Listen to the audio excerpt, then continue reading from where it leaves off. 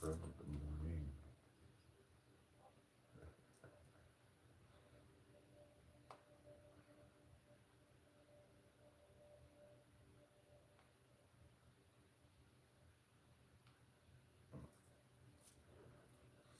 Yeah. All right.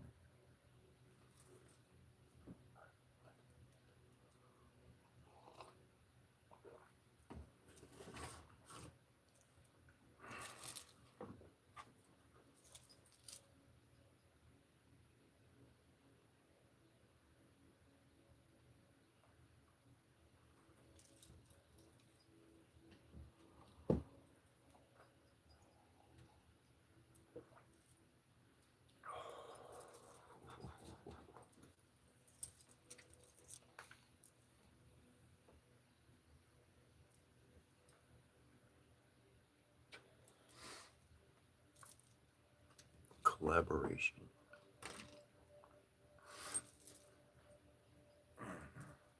I love collaboration.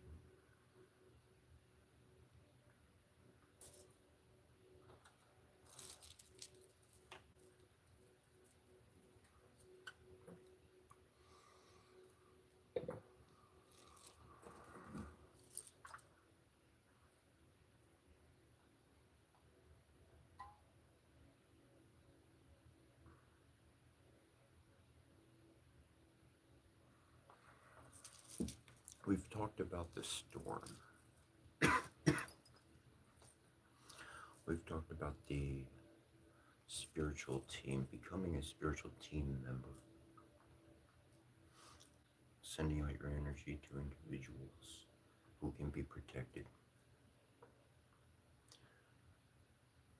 If you can see yourself to this caliber, if you were present yesterday, you followed that energy. I want to see your team, see yourself with three main pillars, creating that trifecta of energy.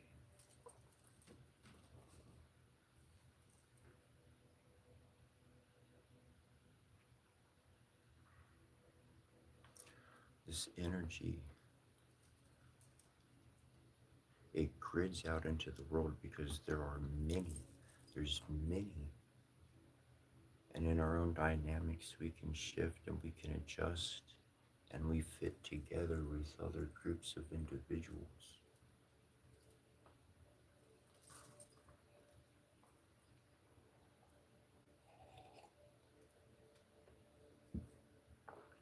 Oh,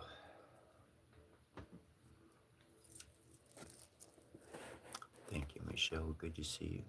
Appreciate you being here.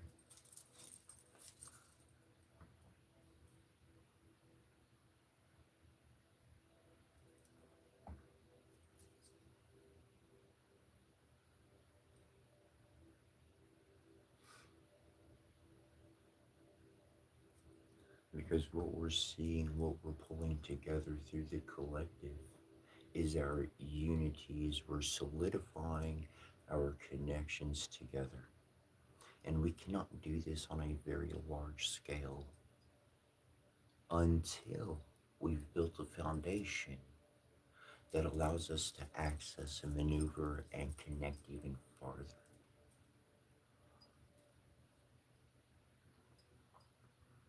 Truly, that scripture, that spiritual advice that talks about where there are two or three gathered, right? If we have a name, we have a purpose. It's the collective coming together. And if you are curious, you can go look up that scripture wherever it may be in that good old book. But it does not say or more. It says two or three.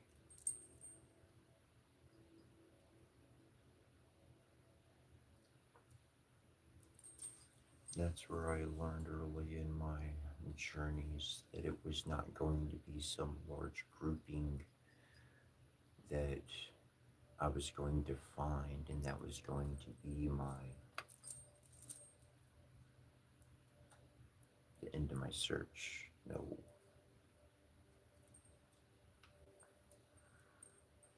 Far from it.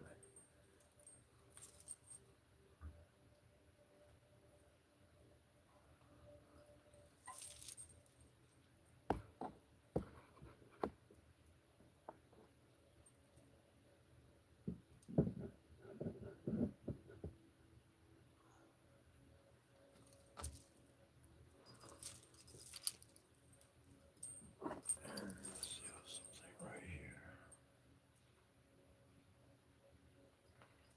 Trouble hearing. How about volume now? Volume a little bit better.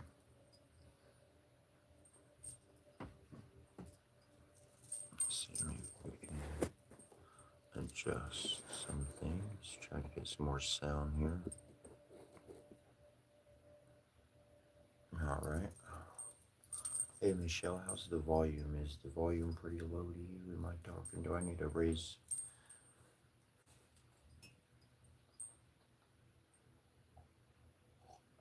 Or bro, if you're here. Ops, let me know. Ani.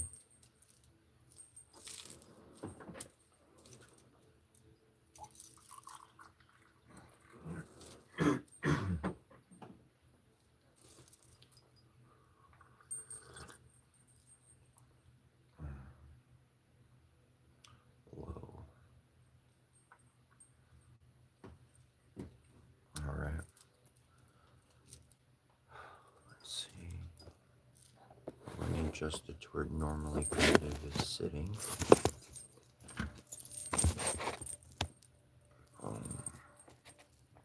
Maybe that'll help a little bit. Could be low on different phones, different settings. Though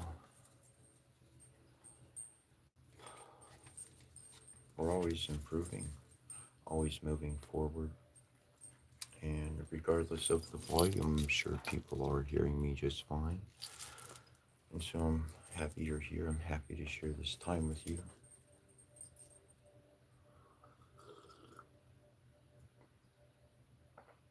Oh.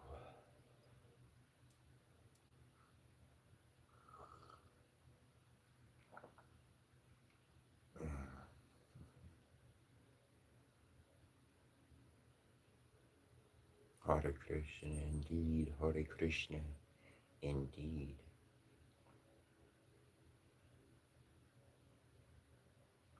All right, cool. Thanks, Michelle. I appreciate that.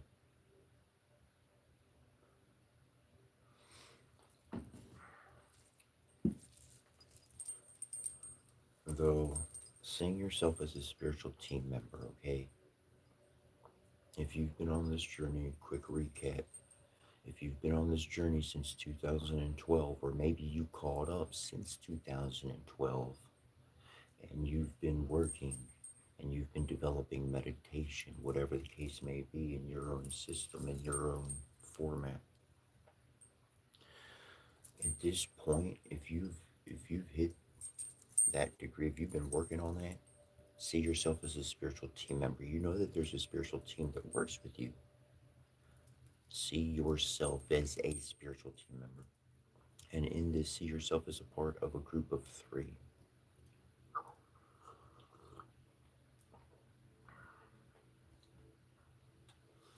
Okay.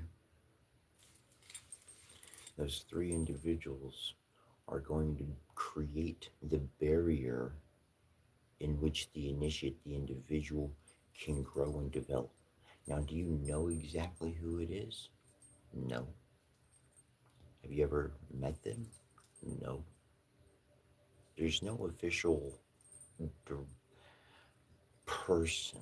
There's no official, hey, here's my team member, good to meet you, my name's John. It doesn't work like that. Your energies are going to connect, and they will create a triangular shape.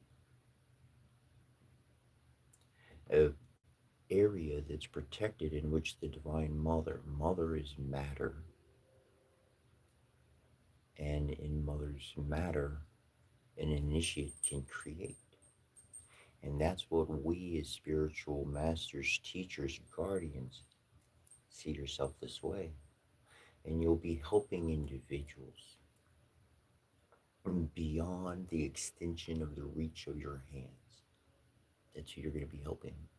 Is everybody who is in tune, in frequency with you. And you, what is your frequency? Living one vibrational energy. That's your joy, that's your love, that's your happiness. Whether it's a moment of sadness, whether it's a moment of extreme joy, you are you because your energy is going to persist. You found how to get to peace. How do you get to peace? Every problem you got, it's connected to somebody else's, something they want, need, trying to get. All them problems start to dissipate when you put all that love and all that goodness within. When you start seeing who you are.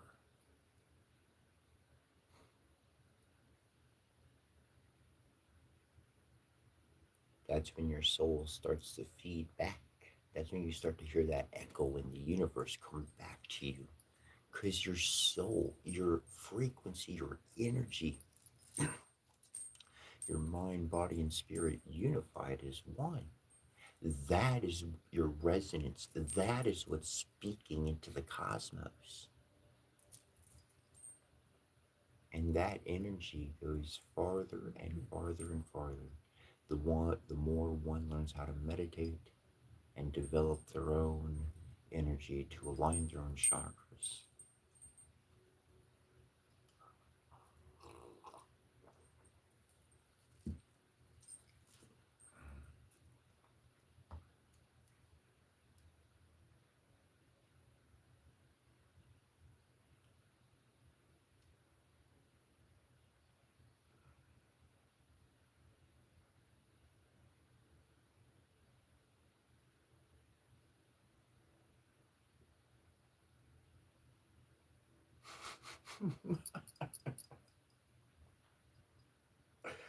Pizza rolls, pizza bagels, you know, a real Chicago pizza, deep dish pizza. Nothing beats that in my book. That's a real pie.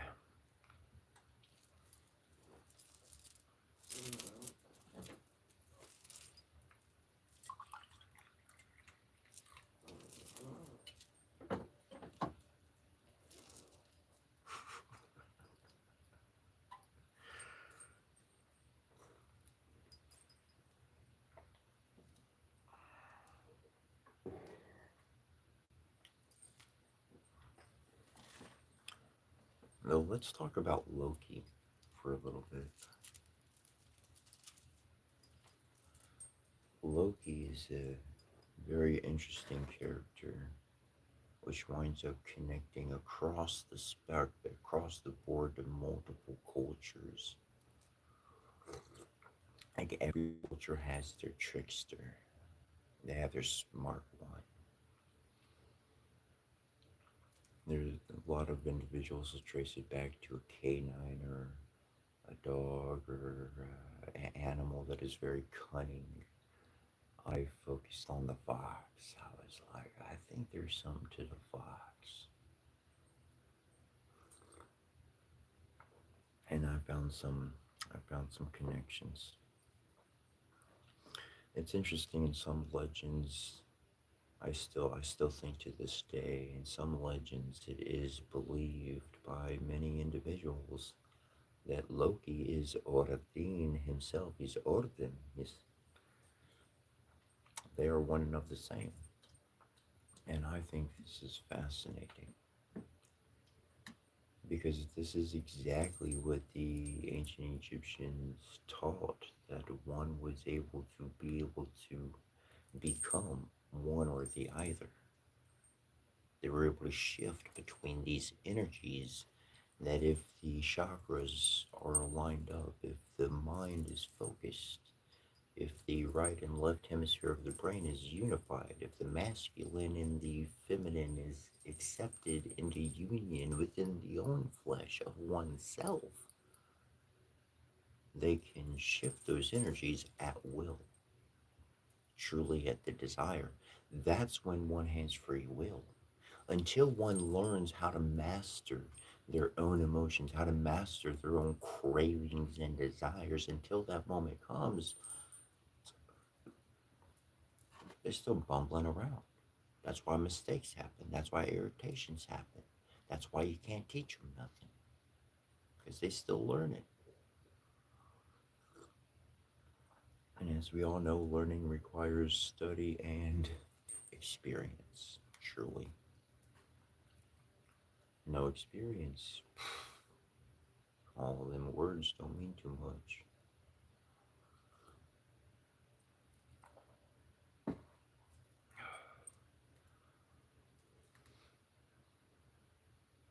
People want to understand you.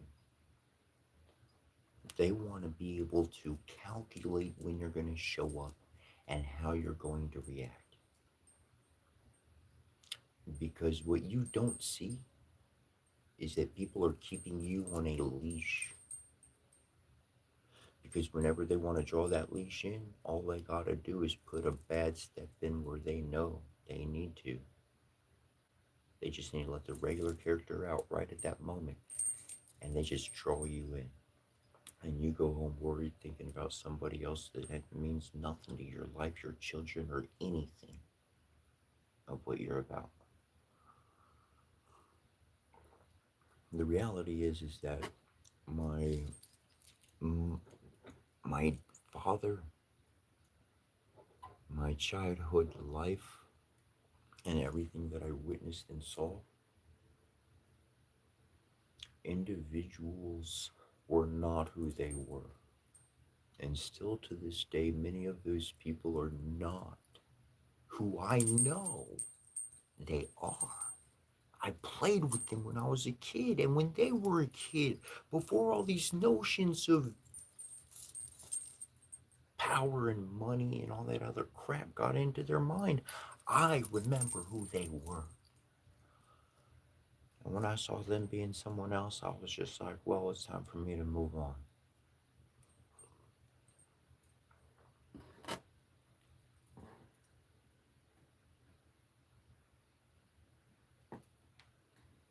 It's easy to show people the good in a time when everything is abundant. But it is a powerful statement of character, a revelation to anybody witnessing, to remain in that state of kindness at a moment of low resources, at a moment of stress, at a moment of calamity, when the other person fully well deserved every bit to be bit back. Whether they ever admit it or not, they'll remember that forever, and it will impress upon them. Whether you ever have a moment with that friend again or not, it will change their character. And that's why it's important to always send positive energy to individuals so that they may grow and become better. Perhaps with us, they were a piece of shit. Every moment was just, don't even want to think about it.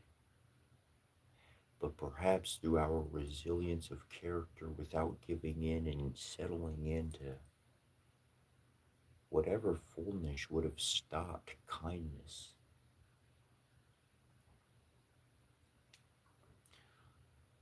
It's about impressing memories upon people that are going to last for a lifetime, because the likelihood of you being in their life until the end is not going to happen. Maybe those individuals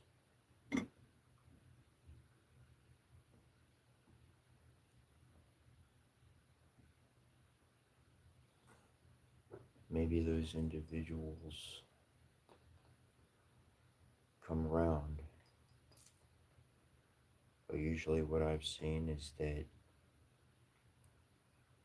a friend lasts for so long, and then we gotta part ways.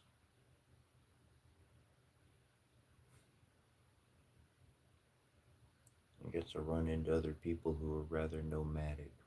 You're travelers, or maybe I'm the traveler and everybody else has found a good place to stay put and have family and all that good stuff.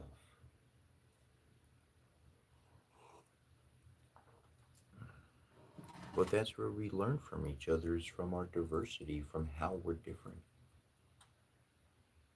And that's what I've appreciated. That's what I've learned in my journey beyond like my exodus out of religion, my walk into the world as a child without a compass except my heart pointing true north. You come over to these people and they're real bad, but they treat me nice. And then, you know, it's not gonna be time. It's not likely gonna stay there. So move on. And I've looked at the whole world as my home. Not that I have right to be on anybody's property or do anything wrong or take anything that doesn't belong to me. Not in that manner. But I've seen the whole world as my home. Where I travel, where I lay my head, that is my home for that moment. Tomorrow that home may change, but the world is my home.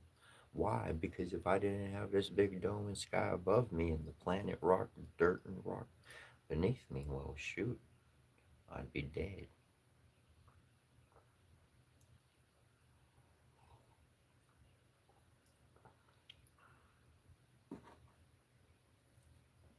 Perspective matters so much in a time of crisis, in a time of need, in a time of perverse days. I mean, are we not living in the times that were predicted, saying that, yo, some bad stuff is about to crack, there's some about to happen, look at what's going down. Pay attention. That's what the books say. Pay attention. It says, be no part of the world. You're in the world. Don't be part of it. And pay attention to what's going on with the world. What? I'm supposed to be paying attention to the world when I'm not part of it? Right. Because you're a watcher, a guardian, a healer. And we don't have to run into the fray per se. The energy that we send out, unified with two other people, three individuals, you didn't know. You thought you were talking to yourself. You did not realize you were actually telepathically connected to another human in this world. Because thoughts are not transmitted via the alignment of the mind in telepathy. The heart sends the message. The other person receives it as if it is their own thought.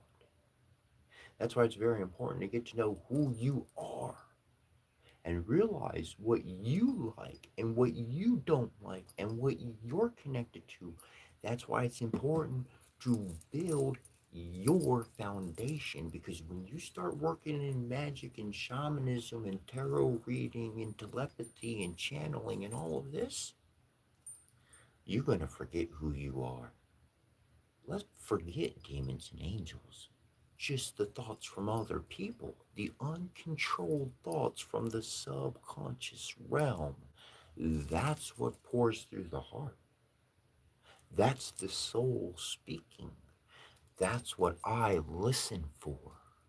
That's what I respond to.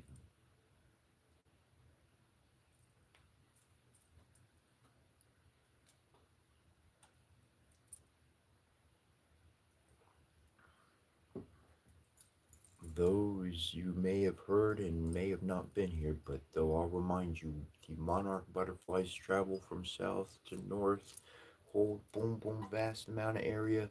And at the beginning to the end, there ain't one butterfly that ever made that journey from beginning to end and survived it.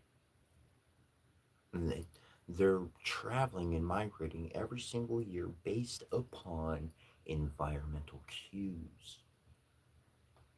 And this is what we see in nature, those alignments, those interesting. Did you see that? Moments.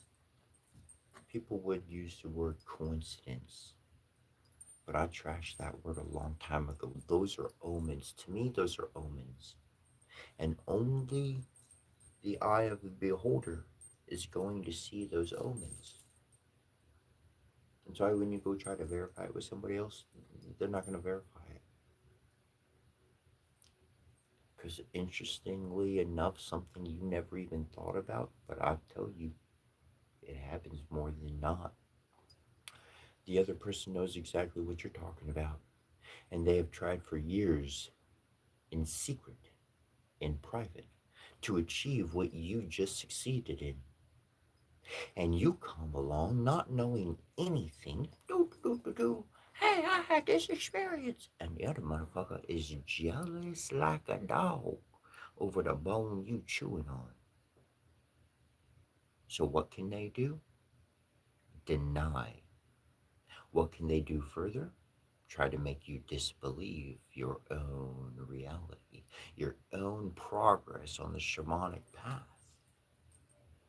They'll never tell you those things. But you can't hide the truth from a psychic. You can't. And that's why I'm sharing everything with you. Every day I got, I'll share every truth I got that I can remember and recall to do so with. I'll share these secrets with you as much as I can because it sets you free every little bit you can get. I already won my race.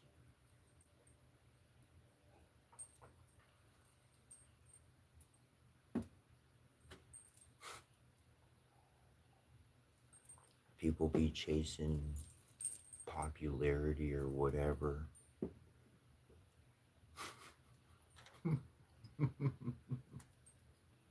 I'm happy to be here and to share this time with you. But at this point, shoot.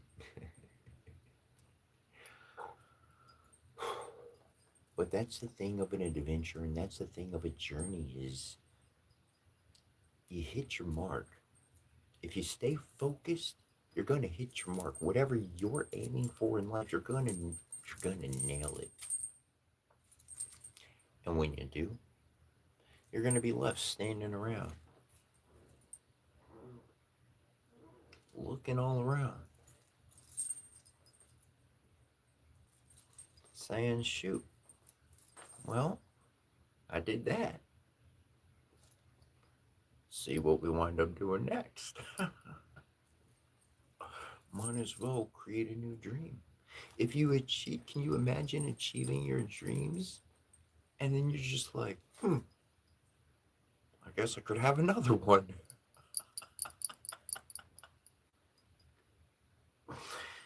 If you've really been reborn, if you've really been on the spiritual path, especially since 2012, especially kicking into gear since 2020, if you've been on this as your as the thing that's the crown of your life and everything you want, if you, this is what you've been at, cheers.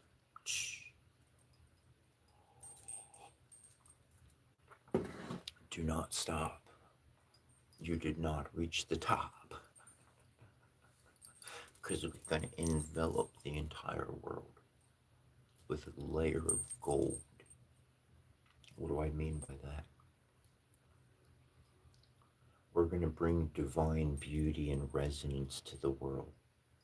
That resonance is going to obliterate every wrong, detestable act that we have all seen and heard with our eyes, and yet they Do not implement justice upon the wrong parties.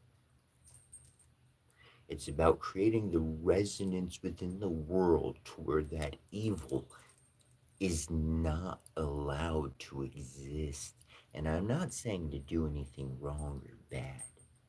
I'm saying to send out the pulse of love and justice, as seeing yourself as a spiritual triad that fits into the network of collective consciousness. Okay? You're never alone, but you always got a team of two. The whole humanity is accessible to you, but in your team that you don't even see, but you know. That's how you receive that intuition. That's how you receive that idea. Because you're sending that energy to them. They get inspiration, they get intuition, they create, that sends energy to the other dude, and then boom, boom, boom, boom, boom, boom. This energy is actually always existing for you three in harmony. There's balance. And this is actually happening in the collective network of the global collective network.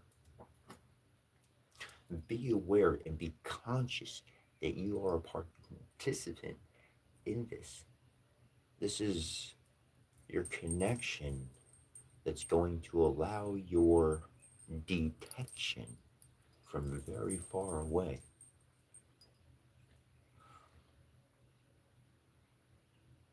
That's how divine beings can walk through life. And there's a massive crash, and everybody gets taken out, and this one dude's like totally unscathed, like, you know, okay?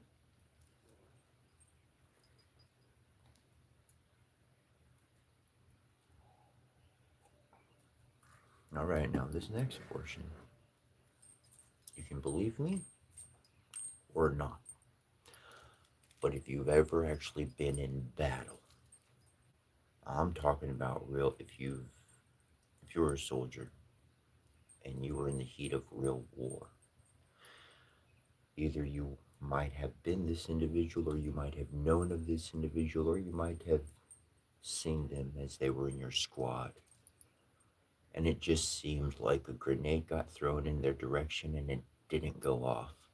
Bullets came flying right at them, but they didn't get taken out. These individuals, they got survivor skill. They don't know why or how. The resonance of their heart is pure love. They didn't want to hurt nobody. Regardless what any of their actions were, it was because of some greater justice that they were enacting and fighting for. And because of the resonance of their heart of love and the alignment of their chakras, just naturally, bro, they didn't even know what they were doing. You didn't even know you do it. You don't know you do this. But it's a natural existence of your character, of who you are. And that creates a field of energy around you. A literal field that with the correct instruments could be measured. And this field will cause instruments to malfunction. It will cause things not to harm you. It knows the intent. It is a field of awareness with a skin to react. This is real. And I'm telling you, the top minds of our world, they're barely understanding what I'm talking about. They're working with stuff, but they barely understand it. It wasn't their tech, it was ours.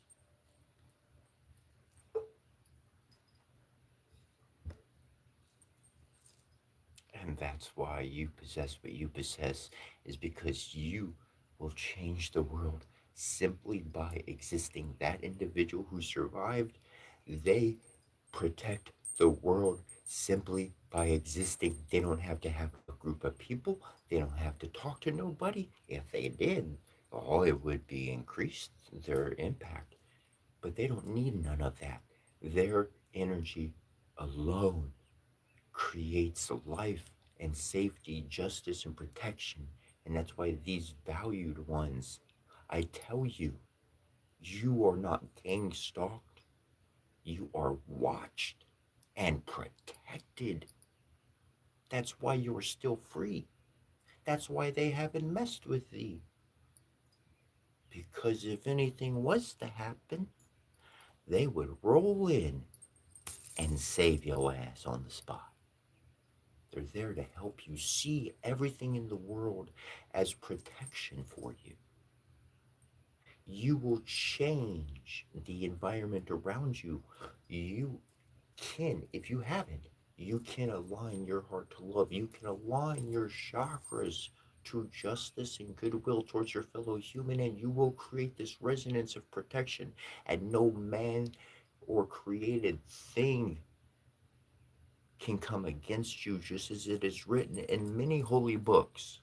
Because this is a real technology that is bio, electrical, and magnetic.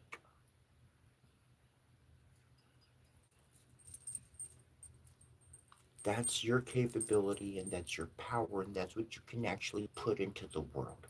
So the more you charge your own frequency, the more you increase your own positivity, that is much, much less that evil can have a presence around you. And the more that the world shines, the more that every single one, the more that you shine,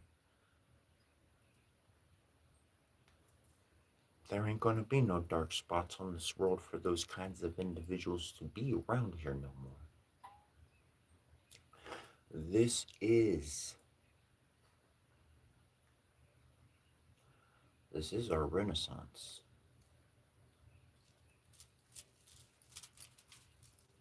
And get to reshape civilization as has been done in the past. Line it up with Three Eye Atlas, the timing of the stars, the events in the past. If you know a half of anything of all that I'm talking about, you know the time is now. It's now.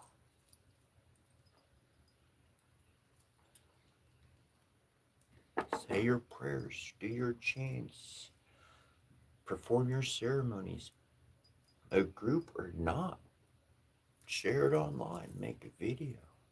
Open up your sanctuary to the world. You don't even have to let a single person through the physical door.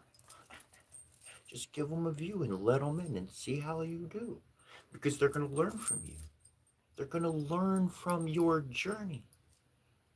Somebody can look at somebody and they can be like, obviously they don't have all the answers. But I can see that when they don't know what they're talking about, they say, I don't know what I'm talking about, but here's an idea on it. Or they are talking about what they know they're talking about. Well, you can hear the confidence and you can put two together and be like, yep, I'm listening.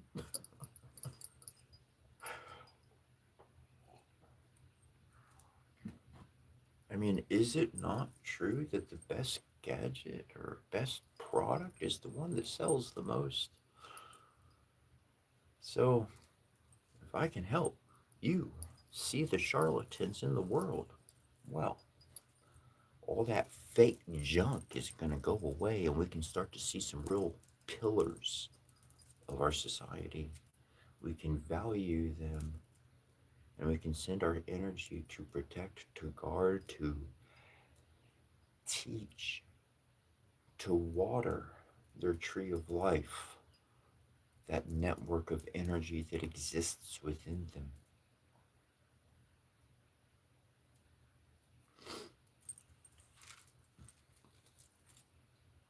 I've seen in the world, and currently there's a lot of, it seems there's many schools and groups coming out And they say if you wanna get this experience or you wanna learn about this journey, come join our group or pay our fee or we got courses coming out every week.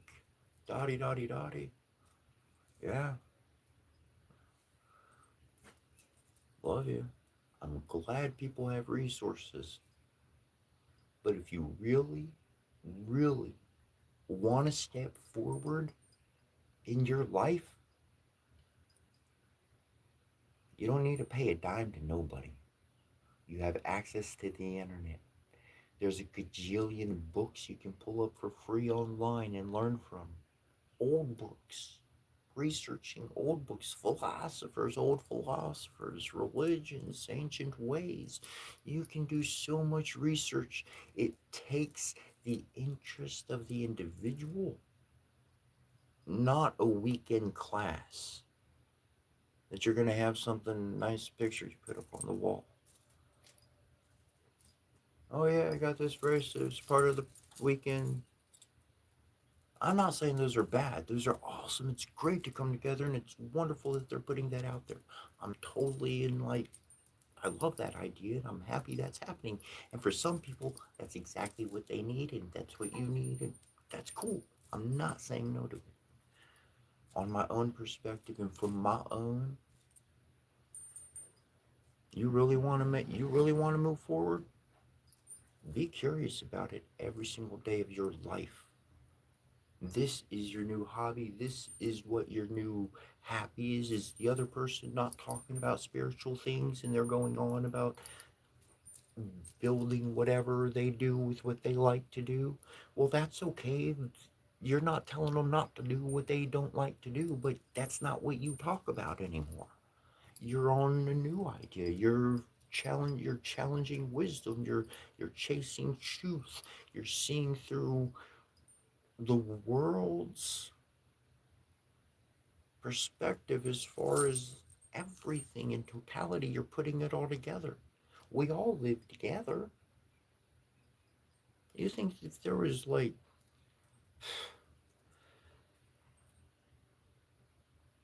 and it's okay and acceptable to limit your time with individuals and be like, that's not my fancy, bro. My thing's over in this direction. That's okay, whatever it is. Because that's what you're going to become a master within. Whatever it is you're seeking to learn or study or get into, I'm telling you, rather than paying money to learn about something, get the books and teach yourself and get into it. Go somewhere, travel somewhere, get your hands rich within it. Bring the elements to you. Find somebody in your community. The whole world, people travel all the way around. You don't have to go clear across the world just to get to a temple. Just saying, like a real temple. They're darn near almost everywhere. Almost.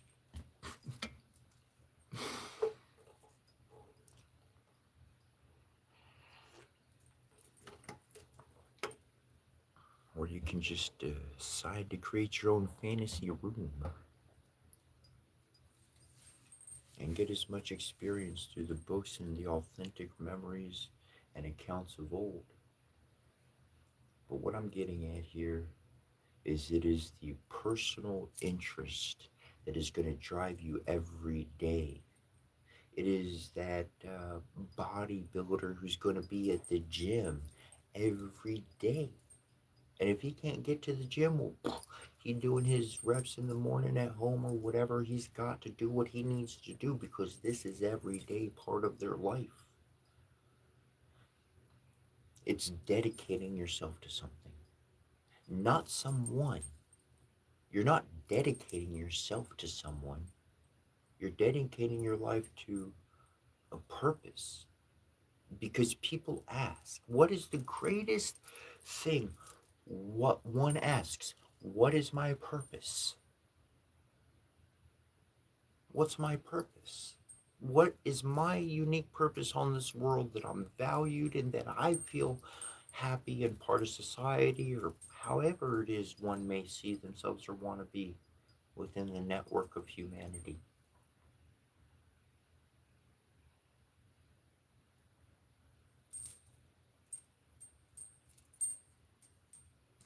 It's the drive of some inquiry every day, some question that just gotta be answered. And the only way you're gonna find that answer is by cracking open books, by listening to people of other faiths, by looking at something you've never seen before. Let new things into your life. You're strong enough to survive learning about it, okay? Your faith is your foundation. Your foundation solid. You understand, okay? The alchemist, even a foundation is gonna a little bit shift over time. There's gonna be some little new additions put in there, some reinforcements. We got to make sure that foundation does not give way. We got to look underneath. You got to take care of that area too. And if your foundation in your faith is solid, then you can walk anywhere and learn about anything. It didn't remove your faith. It didn't invalidate your God. It opened your mind to see the family of humanity, which is the family that God created. And if He created, Mother gave birth to, well, when we start embracing our cousins, our uncles, our sisters, and all that on, man, we don't feel alone no more. We feel rather happy. We feel rather confident. That's why it's important to do that digging, to find that inquiry, and to seek it every day, because that becomes your purpose. You will find your purpose. It will morph into your purpose, and you will find all the elements you need. And you're going to be like, boom, okay, I could do a little bit of this. I could do a little bit of that. I could do a whole bunch of that. I'm really good at this and I'm really good at that. Okay. So these are my aspects. And this is your own journaling, mental perception, seeing what you've worked with, experiences. Bring all of this back and you're like, boom. And now that you're aware of what you're like really have developed in through all those inquiries, because all that questioning would have led you to talk to other people, would have led you to learn about new ideas. All of this creates a new character, a new developed mind that can refashion and recalculate and see things faster than it ever did before. Because this is what you focus on every day. So obviously, you're going to understand that subject better than most. You're going to be able to put those things together in your mind better than most very quickly. That's what makes you excel in whatever it is you're seeking to understand. And when you wind up understanding it and you know what you're capable of, then that's when you introduce it to the world, and the whole world's like, whoa, yes, thank you, more. Can we have more, please?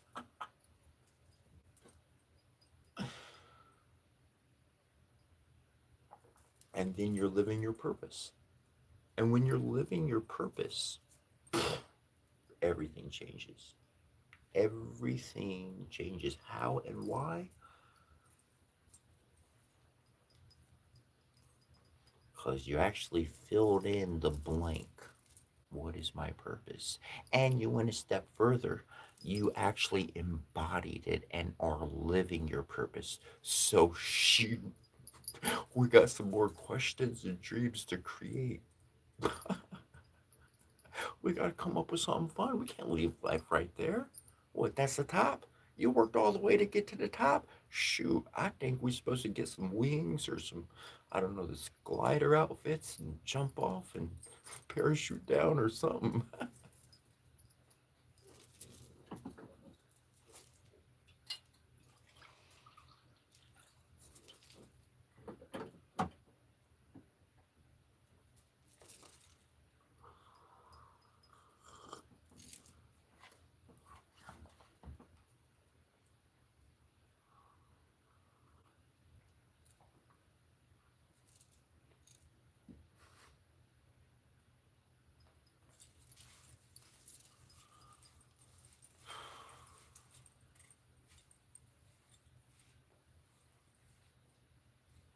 life,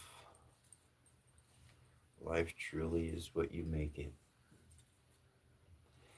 And if you force yourself into the company of others who are only negative every day, doesn't seem what matter what it is, they always have that attitude.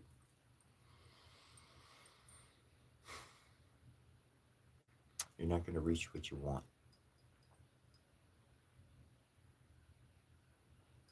To stay positive, to stay optimistic, even in the midst of the lowest of the lows of your life, to stay somehow optimistic.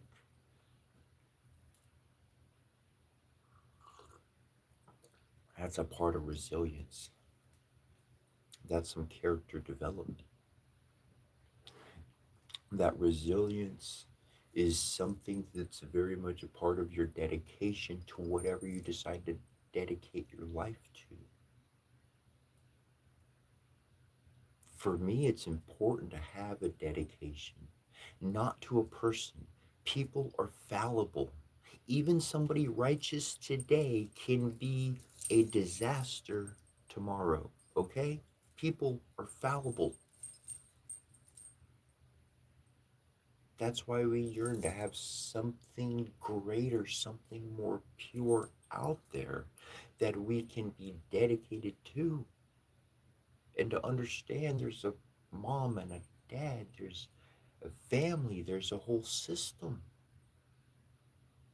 Anybody alone, well, you already know that sucks. Even if that's what you want, you know that that loneliness sucks. It's not loneliness that you want, it's just you'd love to have people around if there were no problems. Me too. Don't bring the problems, just come chill, bro. Like, let's smoke a bowl of some good Mary Jane and have some coffee, watch a movie, play some games, whatever. Just don't want the problems. And that's why people usually seek that loneliness away from others.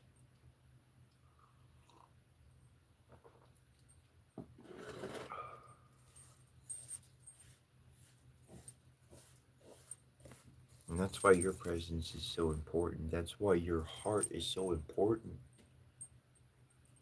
Because you can change that presence. I I walked into this Dollar General once. Well, many, but just one experience. And I went into the Dollar General, and what happened was there's a group of gentlemen, and they were walking down the aisle, and they were already in the store. I walked into the store.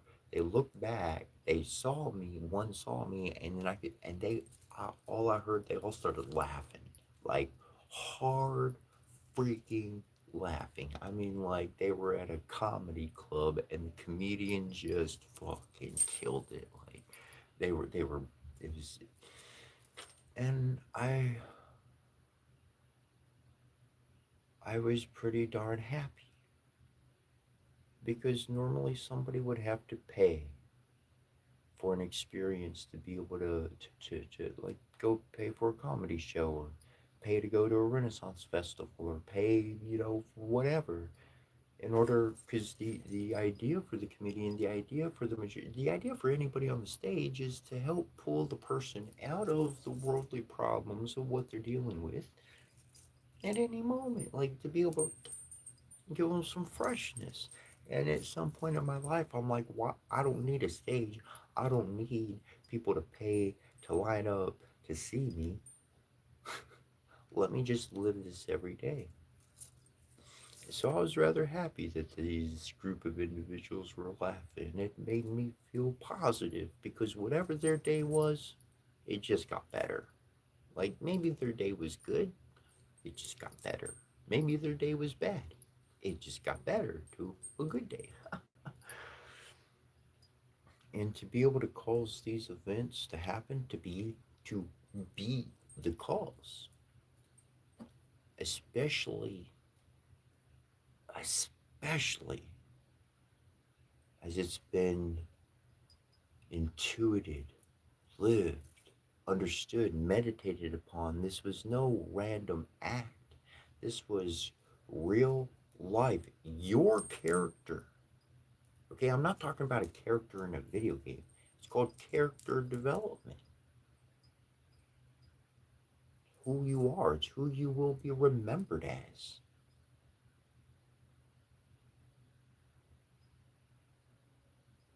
At least in my mind.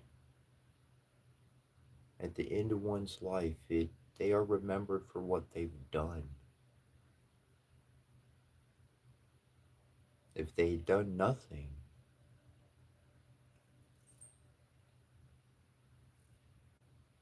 that memory ain't so strong. That memory really, they didn't stand for anything. They didn't take a stand. They didn't be in opposition. You don't have to do anything.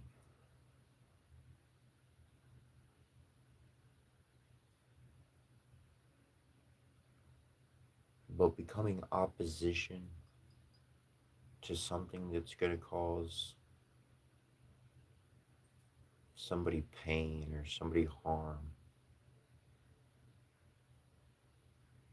I don't have my mom. I don't have my daughters.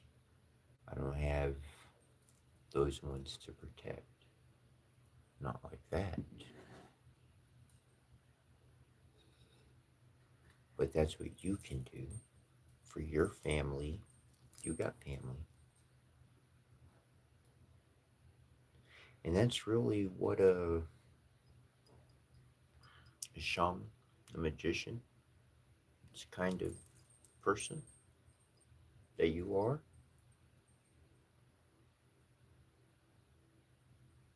They don't need to know, and they don't never need to see the blessing that we sent to them. We work behind the scenes. We're the real ninjas, but with healing arts, doing the good deed, the positive energy being sent out.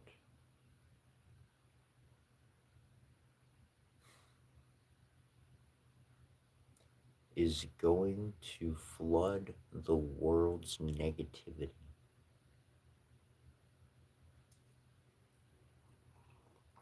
The world was flooded before with waters that created a lot of problems for the ones creating disruptions on the world at that time.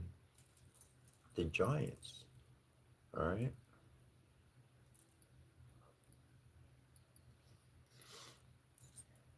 And for the few remaining on this world causing problems, that's why we're flooding the world with love.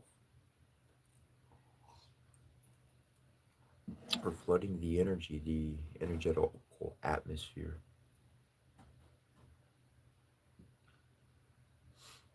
And they wanted to fight. This is one thing I learned from a good fight master. It was a good lesson. I'm glad I was quick on ears, because he only said it once. And it was a rather personal thing. But this dude, like, I love the long sword, okay?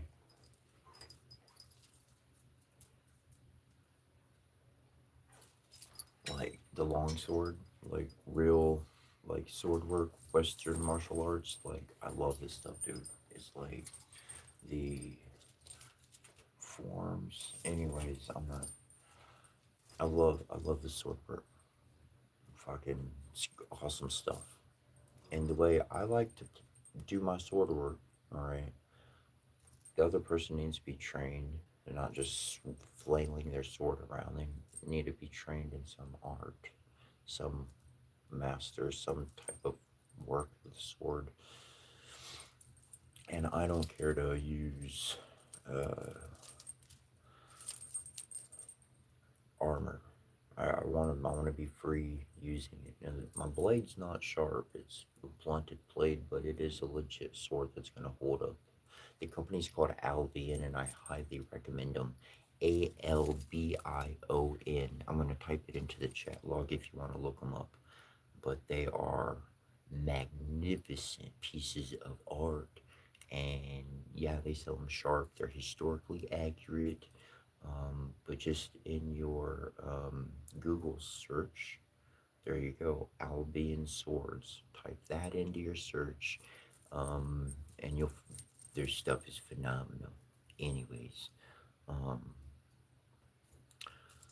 and this one fight master I was working with, he saw me do some sword work, which I had spoken nothing of, because at the time it had been 2 years plus since I'd touched a sword, and I saw them doing their sword work. I jumped in and I took out the first dude. Like I bested him through the rounds easy enough. I said easy enough, but I did.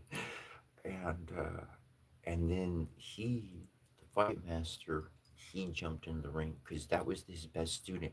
That was his best student. His best dude with the dagger. This dude could fight other mofos with no weapon, take the weapon out of their hand, and best them. Okay? I mean, this dude, he's an awesome dude. I remember you, bro. Gave you that awesome jacket if you watch and had the double leather white stripe like that Wolverine jacket. Anyways, um, and I bested him with the sword, like first time, or on that, and then the fight master he jumped in, and he bested me, but we made the rounds last. I made the rounds last. Like it was no short, quick win. We went through and through. But I wanted to grapple this dude. I wanted a real. I wanted to take him on. Like in the ring. Like let's do this. Like we've done sword work. We've done this work. Like let's do the grappling. Let's do the wrestling. And he told me one time, and he massively deflected another time. But he knew I wanted that. He knew I wanted it. And he denied it to me. It wasn't because of winning or losing or anything like that. But he denied me the fight.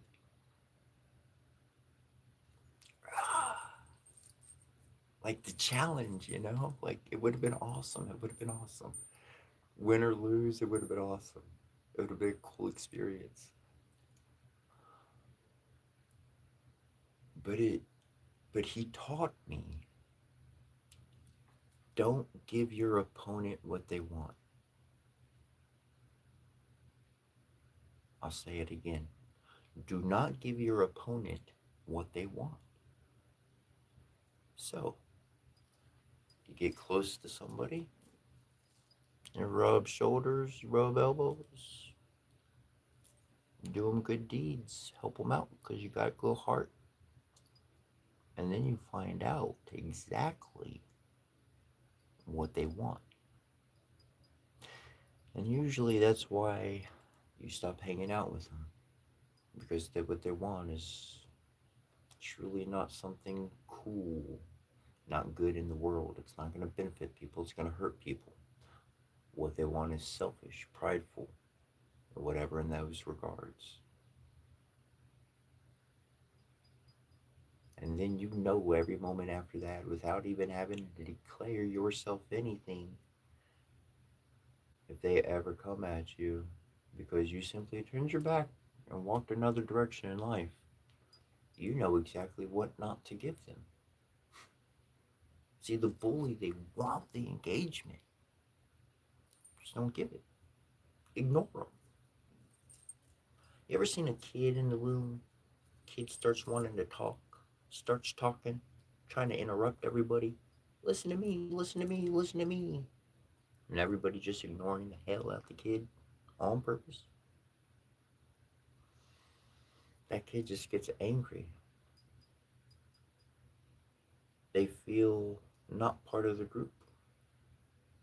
Eventually they leave because the atmosphere is not suited for them.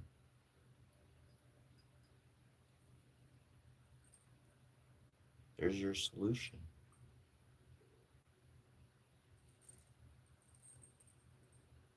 That's how we win, through transformation of the atmosphere, of the environment. You have the power to influence social culture. Our culture throughout humanity is shifting and changing, molding and growing. A lot of places, they hold centers to make sure that those frequencies and energies and whatnot exist in their original state, and that's good for those places to exist. Well, much of the world is shifting and changing socially, culturally, and you have an influence, you have a say in what direction that goes. Where your vote goes, it counts. What is your vote? Your vote is where your money goes.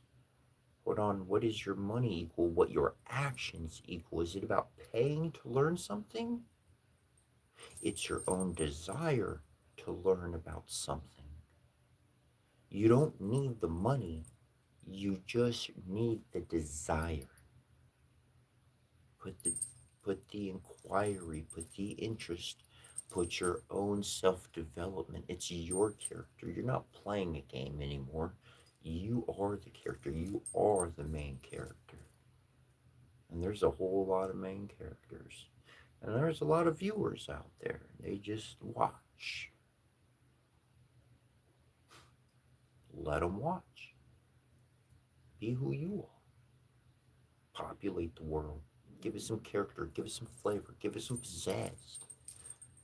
I don't know about you, but three-piece suit for however many years it's been the popular theme.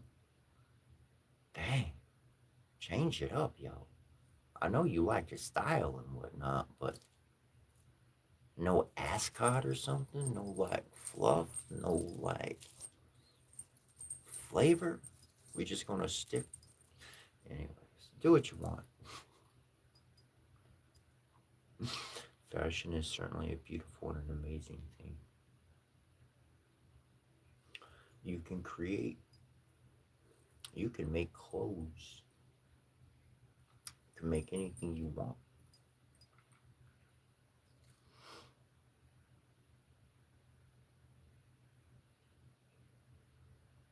It just takes a desire, a hunger for change.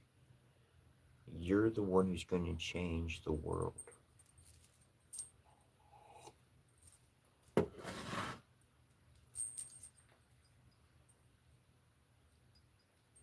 Because without you,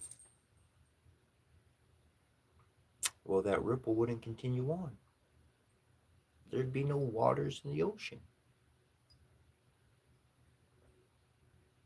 What do I mean, waters in the ocean?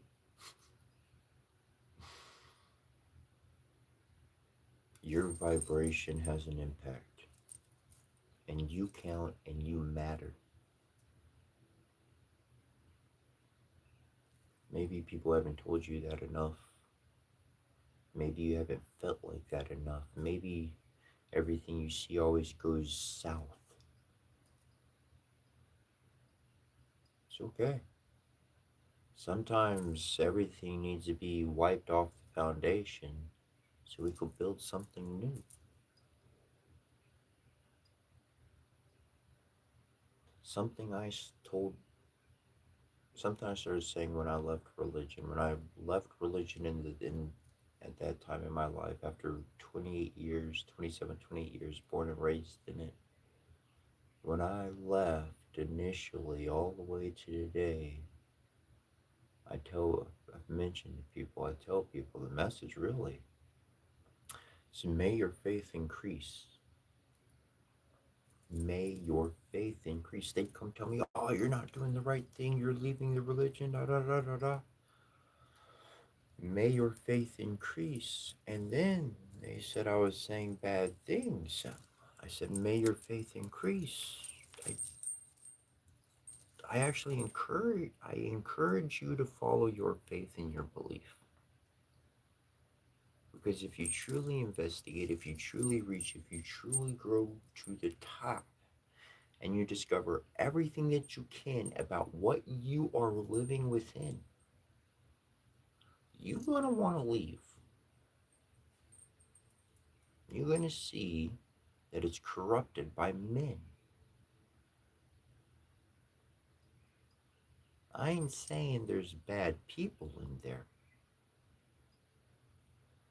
But when there's a huge structure, when there's a huge amount of people, and when there's money flow going on, well, we got power, greed, and lust. Oh, and they are present. They will be present in that group. And now the whole structure's fucked because it can't be led by any divine sight. There's investors and this and that and all the junk. The organizations, all that crap is not the way forward. It's about connecting with our next door neighbor. It's about making a fucking pie, going over to the next door neighbor, knocking on their door and saying, "Hi, we've never met. Would you like to share this pie? You could come over to our place or we could come into your place." Whatever. Like, get to know people in the neighborhood. Divided we fall, and united we stand. All that corporations, religions, and every fucking institution has done is create words to further division. Come on, man. Sis, you see it and you know it. It's time to drop out of that shit. Just throw in the fucking towel. Sorry I ever got involved in your shit-ass games. Let me connect with my fellow human again. Let me look beyond the book cover. Are they homeless or do they got $1 million? I don't give a damn. I want to see if they got a good heart. I want to see if they got a good, positive mind. Because if they do, I want to hang out and jam with them.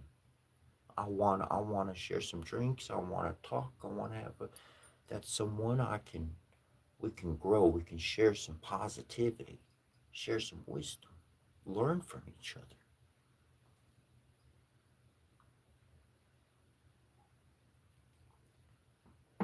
That's where our future exists, is seeing the fellow person, not what they be wearing, not what they be waving, but how they be acting and what they be saying and whether that shit line up or not. 1 + 1 easily equals 2. If 1 + 1 equals anything else, shit, I don't know about you.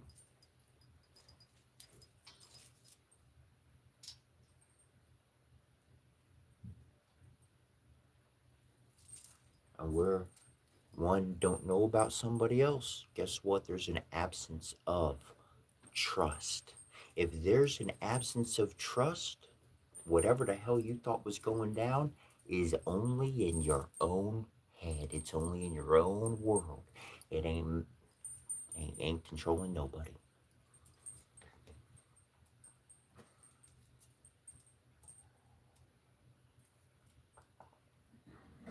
That's why communication is important. That's why talking is important.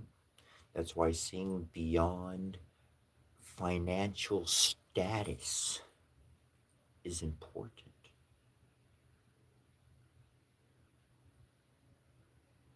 Well, just because somebody wasn't taught, they didn't get born into the right family, they don't got the right color eyes. What the fuck's the problem that you look down on them for? Why are you sitting on mountains of riches that could provide homes to people, vehicles to people, life supply of food and water, and it barely nip you in the butt? Go find somebody good in the world and help them up. This is our future. Greed, that will make our species extinct. For there will only be a land of giants. And when there's only a land of giants, guess what? Well, there's nobody to make and cook all the things they like, so they will kill each other. The world will just be a desolate place, like Mars. See, on Mars, the giants won the war, and everything died.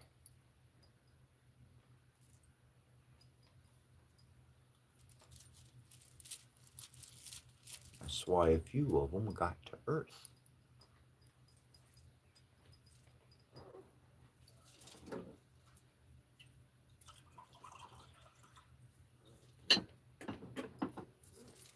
And you could say World War I or World War II, but Earth, this planet, has been at war ever since those fucking giants showed up.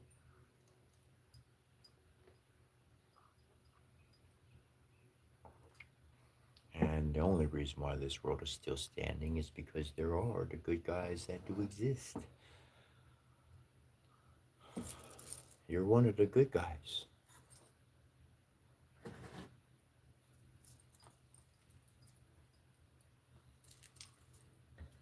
Doesn't matter the amount of money you have. The only thing that matters is your heart.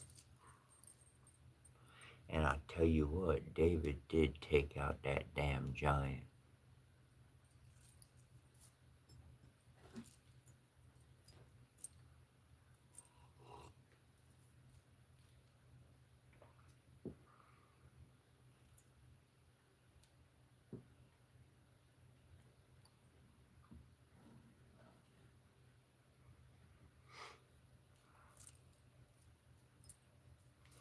Let's talk about the word master and the word Lord. Now, the word Lord, you think, oh Lord, my Lord, Lord Jesus, Lord Buddha, Lord Krishna.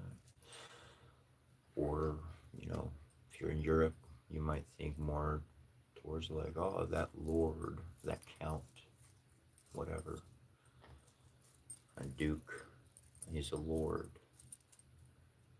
Now, the word master, well, there goes a few there, right? Master, slave, master, right? That starts coming into mind.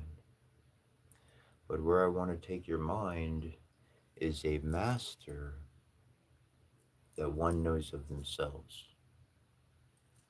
That one has become a master in their purpose of life. We're talking about finding our purpose through that inquiry. When you have found your purpose, when you have become your purpose, and when you have learned how to master your purpose, when no obstruction slows down your progression, that's when you're a master. And when you do that, that's what the word Lord is really connotating. He was a master of his own self, of his own purpose in life.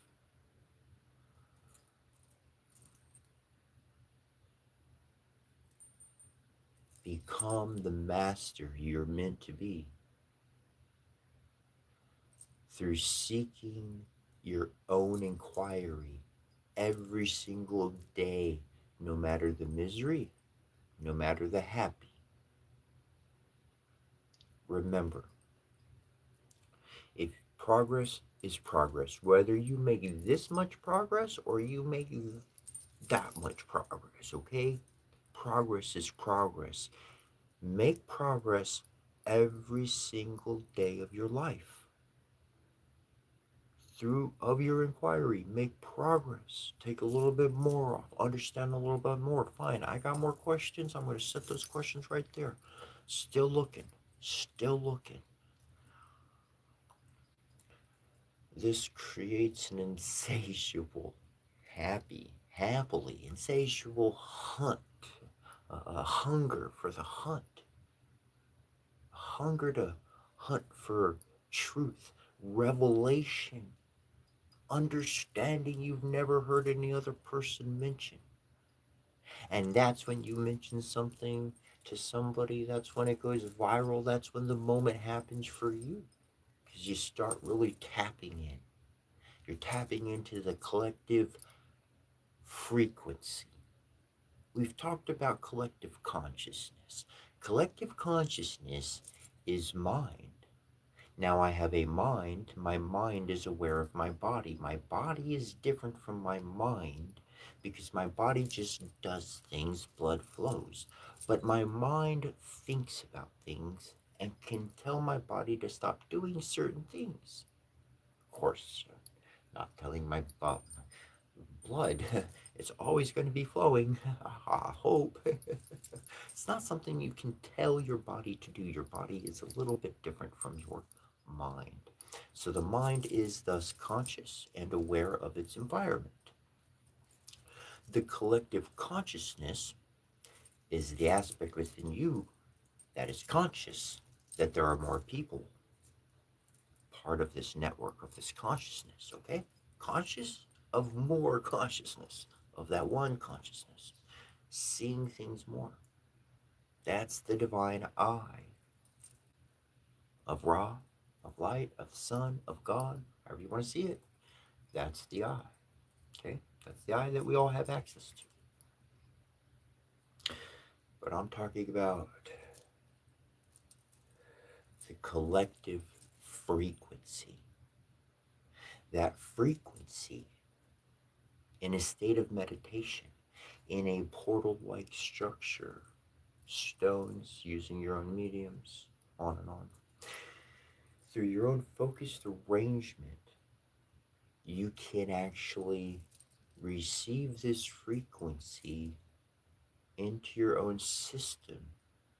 This is your actual interaction with dark matter.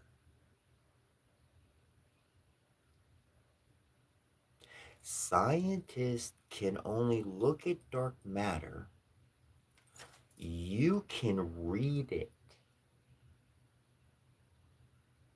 Scientists can only study its effects. You can create their effects.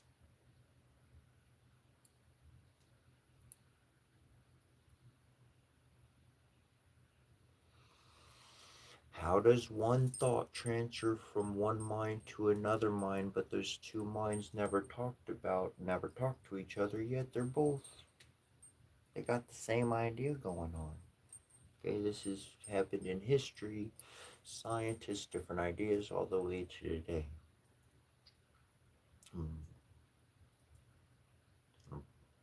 Plethora of experiences.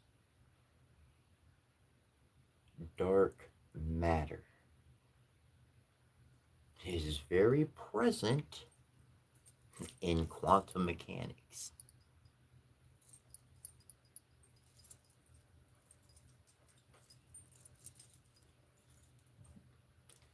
And your body is the quantum processor to actually receive the update. That's why meditation is important. That's why silence is important. We feed our bodies and our minds entertainment 24 hours a day, 7 days a week. Leave the TV on, wake up to it, go to sleep to it.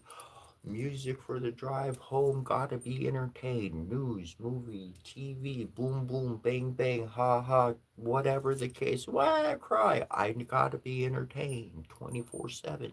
Hey, I'm with you. I'm with you. This is the value and the importance of silence. 10, 20, I impress 30 minutes. If you can squeeze that much a day, if you can find a quiet spot, whether that quiet spot be nature, or maybe that quiet spot be absolute total silence. Maybe you got some headphones or something to cancel out the noise. Binaural beats. If you've never heard of what binaural beats are, There are particular tones that resonate to a positive frequency of our body.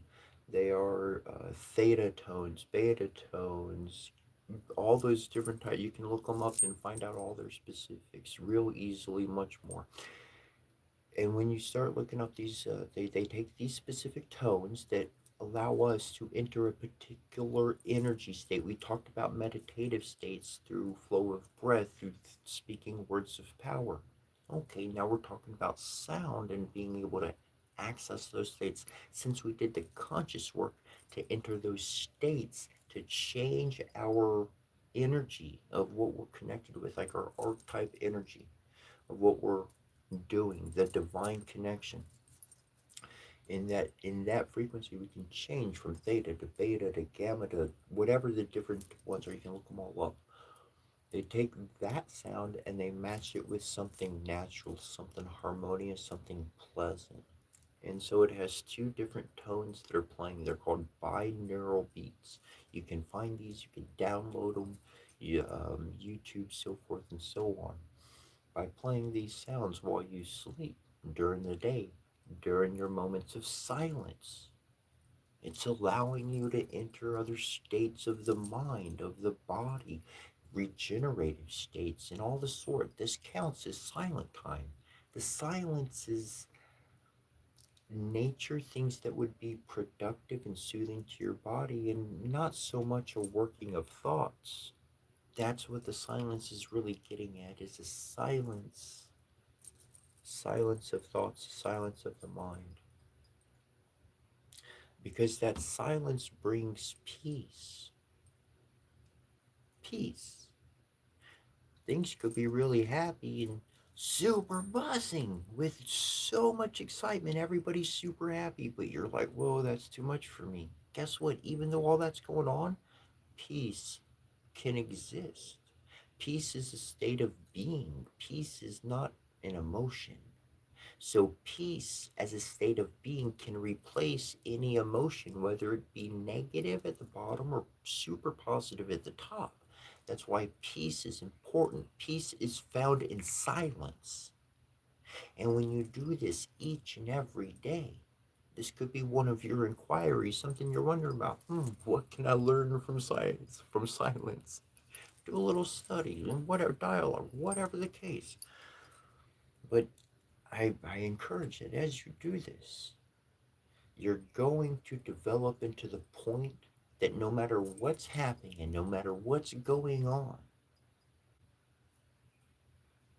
that you can reach that state of silence in your mind without needing any special music, without needing to say any words, without needing to run away or go anywhere else. You can enter that state of silence and completely separate from whatever issue everybody's stuck in that moment. That's how you grab your peace amongst chaos. That's how you become the calm in the middle of the storm.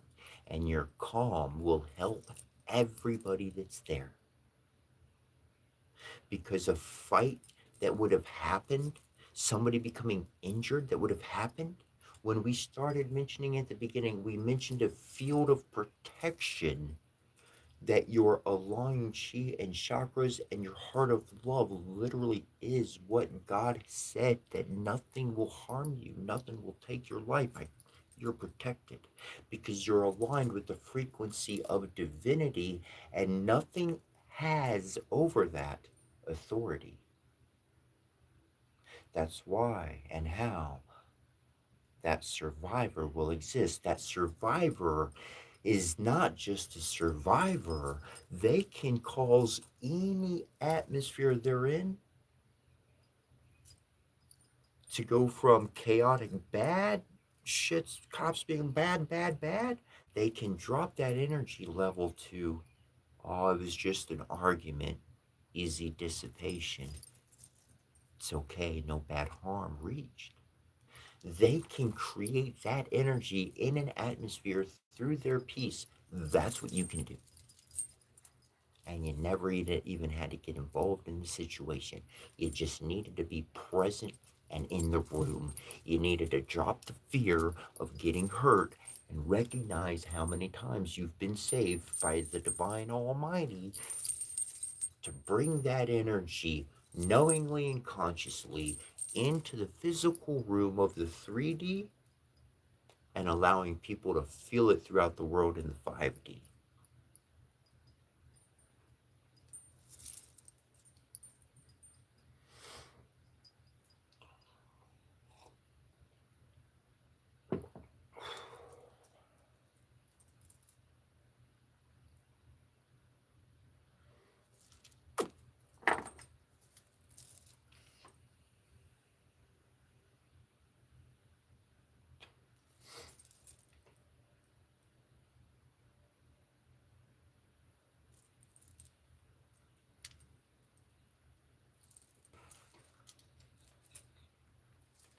Let's shift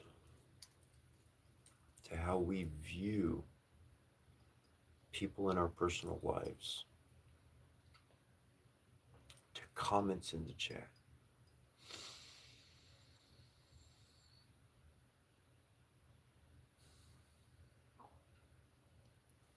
Understand and accept that people are not going to agree with you.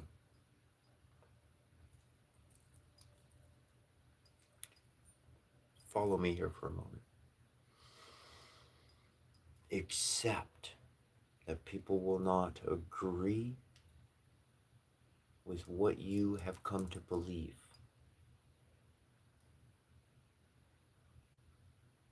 What you've come to believe, that's your golden apple. That's your gift from the tree of life. And every time you take a bite, you are completely satisfied and full. And you put it in its special sack because you're going to finish it. And by the time you take a second bite, that first bite it healed itself. It's whole. The golden apple's whole.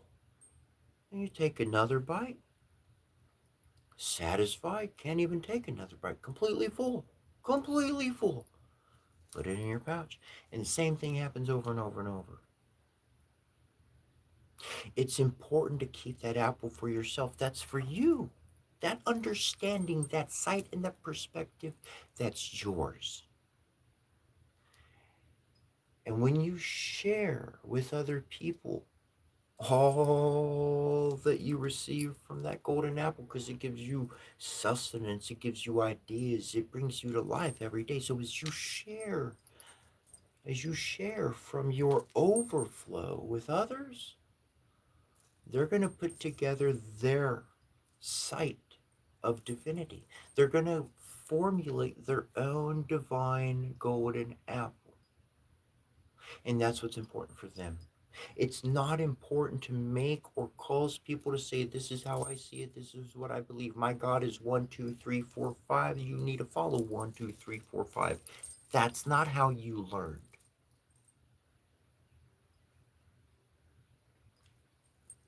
And if you did learn that way, you found there was much failure and folly in following that type of system and that format, because it was never structured to fit you. It was fiction. It was designed by somebody that could be formatted to fit the most amount of people for the most profitable revenue. Religion, government, or anything in between, I don't give a flippin' flying fuck. That's what it is. And that's why it don't work for you. Because the sight of divinity is yours and yours alone. And that is something to cherish and to value. That's something to keep sacred for you. I share everything that I do. And I read practically darn near daily. It would behoove a person to keep this in solitude or in silence, not to share it to anybody else's eyes or to let anybody else's ears hear it. Well, I already won my journey, So whatever happens on that side of things, I could care less. But ain't nobody shared it with me. Not this plane. Not this free. Except from source. Receive freely, give freely. It's not about popularity. God didn't say go be Mr. Popular. He said be you. I start acting differently. He said be you. I start reading other people's works. He said be you. I start dressing funny. He said be you. I start dressing a different way, trying to satisfy him, her. He said be you. That's what he keep telling me. That's what God keep telling me. Be yourself. I want to see who you are. Bad or good, evil or righteous, I don't care, but I want to see you. I want to know who my son is. That's what God said to me. That ain't no lie. And the only way how God, your father, could see who you are, whether you be their son or daughter, the only way he could see that is if you stop caring what everybody thinks and you start living as your heart wants, is screaming inside of you every single day of your life. It's the only way that your papa can see and that your mama can know who their child is. Are you honored that they're your father and mother? Or are you just following some other? My mama and papa did not teach me to be no follower. They taught me how to be a leader. And that's how I know. That's what I know how to do. That's what I share with you so you could be a leader of the divine, not of some man's mind. Your heart is what connects you to your mama and papa. Your heart is your memory. It is not your thoughts. It is the energy of your heart. Your thought decodes your feelings, and your feelings is the vibration of your heart. And that's why you say what you care about the most. And if you don't, if you've been carrying all those words that you care about, if you've been keeping them in because of whatever reason, I'm afraid to lose my job, I'm afraid of this, I'm afraid of that, well, drop the fear, honor your mama and papa, and let the other man or woman know who they're working with. Because you might be in the wrong spot, and that spot is full of people destroying your life. How can God save you if you won't walk out the room yourself? He opened the door for you. It took you to walk away from it.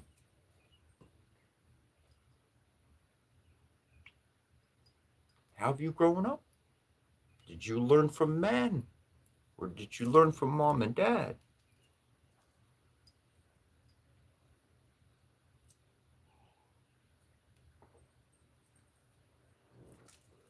Every single thing I read in the Bible, every single thing, is the reinforcement of the divine almighty up above, telling every single person to walk away from corruption, flee from corruption, flee from the problems, flee from the wickedness. And what do we do to today? We get in bed with it. We try to fix it. We try to do everything we can. And in all those efforts of trying to do something good, we wind up destroying ourselves. That's why it's important to build yourself. That's why it's important to see yourself as a master. Not a master of others, but a master of your own purpose. Living your purpose. How do you find your purpose? Stay on the hunt of staying hungry, of that inquiry that just has become your new fixation of life. There's so much in this world that people do not understand and they do not know. There is so much that we look at and we think, wow, what an awesome production, what an interesting documentary. Whatever the case you were watching, we are impressed.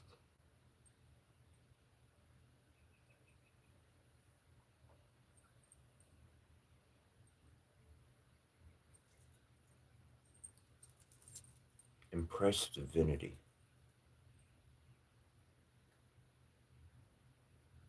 Impress the stranger with something they never saw coming.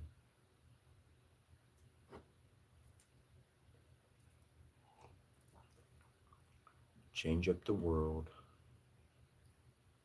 and by your observation, seeing yourself as a master, you become a crossroads event. A crossroads event is when you are progressing in your life, spiritual life, life of faith, and then something must be offered. If something's not offered as a token, a gift, the individual does not progress forward. They stay stuck. They spiritually no longer progress. In my own experiences for the last 3 years, these types of offerings are usually experienced through an item breaking or being stolen. And the requirement, the reality is that I must be okay with the loss of this item. I must be emotionally acceptable and appreciative. I must have found some reason why it was positive that I lost this item, because it was an offering. It was an offering to the divines, to the spirits. Have I learned? Am I confident? Am I okay that I have transmuted just needing something physical, or whether I can be me as me without it? Am I still me without anything? Do I need everything to be me?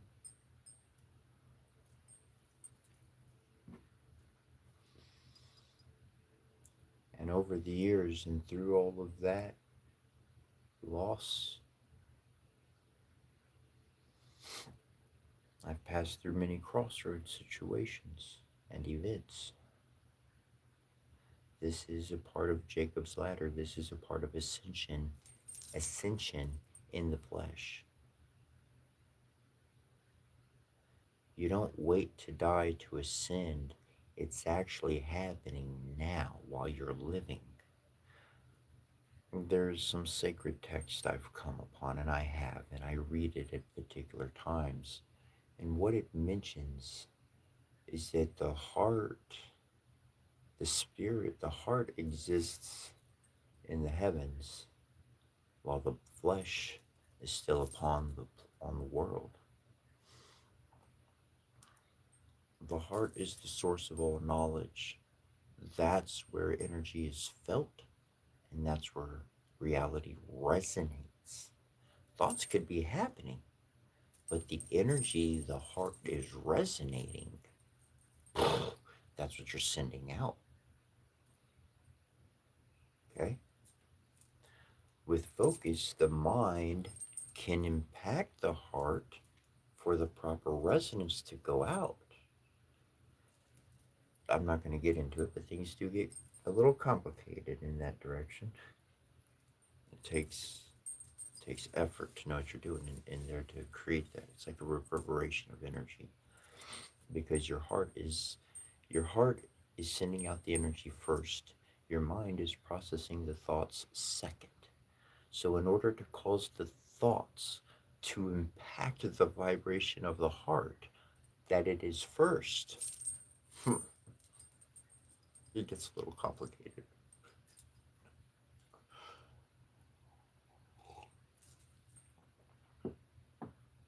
However, that energy and that frequency is connected with source. that is connected with the loved ones. The heart is the unity, and it is your spirit that resides with God, Divine Father, and Divine Mother in heaven, while our bodies are very much here on earth.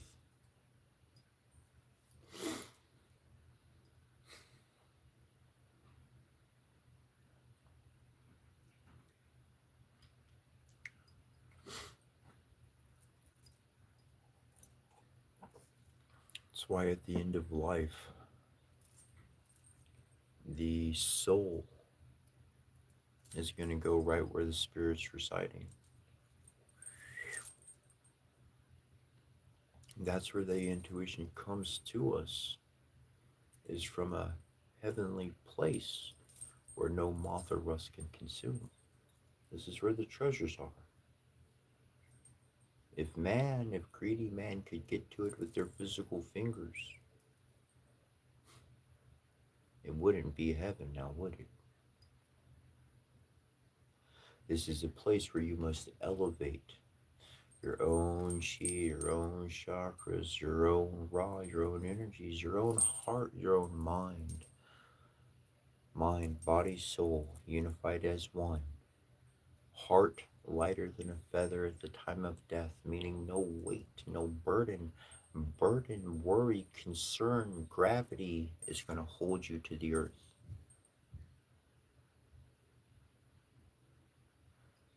Now, the number 144,000, I'm telling you, connects with the speed of light. It's a very direct reference to a certain equation equaling the speed of light. The soul must leave the body, must leave the earth at the speed of light in order to ascend permanently off of earth. No reincarnation. We're moving on from earth on to the next, whatever comes after earth. If you want to ascend, there's nothing holding your soul onto earth. Because if you move collectively as one at that moment, you escape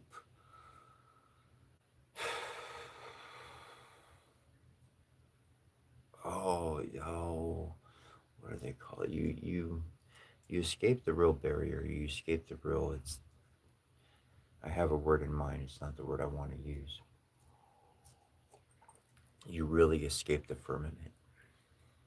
That firmament that everybody talks about, it's your soul that breaks through it. Okay? That's why Ascension meditation, not caring, being detached, being able to not want anything on this world. We're here watching it. We're not participating in it. However, our energy coming from us impacts the world naturally. It's like water being in the ocean. Fish are going to swim in it.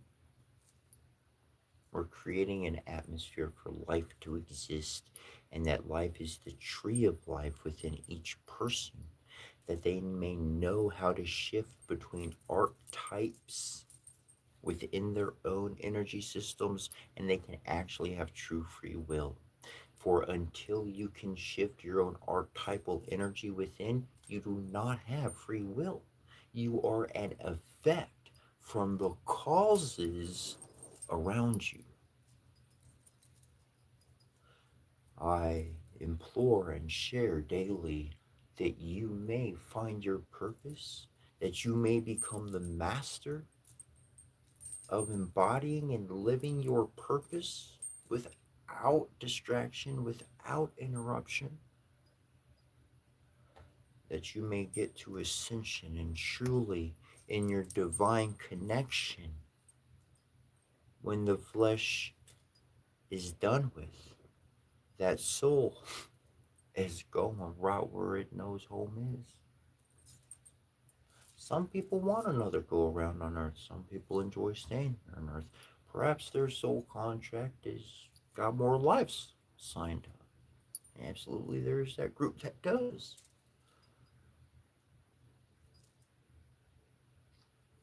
the more and the more time that you remain in love, living one vibrational energy, and that vibrational energy is your joy, is your happiness, is your ability to connect to a state of peace.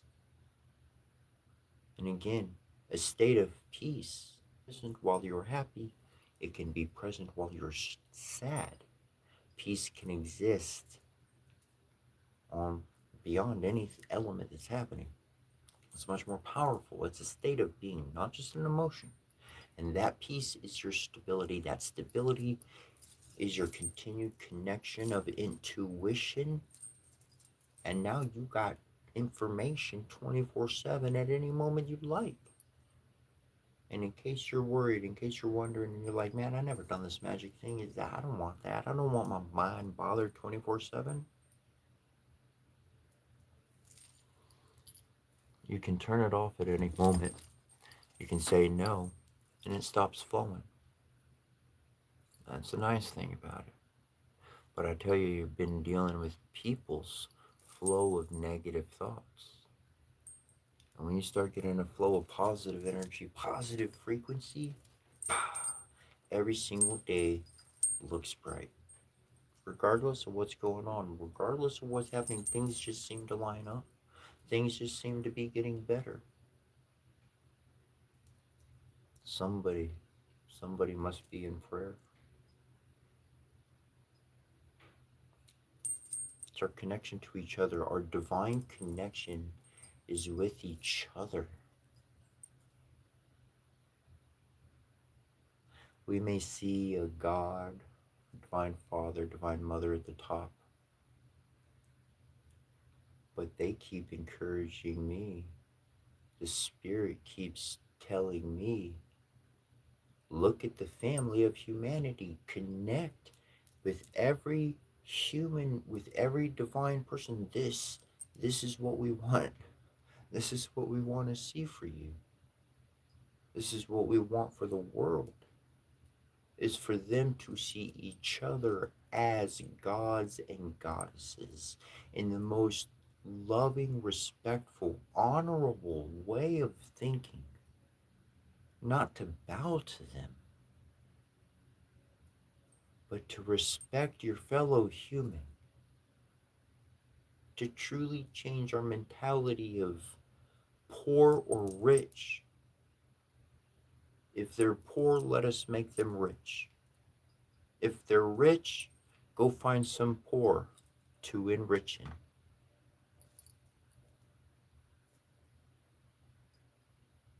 Got enough money to last 3 generations of families over.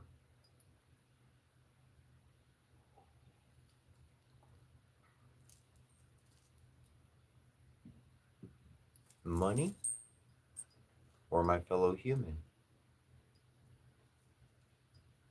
Greedy?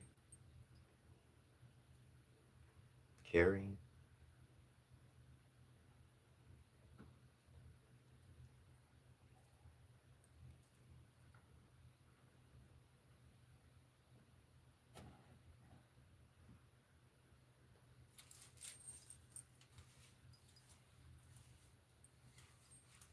Learn from all the sources around you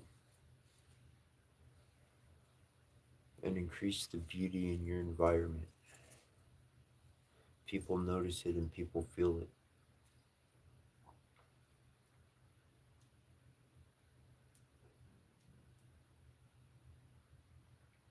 I share my world.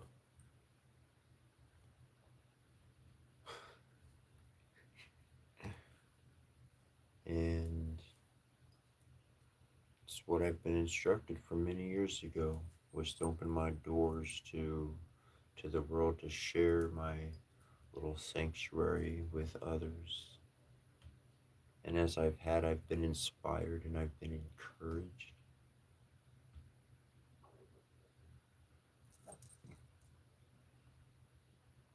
So many transformations. Transformation. Transformation is a difficult thing. A transformation of character. A transformation of perhaps direction. Maybe one had been building something in a particular direction of their life and they found different values. Maybe their direction has been slightly adjusted. They see something a little bit clearer. They're more focused. You can see the target more distinctly. Transformation is,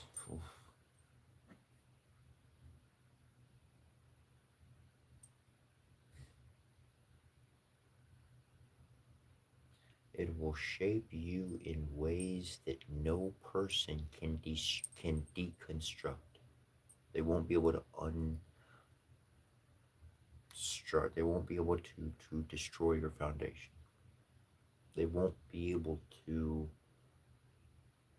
cause your confidence to lack.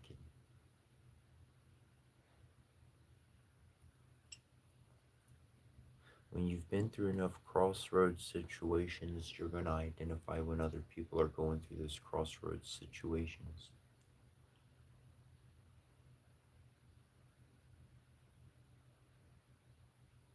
People having to reason upon their own reasoning to let go of something is difficult, especially if that something is a someone. Letting go, letting go, letting go of the past, letting go of past structures, letting go of old semantics, wordplay. Realizing that the words that we speak have value and power.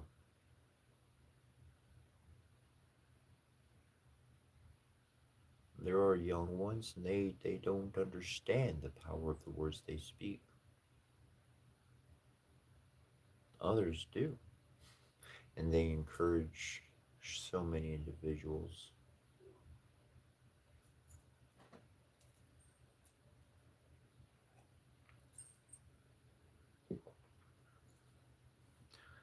Your presence and what you have to teach is important because that awareness becomes it becomes somebody's structured foundation.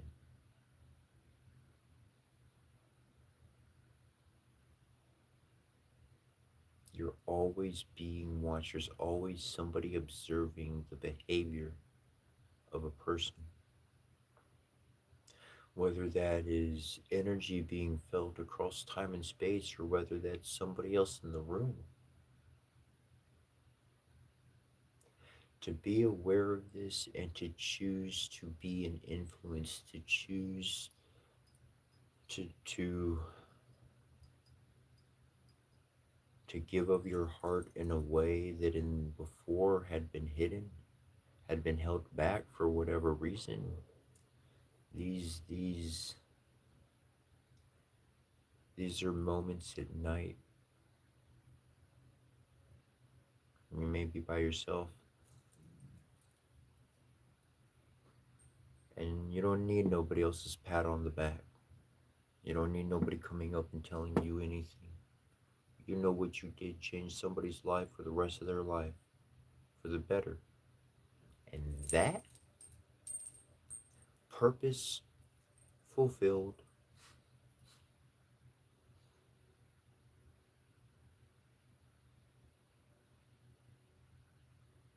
a positive inspiration in life, that's purpose right there. How many people, they got the ability, they got the skill, they gonna win it, but the other person psychologically and emotionally messed with them, and that's why they're gonna lose. That's why it's important to see yourself as a invisible coach, an invisible spiritual coach. You know your student's gonna be in a fight. You know it's gonna happen. They already signed up for it. Like, before life started. It's just gonna happen. So pass on your wisdom. Pass on your wisdom. And Listen to your elders. They got some pretty interesting, good stories to share. I remember hearing a lot of stories from older ones when I was younger, and I listened to their stories. And then when I spent a lot of days where I just kept to myself, I thought about a bunch of their stories they told me, and I was like, man, they never said an end of it. They never said, well, this is how I got over it, or this is the lesson I learned from it. And the stories kind of presented a problem, and while the story was the story, it just left a kind of a problem there. And then all these years later, I'm thinking about these stories and I figure out a solution. I'm like, whoa, I see how that solution can be implied in life. And then I'm able to live my life and avoid certain problems. And other things are now smooth as where they were rough before. So when I started seeing how we're all working together, generation to generation, if we can but listen and appreciate each other and what they have to share with us.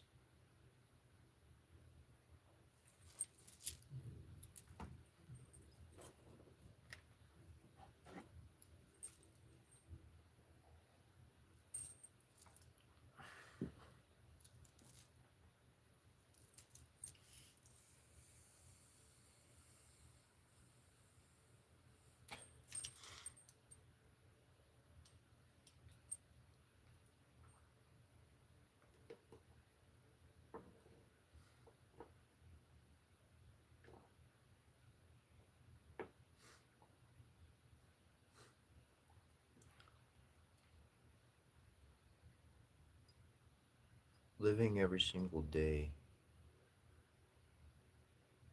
and having a past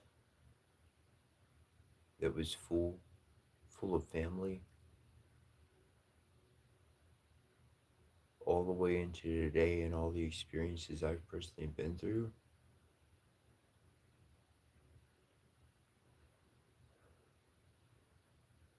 I've I've ran into individuals in my past and they said they wanted peace, but their actions they wrought chaos.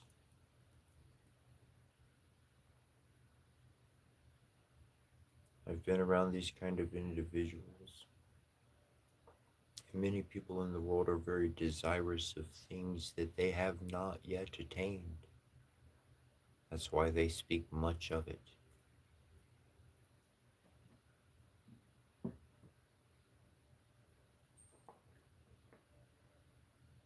But living it every single day, finding a dedication in life, finding something to truly be dedicated to, boy, seeing beyond just one end all be all position, place, thing, status, whatever the case. But seeing the continual growth, seeing the ever development, seeing the encouragement, seeing the journey of humanity from thousands of years past all the way into today. Isn't it interesting what we've all survived through?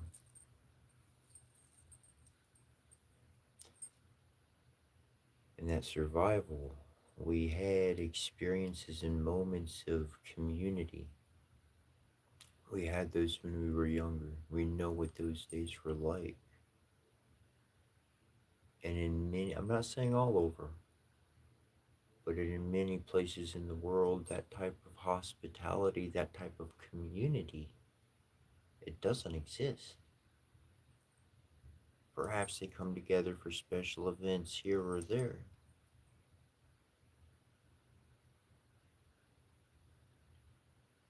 But I truly believe the way forward is pulling quite a bit from the past and adding with the flavor and spice of today. There's a lot we're connected with in which years before we were not. It took individuals who were kings and titans of the world to bring trade routes together to get different ingredients so that people could share a commonality. People from different nations and different cultures could come together and share a room in which they're enjoying the same things from all around the world. And today, people tend to stick to their own little pockets of what's safe, of what's familiar, of what's normally happening. We gotta change it up, we gotta shake it up. I've seen events of individuals playing music publicly. They just went into a public space where people were, brought their instruments. One person showed up, another person showed up. They had a full blown on concert being played out in the middle of public. And people were enjoying it. It was what an amazing thing. Ah, that's our responsibility. That's our responsibility, is to bring a bit of our old lives, that old flavor of community, and share it with the youth of today. Introduce those things to them. Help them explore those realities. And you know, those young ones, they can be 60, 70 years old.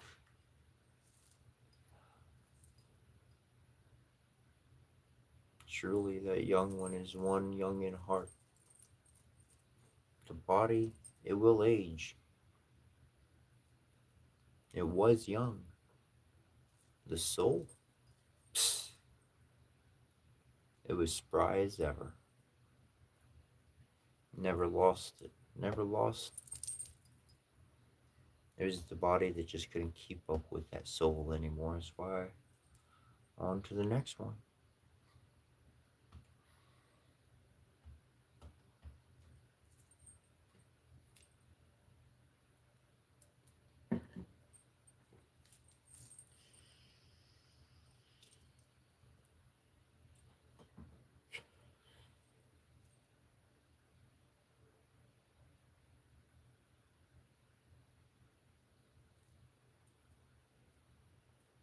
I'm doing pretty good. It's been a lot of blessings. It's been a lot of positivity, and through all of that, a lot of good stability.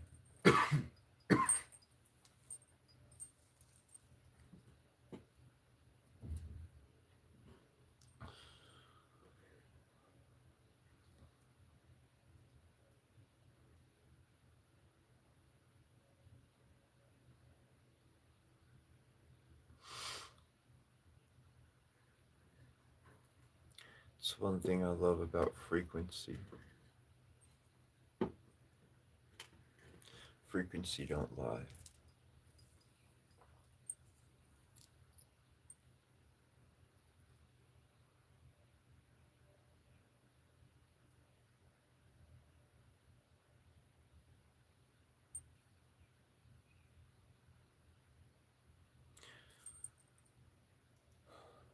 What you're limited by is the thoughts you use to keep yourself limited.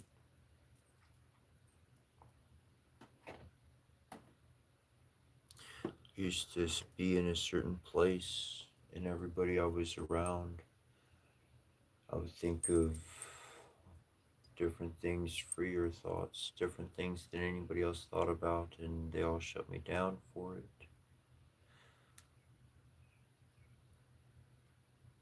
They really would do their best to cause me to doubt myself or to not think good of myself. Many days I would just think of all the bad stuff that other people were doing, and what I was suffering from the consequences of their actions, not my actions, not my thoughts, not my deeds. And yet somehow I was just stuck in this world of chaos mentally, emotionally. And I was like, that's not me. This is not where I want to be. This is not what I want. And I started hanging, there was two individuals I started hanging out with, and they started sharing words that helped me build my character, that helped me question myself on certain things. And those ones I started hanging around with, those were the only people I hang out with. I wouldn't go hang out with the other people because I wasn't interested in being brought down anymore. I wanted to be built up. I didn't say that. I didn't even think that back then. But my decision of who I want to hang out with and talk with, that proved that reality right there.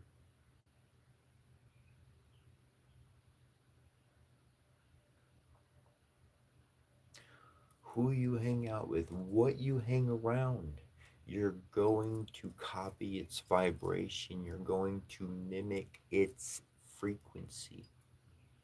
Those thoughts that they're having, you're going to start having.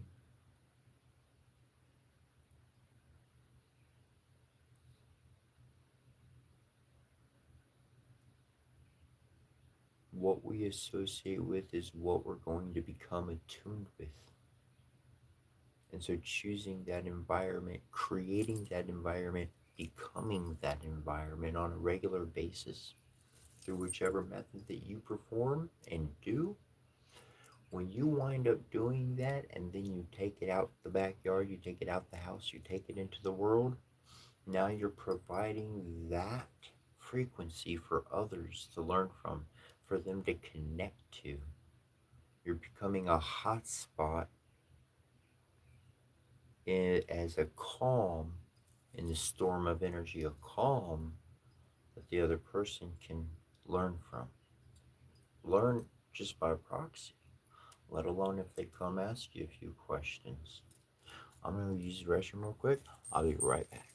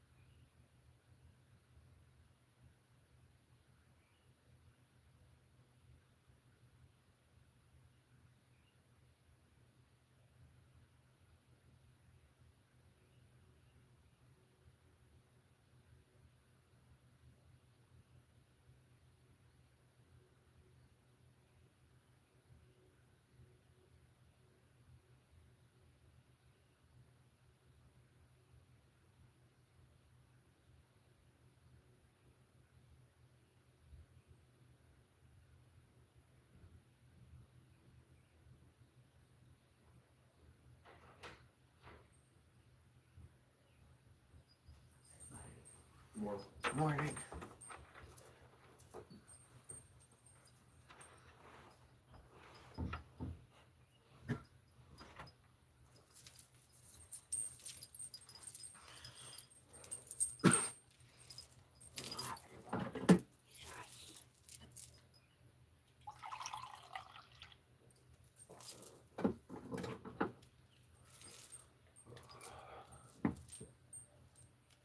I hope you're having a good morning.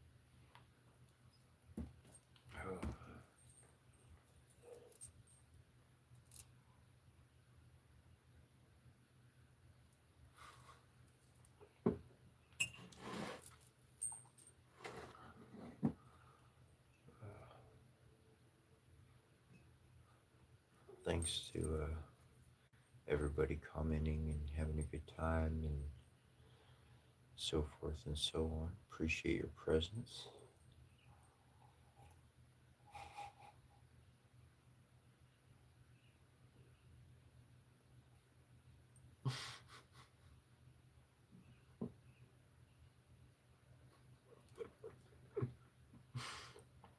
No, we're not evil dead, we're happy life.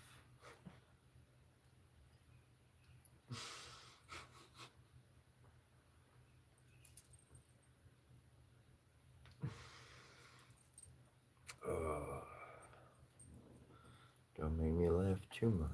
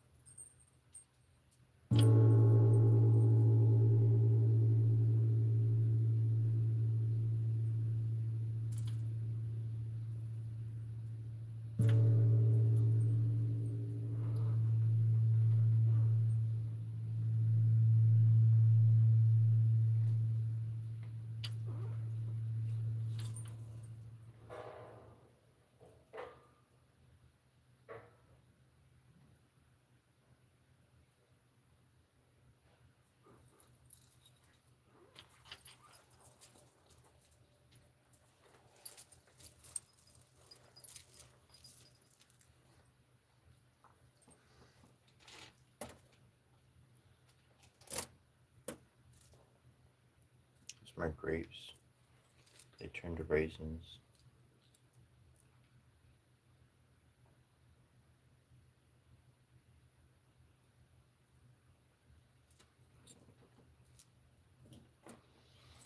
Positive energy can actually extend the experience of life. We read accounts in multiple books where individuals lived for multitudes of hundreds of years. And to people, it's still a mystery. You have individuals in this world paying buku's money for the ability to extend their life by 30 seconds, which they have scientific data to say that this is happening on and on and on. And I have found that life can be slowed, its aging can be slowed. There's accounts, there was a nun, there's a Buddhist, many Buddhists and others that have been found, and their bodies, years after they have died, still have had the buoyancy and flexibility as if the flesh was living. I believe this is because of a resonancy frequency that the body becomes attuned with, and that is found through different mantras, words of power, ways of living, righteous ways of living, honoring life, honoring the cycles of life. And hey, guess what's a part of the cycle of life? Death. I don't know. So to each their own, whether they be vegetarian or eat meat or whatever. Heck, I'm from Texas, so I might go vegan for a while. I might not eat meat for a while, but there's probably gonna be some point up. I'm gonna eat meat of some sort somewhere. It's kind of in me.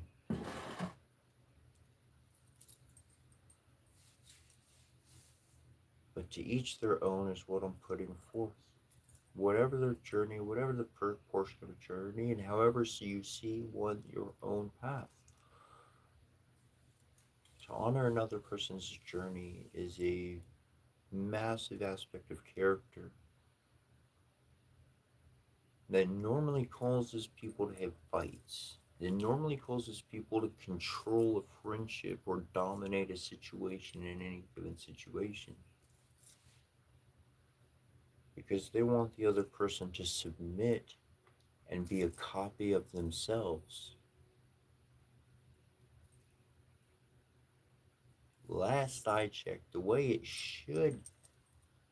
it was kind of set up was like God, like dad was like, there you go, son, daughter, you got life, you got free will. Let me see what you become. I mean, until that child has really done anything, the father, the mom, they don't know who the child is. They don't know what they grew up to be. They know they're capable of things. They know their path. They know. They've taught them much. But is that child going to have the motivation, the spark of the soul to ignite their imagination into physical action?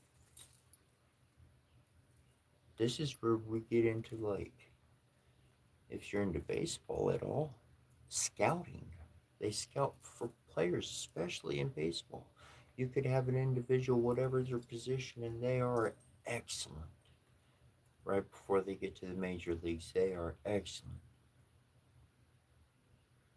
Everything shows that they should be a success, and then they enter and they're not a success.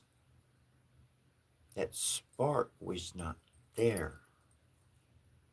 And that's why I impress that if and when you meet your goals and your dreams, set new goals. Create new dreams. Create the limit to be even further. Raise the heights.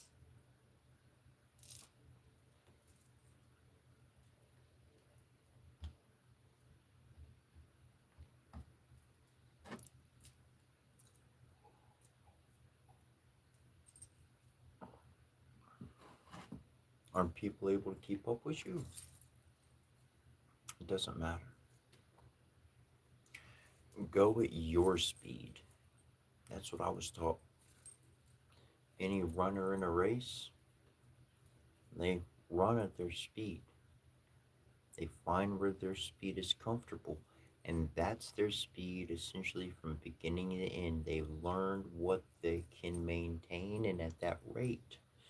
And so for each one, your speed, your rate, that's your path. It's not for other people. Other people can learn from that. Maybe they can speed up from learning from you. Maybe not. But that is the hope, that is the goal, is that the next generation learns faster so they can do more quicker. Because once the individual gets to a certain age in life, their motivation, that spark usually dips and they lose the motivation. The action stops. The contemplation elongates. And that's where reaching for something high, creating a new dream, striving for another height is important. Did you reach what you were looking for in life? No? This wasn't what you wanted? No? Well, you can reevaluate and make a darn plan. Let anybody in your life know that gives a damn. Otherwise, they're just going to stop you and make you sit there and not take a stand. So, that's what I found.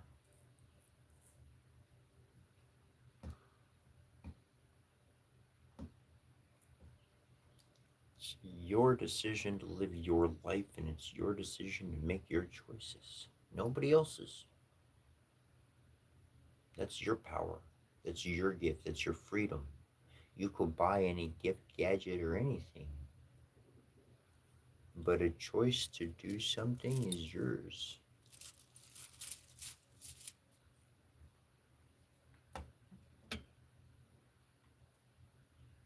I tell you these things because I've lived in a world of individuals that try to discourage me from doing things that are just me.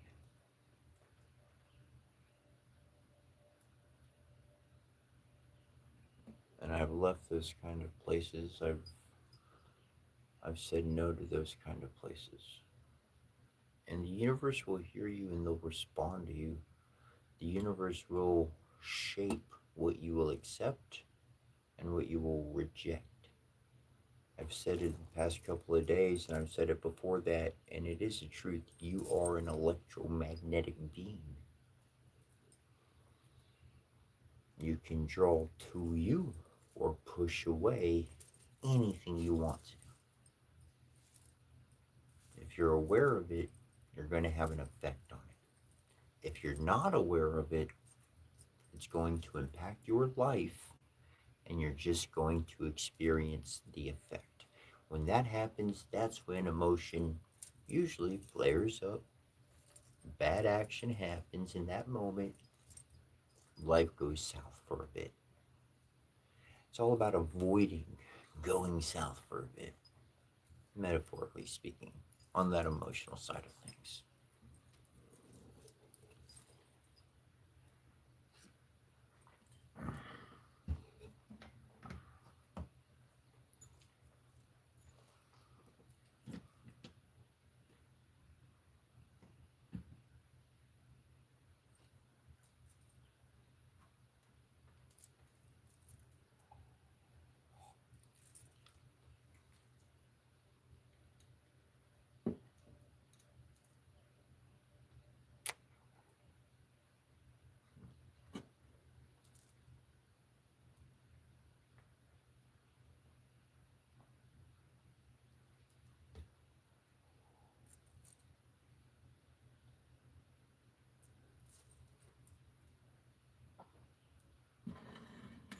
There was a time in my life when saying goodbye was really easy. The hard part was showing up to a new place. I remember showing up to one place and I cried because I had a dresser to put my clothes in. I grew up in a good house. I grew up in a good life. I worked. I had a job. I had all that stuff. I had the Cadillac CTS 2006 paid off, all that good stuff.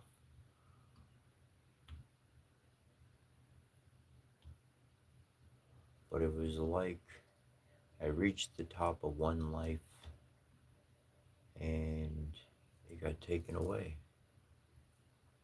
And I had to be shown another type of life. I had to be shown how to be able to relate to a wider range of individuals. And that's when I really started to connect with my fellow human without divisional thinking. Because when you're literally starving and you meet another person who's literally starving, well, damn, all y'all want to do is find some food. And every class of distinction, of division is out the window. And in those kind of moments, sharing a meal, sharing a moment, sharing a realization that the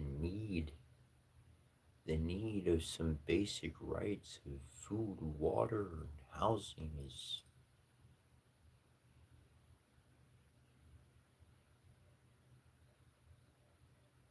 life is much more than a set of possessions and claiming to be part of a side of anything.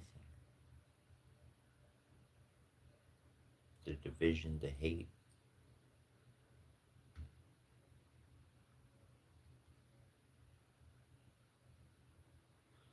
They don't have solid foundations. They don't have justice. They don't have virtue. And where they do not have those qualities, there's an aspect of divinity that is not present with them. To understand when somebody is being negative, somebody is being hurtful or spiteful, when somebody is expressing that form of attitude in any circumstance of your presence, that's when it is so good to say thank you. Thank you to whoever inspired you. Thank you to yourself. Thank you to knowing that you are no longer existent in that state of division, in that old low vibration, that you've grown beyond that. That's where that self-confidence, that self-appreciation, that stability starts to really set in, is when you see yourself doing this time and time again.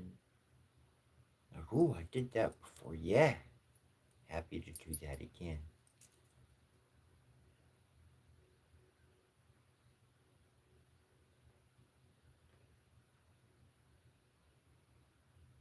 There's so many reminders in the world to be happy for what you've grown beyond. And that peace that I've been talking about, that state of peace,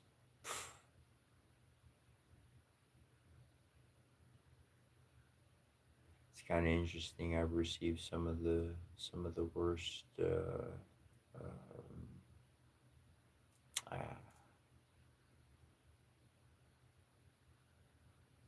comments, and I really took I took what the person said as a real big positive, and in that moment I was super positive, and then when I was walking home, I started to think about how the person said it, and I was like, hold on a second. They were being sarcastic. Yeah, that was like a really sarcastic tone. Shit. And then I was like, well, I'm glad I responded the way I did, and there was a lot of truth in that. They must have been so upset thinking about it. I don't care how they felt. I know how I felt, and I know how I still felt. Perspective's a pretty powerful thing. You can really shape any reality before you to be what you want to see, and generally, that's what people do. That's why it's okay to understand and to accept why people are not going to see the way you see it. People are not necessarily going to agree with you. That's good. That's okay. That's to be expected.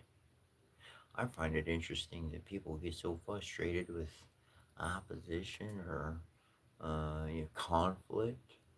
I mean, that's part of life. I look forward to it. It's not a challenge sheet. It's a workout at this point.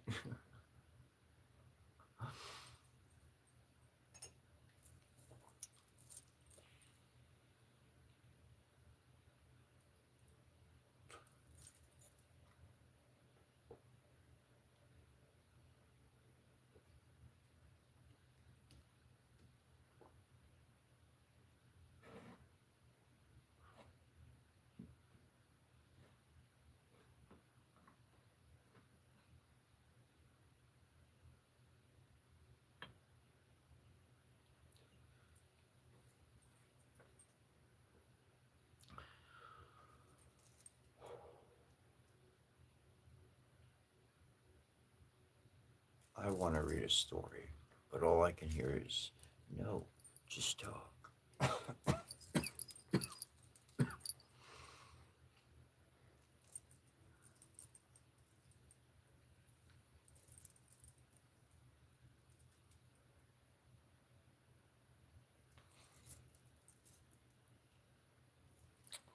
All right. Let's talk about spiritual male, like a male, like a mailman, like a mailman. Spiritual male.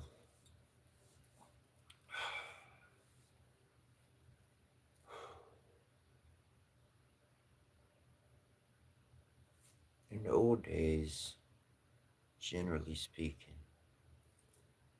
that individual was going to come to your door and they were going to knock on your door and they were going to hand that to you. There's always going to be a knock. There's always going to be a hello. You knew them by name. These were days in past, years past, well past. But you knew who that person was. You interacted with them. Now, that person has a life. Yeah, it's their job. They knew that the householder, they knew that the people they were delivering mail to were not always getting the mail they wanted, especially when there was a war going on. Letters of children or family members deceased were coming in. All right. And so the person they were delivering the mail to, they could be at any type of emotional strait.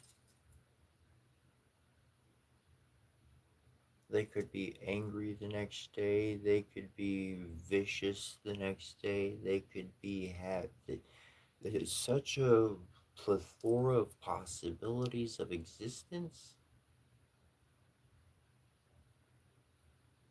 but they still had something to deliver, so they still had to come back.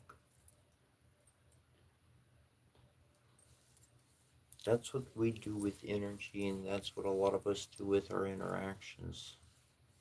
Some of us want to get completely out of a situation, but really that's part of our journey. That's part of where we are. We have something to continually give somebody. It's not that we're necessarily their teacher. It's not that we are their caretaker. It's not that we even want to be their friend. But we know that there's a divine reason guiding us in our action to deliver what we have to do to somebody, and that's why that act should be done with positivity and goodness, knowing that it's likely going to be met with some other emotional attitude. Because now we're not going to be responding to their emotional reaction of the flesh or their words of the mouth. So if we do encounter those in a negative situation, we know what we're focused upon, and we continue being the arrow, we continue being the cause in their life that they can look back on, that they can learn from. In that, they're getting their spiritual message, they're getting their divine mail.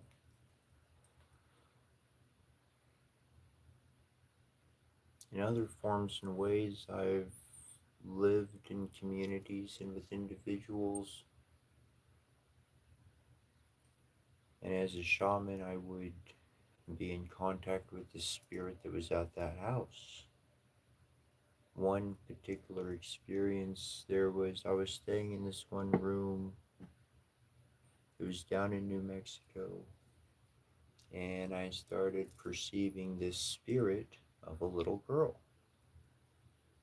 And I had mentioned this to the owner, to the lady of the house, and she wasn't older, but she was up there in age a little bit. Anyways, but her daughter was there. And I had mentioned this to the mom, and the mom had mentioned how her mom or grandmother had experiences with this spirit little girl, and I don't know if she hadn't believed her mom, but she never told anybody about that. And because the daughter that was there, she says, "Mom, why didn't you ever tell me about that?" And so there are times where the spirit of the house, of the land, will literally guide me to deliver a message to somebody. And spiritual male, divine male. It's a responsibility to carry, and it's an environment we're walking into that we were very aware is hostile. It's hostile to our nature because our nature is love, caring, and helping. But to recognize that somebody is in a state of pain and they cannot receive the help that we want to give, okay? Recognizing particular roadblocks. Because you can work, I've seen people work their tail off and they get this much of a reward for it, that much of a, like, not reward, but like that much of a success, and all the work was not worth it. It wasn't worth it. The work was not worth it. Too much work for too little, not their own reward, somebody else's reward. That's what it really equates down to, is the amount of work, the effort, the determination, which you are going to dedicate yourself to for a moment, whether it be a short amount of time or a long amount of time.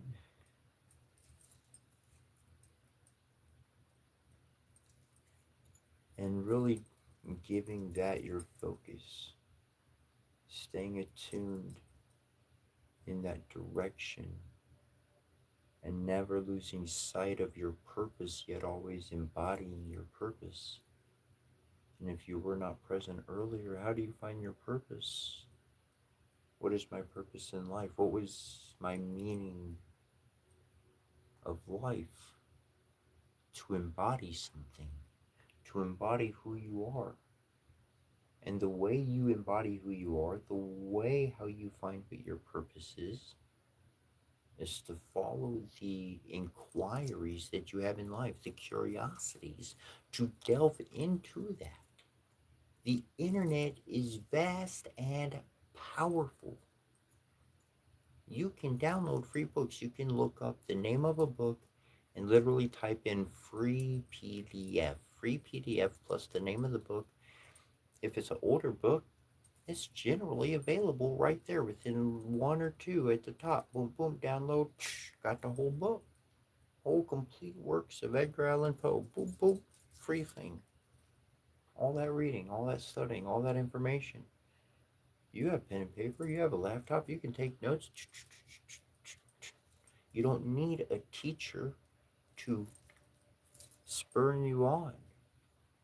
You are the coach. Encourage yourself to delve into that inquiry, to do a deep dive into some investigative work. And that investigative work is going to reveal what you're into, what you like. There's so many things accessible at your fingertips.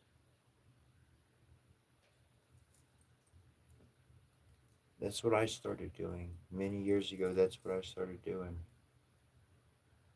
I was just by myself every single day, day in and day out.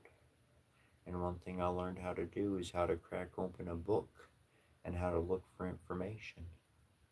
And what was my inquiry? What was I wanting to learn about? What was I interested in?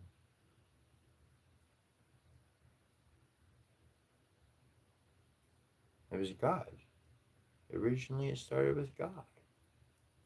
Everybody talks about God, but nobody says that they're talking with God.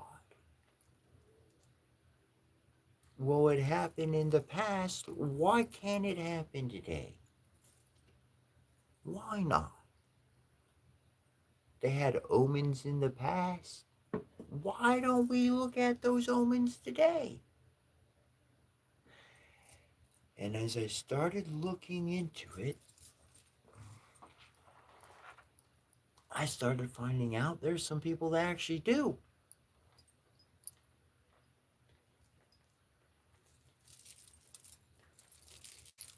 And then I was like, bruh, we're like tapped into the stuff that the people in the Bible were tapped into. And that's where my journey led me.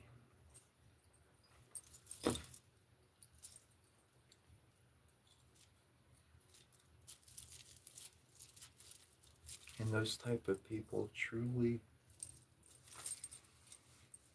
one is not likely to meet them in their lifetime.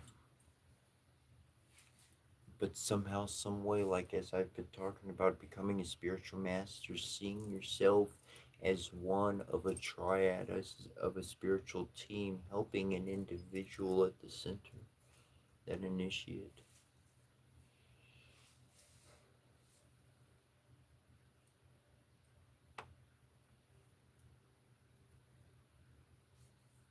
Seeing yourself there, creating a difference, really opening up what we are capable of, because scientists perform an experiment controlled in the lab.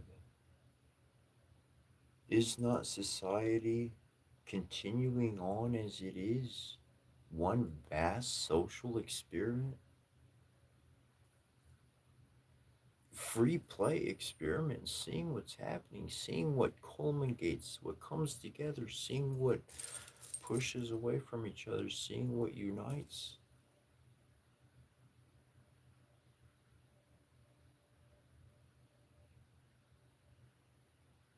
That's what we're going through.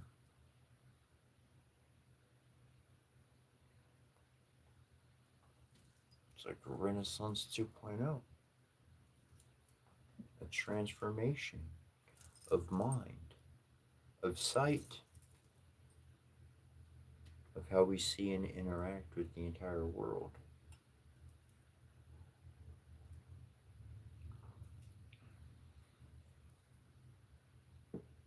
It's kind of interesting. I mentioned this before, and it happened again another day. And but I turned on the TV. I watched something, and guns come on, boom, boom, boom. I'm like, that's not what I want to watch. I turned it to something else, boom, boom, boom, boom. It's like, that's not what I want, man. I'm not looking for all that, dude. And it just seemed to be that in every single program there has to be some massive conflict, some reminder of chaos, some extravagant portion that just has to be the conflict. And I can't help but think to myself, choosing to watch certain things, like certain things are good, don't get me wrong, like games are great. I ain't saying no to the shoot 'em up games and all that stuff. They're pretty groovy. Doesn't mean you're not. It doesn't mean you're that in your life. You can be looking at that as an abstract view of things. So I'm not saying no to it. I'm just talking about my own little experience at the moment is all I'm talking about. But by recycling that in the films, it's just like, man, I want to picture the environment of humanity without a threat. Like, can we have a film about the major governments coming together and they build a modern pyramid that they like turn on as like some super engineered generating earth like super amplifier good thing, like they'd be like, they said we couldn't do it but we built the world's pyramid, blah blah blah, it's the whatever wonder of the world. You know what I'm saying? That would be some cool. That show me something of people building things together. Like, can we?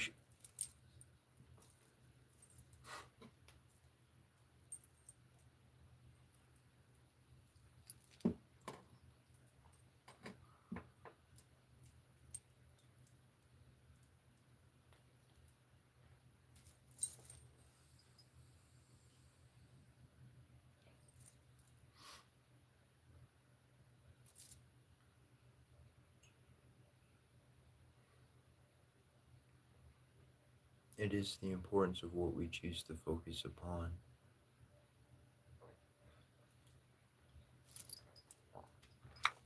I want to pull cards, I want to read a book, but it's like, nah, find something else to talk about.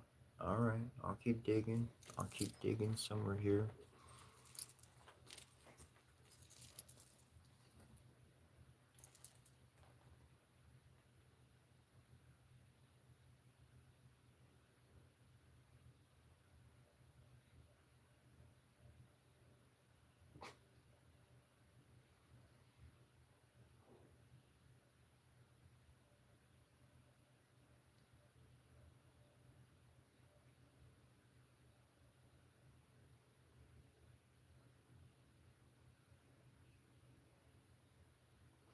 Oh, the doll that you see right there? That doll? No, she don't move. She's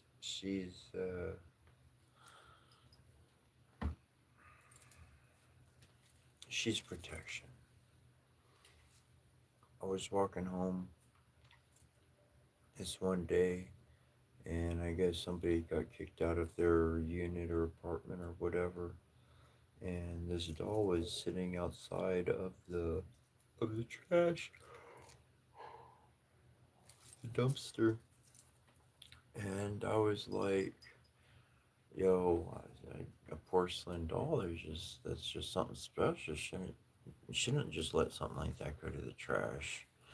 And I was like, "Hell, I'm gonna grab this thing." So I picked her up, and for all of my experiences,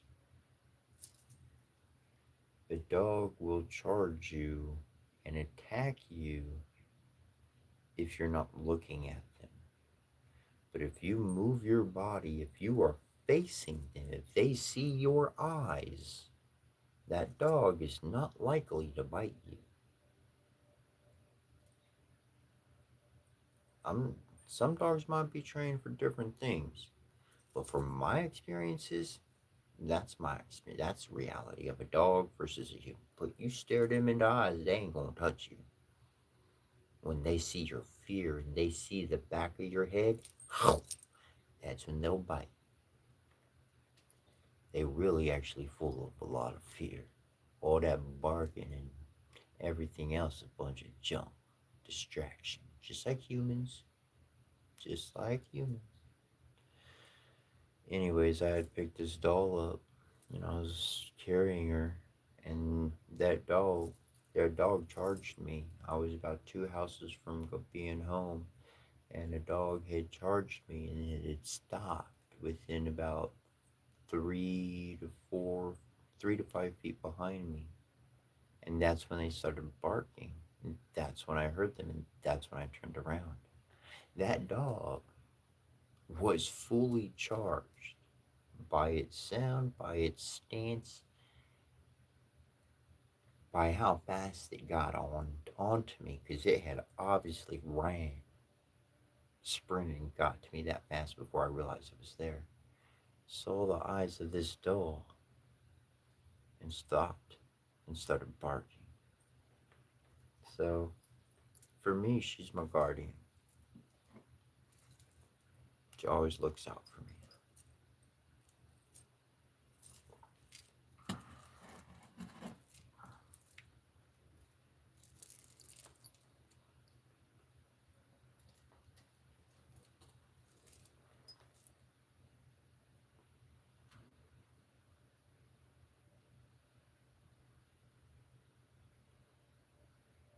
Like this one.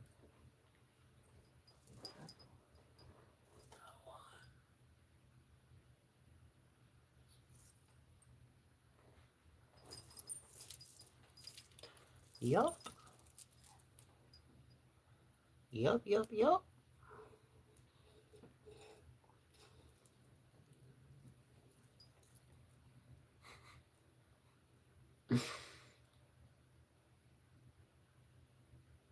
You want to see the dog up close?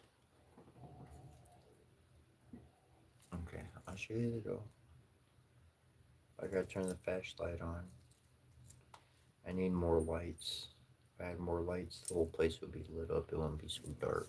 You know, got a candle over there.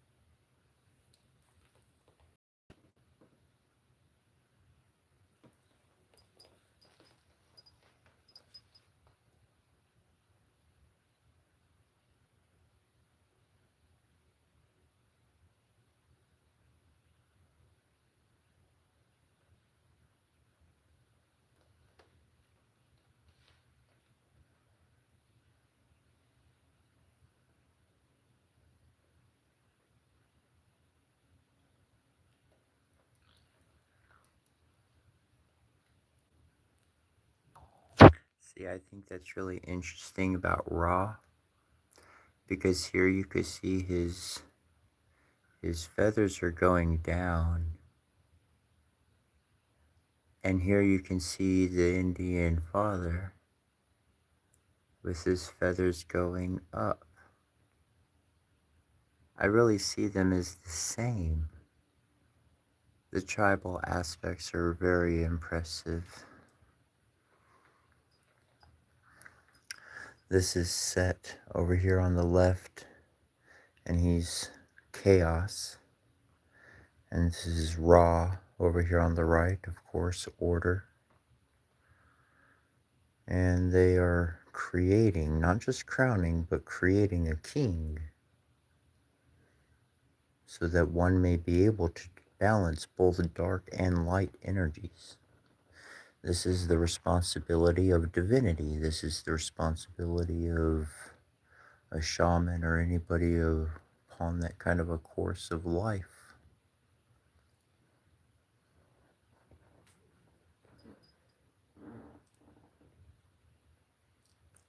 Kitty cat.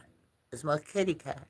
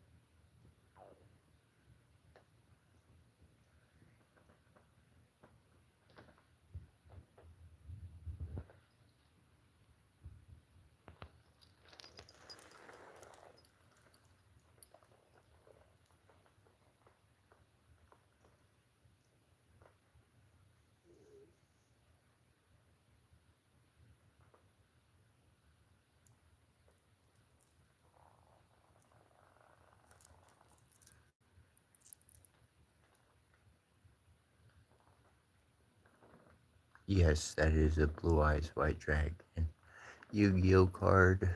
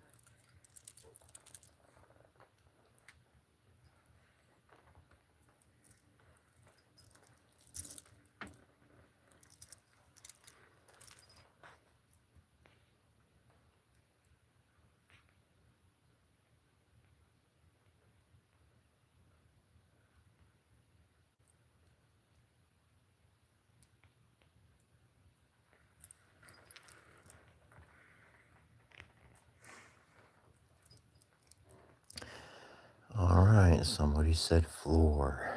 Here we go. Sub-level.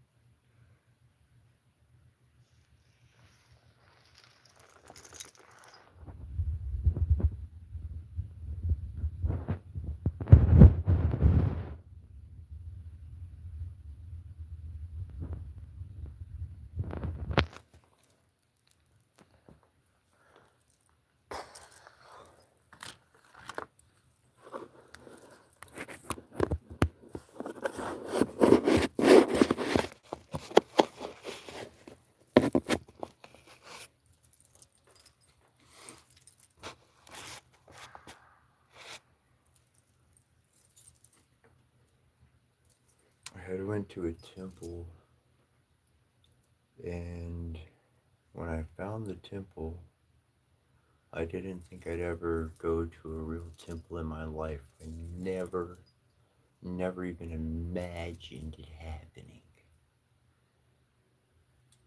And when I did, I happened to be living like 2.5 miles away. So I said, screw this, man. I'd been to church, I'd been to Christian, I've been Jehovah's Witness, I went to some Baptist, I tried this, I tried that. I was like, a temple? Oh, a Hindu temple? Parashakti, Temple of the Eternal Mother. So I went every day, at literally every day. Rain, snow, shine, cold, I don't care. I was going. They got a ceremony going on that I know about, I'm there for it. I understand it? No, I don't care. I'm going. Everything I learned, I was like, dude, I know what they're resonating, and I gotta tap into this. I gotta learn, I gotta get into, I don't know how, but I know I can go, so I'm gonna go. So I started going to the temple. And what I learned from what they were doing matched with my own interest in my own research. Me personally, I love ancient Egyptian. I love Egyptian. Egyptian is what, if I could be in a temple, I want to be in an Egyptian, a Kemetic temple. That will be amazing. I got ideas, bro, like none other. Anyways. But I knew that what I was seeing, they have their image, they have their name, they have their correlation, and that same energy has its Egyptian, its Kemetic correlation, which also has a Christian connection, which also has a Scandinavian connection, Nordic connection, which also has an on and on and on and on. That's where we get to be more so tribal. At least that's where I see it, and I classify that really where it gets back to is being tribal, because we were all tribal when we started. We were tribal. Humanity was tribal. Without the tribal aspect added into whatever, it could be futuristic, it could what nowadays, whatever. If the tribal is present, the tribal is going to represent, protect, and create community. Without the community aspect, a part of anything, that's where it falls apart. Because somebody at the top is running it and not the community. Because the community is going to have papas and it's going to have mamas. And then papas and mamas, they're going to know the children and the ones that can enforce, hey, that's not good going on, go take care of that. Make sure nobody does that kind of stuff. They can make sure people get the updates. They can make sure the mail goes out.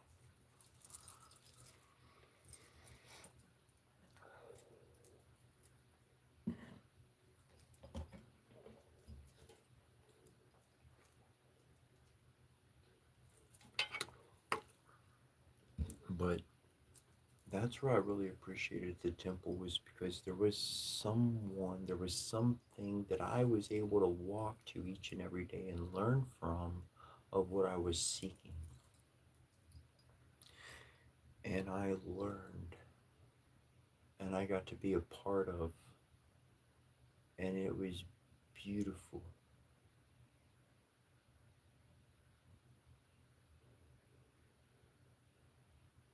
I can't stress the importance of being a part of someone else's community, of learning their culture, of sharing in their values, not to control it, not to teach them, not to change them, but to learn what you have to learn. And before you have a negative impact upon their grouping, but upon their society, get the hell out. You were there to learn and have a good time. And any shaman, any wise person in this world, they know. They know there's a time and place for everything. The good times, they are going to run out. And so if those times are just simply respected, honored, and moved on from before the ending, before the bad ending happens, then the future can provide a time when people can go back together on a positive nature and there was never a bad thing that happened. Nothing that had to be a burden to get over, but only a brotherhood or sisterhood, a familyhood to strengthen over the many times and years that lie ahead of us. Creating positive pathways and positive networks of associations, because we all know the problems that ensue when we're holding on to something when all we had to do was let go so that we could grab onto the next thing. That's a habit we all got to get out of, is holding on to that old thing for too long. It's good to hold on for a while. That's good.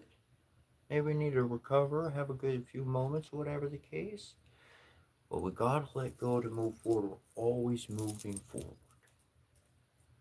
Always move forward. Your road may veer to the left. It may veer to the right. Heck, you might need to do a U-turn. Who knows what the road is? But you're always going to be moving forward.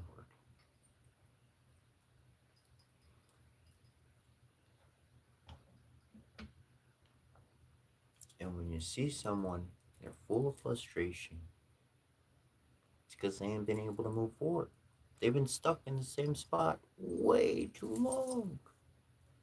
You could physically be stuck in that same spot, but your mind and your heart are moving forward. Whoa. That might be a time to heal the body, to work on the body, push-ups, sit-ups, stretching, whatever the case may be. Yoga, good exercise of breathing. Create the environment that gives you peace. That's what we're getting at here. Create the environment that gives you peace in your own space. Bring the elements that you like in. Is it fairies? Is it fae? Is it angels? Is it baseball? Hey, here, let's get to one real thing, okay? Right? They call it the man cave. My cave looks more like a tube. Have your own den. Create your own wonderland.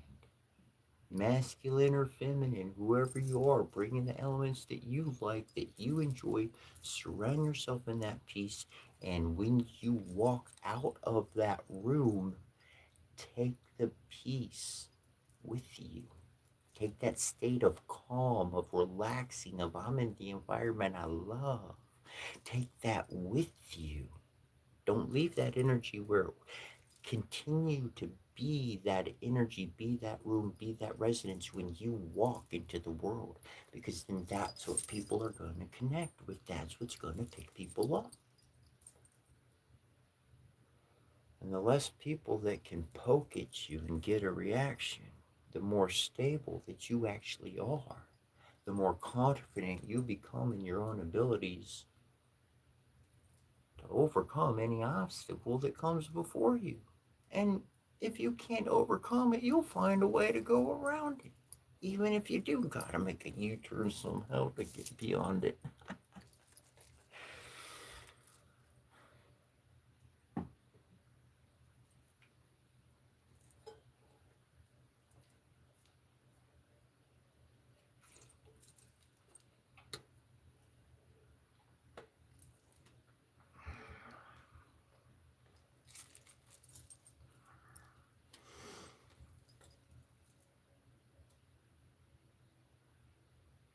That's cool.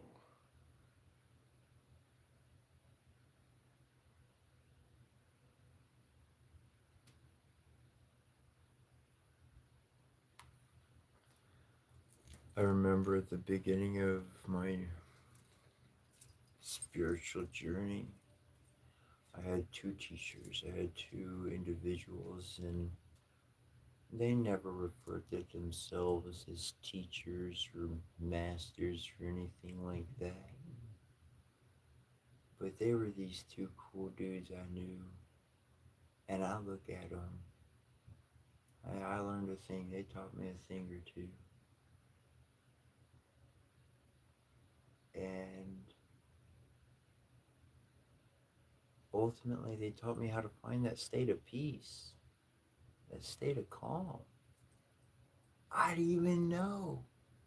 I had no clue. But I would just do my thing. And my room was the environment that was years ago. So many, it was nothing like it is today. Nothing like it is today. And that's the cool thing about the spiritual journey, is acquiring this little item from that portion of learning something from someone, whether they introduce themselves as a teacher or not, but to see somebody else and to view them as a divine messenger, a divine guardian, to elevate our view and our sight of our fellow neighbor, of our fellow human, to beyond just a stranger. This has changed how I act. This has changed how I interact. And all of that is where the arrow has an impact, where your life decides to go towards where your purpose, and embodying your purpose, becoming your seeking. Because when you get your answer of life is not a one sentence, here's what I figured out. It doesn't work like that. Falls into the category of mother or father, as in the sense of to be a mother, to truly be a mother, or to truly be a father. Well, there are moments that that individual is going to have to do things they don't want to do in order to teach a lesson, or in order to instill a life lesson into their child. They're going to have to do things at moments that they're not going to want to do, such as discipline or this or that, whatever the case may be. And so it encompasses more than just some rule book of this is good and this is bad. It don't always work out that way. We have the shadow side, we have the dark side within us, we have the light side within us. And yes, there is the person and the emotion and their mind of the situation. And that's why it's important to remain in a state of calm and peace, that no matter what may be happening outside of us, that we can make a clear choice, and then the follow through action, not an action that was lashed out and then faces consequences, but an action that was thought out, proper, and executed.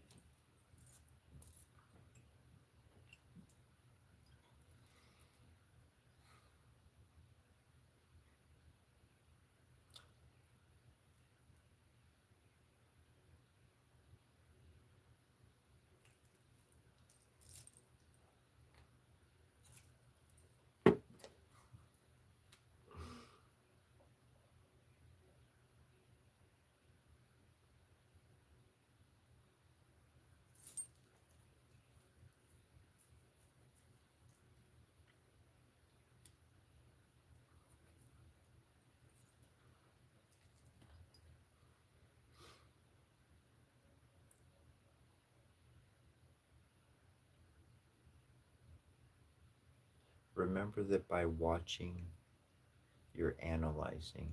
You may not know and remember everything in detail,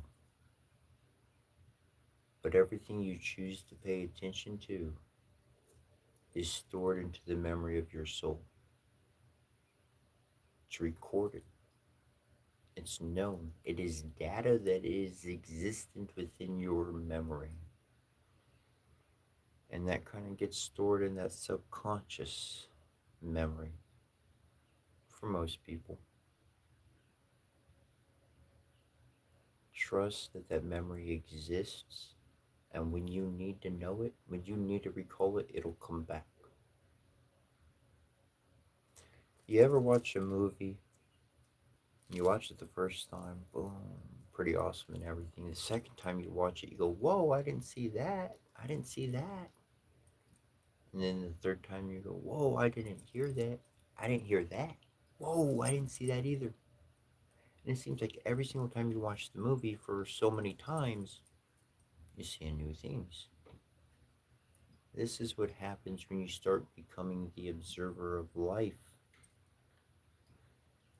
allowing you to set your own emotions to the side and really paying attention to what's happening rather than trying to dictate what happens.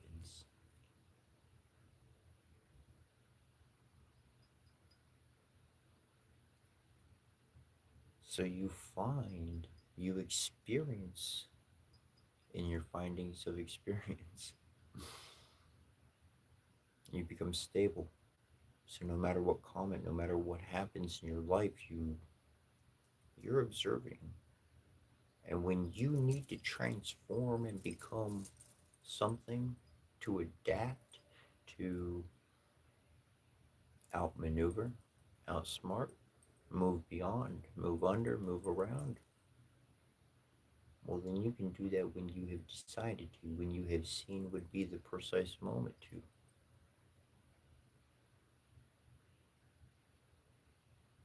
Again, impressing, become the cause and not the effect. Study the process, look it up. They've probably done a study of it online to some regard, released it online, and you can actually get some real information, actual scientific information. It's amazing the amount of sources out in the world that you can tap into, that you can reach out into, that you can connect to verify your own experiences. Because likely what you're into, whatever field of interest you're into, what you find to be joyous is something that lines up with your purpose.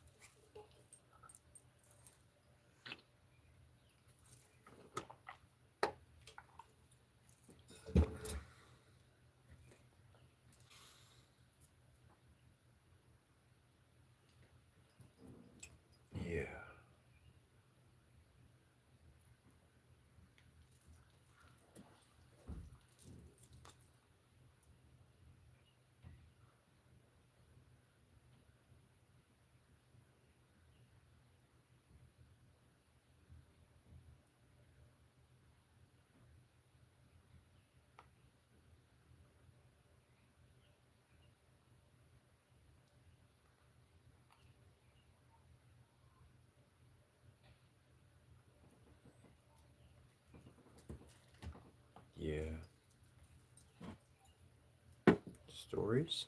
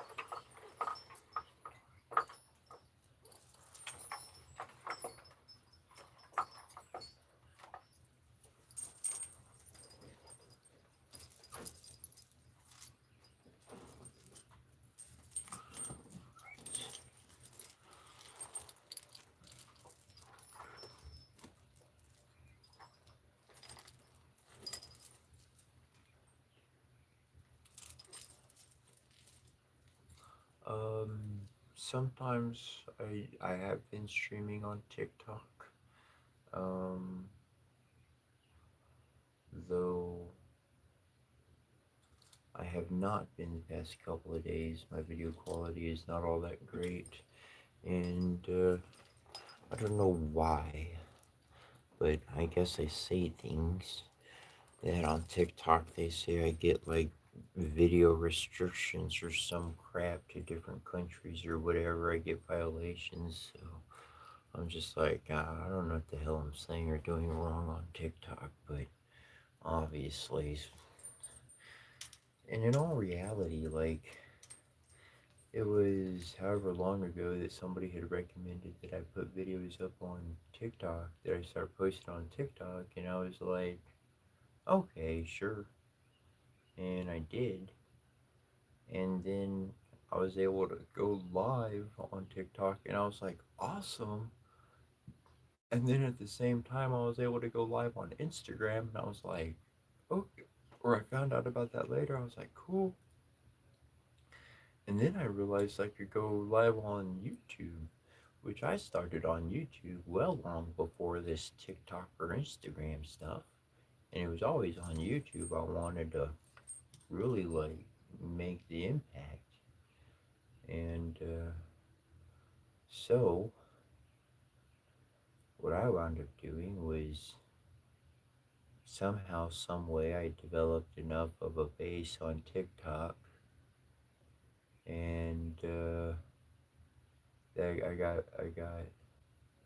that happened, and then so much happened on Instagram, and I was going live on those, and then I was like, you know what, let's just move to YouTube.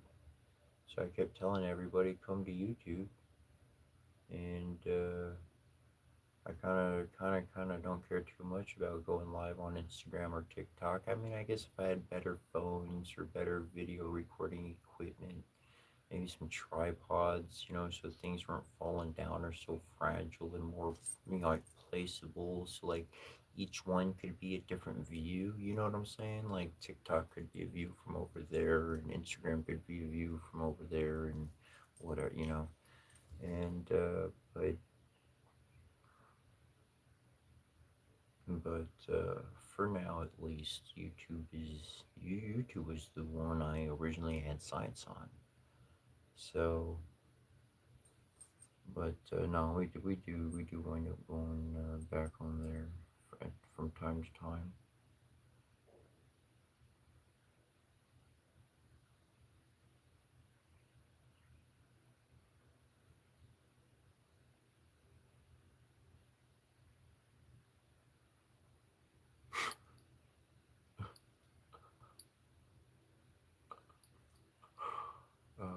I love you all. I'm gonna say that much. All right, story time. Let's read some stories. Yeah.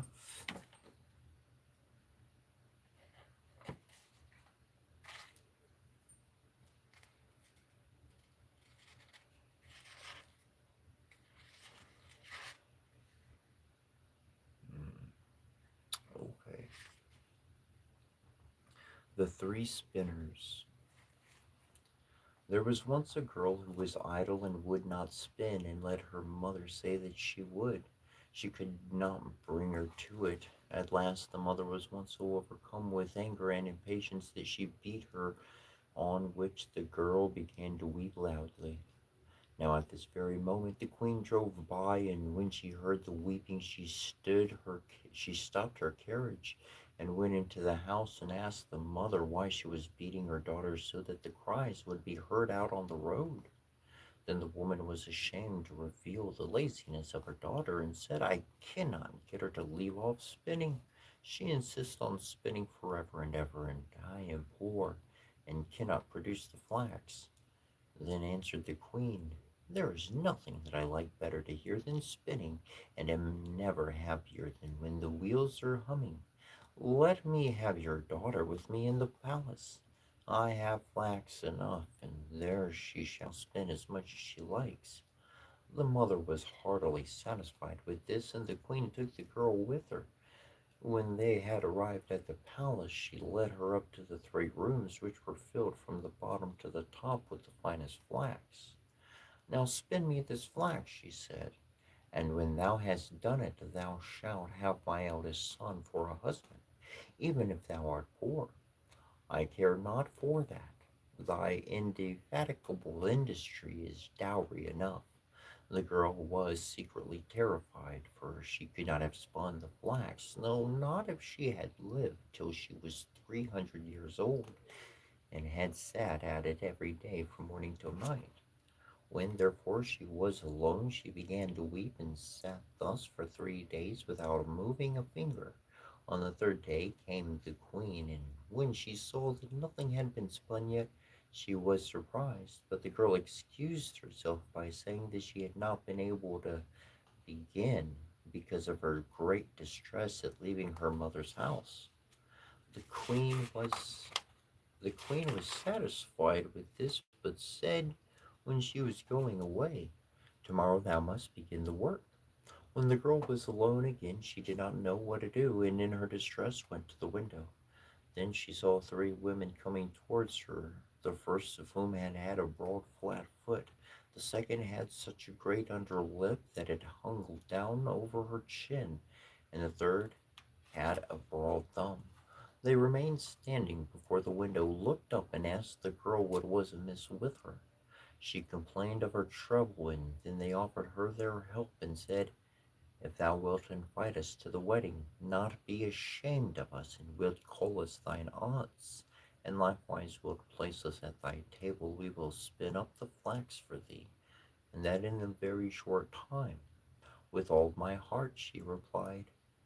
Do but come in and begin the work at once. Then she led in the three strange women and cleared a place in the first room, where they seated themselves and began their spinning. Then one drew the thread and trod the wheel, and the other wetted the thread. The third twisted it and struck the table with her finger, and as often as she struck it, a skein of thread fell to the ground. That was spun in the finest manner possible. The girl concealed the three spinners from the queen, and showed her whenever she came the great quantity of spun thread, until the latter could not praise her enough. When the first room was empty, she went to the second, and at last to the third, and was quickly cleared. Then the three women took leave, and said to the girl, Do not forget what thou hast promised us. It will make thy fortune. When the maiden showed the queen the empty rooms, the great heap of yarn, she gave orders for the wedding, and the bridegroom rejoiced that he was to have such a clever and industrious wife, and praised her mightily. I have three aunts, said the girl, and as they have been very kind to me, I should not like to forget them in my good fortune. Allow me to invite them to the wedding, and let me sit with us at the table. The queen and the bridegroom said, Why dost we not allow that? Therefore, when the feast began, the three women entered in strange apparel, and the bride said, Welcome, dear aunts. Ah, said the bridegroom, how comest thou by those odious friends? Thereupon he went to the one with the broad flat foot, and said, How do you come by such a broad foot? By treading, she answered. By treading. Then the bridegroom went to the second and said, How do you come by your falling lip? By licking, she answered. By licking. Then he asked the third, How do you come by your broad thumb? By twisting the thread, she answered. By twisting the thread. On this, the king's son was alarmed and said, Neither now nor ever shall my beautiful bride touch a spinning wheel. And thus she got rid of the hateful flax spinning.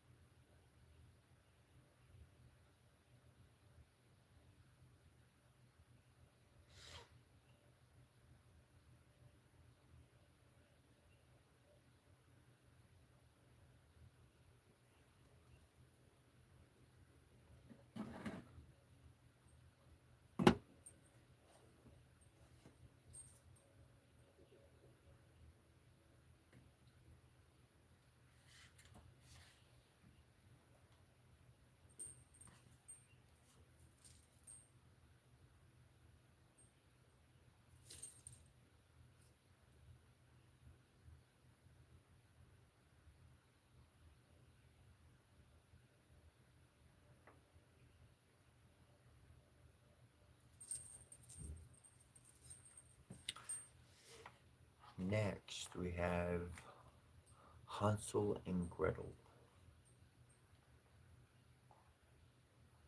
Hard by a great forest dwelt a poor woodcutter with his wife and his two children. The boy was called Hansel and the girl Gretel, and had little to bite and to break, and at once great scarcity fell on the land. He could no longer procure daily bread. Now when he thought over this by night in his bed and tossed about in his anxiety, he groaned and said to his wife, What is to become of us? How are we to feed our poor children when we no longer have anything even for ourselves? I'll tell you what, husband, answered the woman. Early tomorrow morning we will take the children out into the forest to where it is the thickest, and there we will light a fire for them and give each of them one piece of bread more. Then we'll go out to our work and leave them alone. They will not find the way home again, and we shall be rid of them. No, wife, said the man, I will not do that. How can I bear to leave my children alone in the forest? The wild animals would soon come and tear them to pieces. Oh, thou fool, said she, then we must all four die of hunger. Thou mayest as well plane the planks for our coffins. And she left him no peace until he consented. But I feel very sorry for the poor children, all the same, said the man. The two children had also not been able to sleep for hunger, and had heard what their stepmother had said to their father. Gretel wept bitter tears and said to Hansel, Now all is over with us. Be quiet, Gretel, said Hansel. Do not distress yourself. I will soon find a way to help us. And when the old folks had fallen asleep, he got up, put on his little coat, opened the door below, and crept outside. The moon shone brightly, and the white pebbles which lay in front of the house glittered like real silver pennies. Hansel stooped and put as many of them in the little pocket of his coat as he could possibly get in. Then he went back and said to Gretel, Be comforted, dear little sister, and sleep in peace. God will not forsake us. And he lay down again in his bed. When day dawned, but before the sun had risen, the woman came and awoke the two children, saying, Get up, you sluggards, we're going into the forest to fetch wood. She gave each a little piece of bread and said, There is something for your dinner, but do not eat it up before then, for you will get nothing else.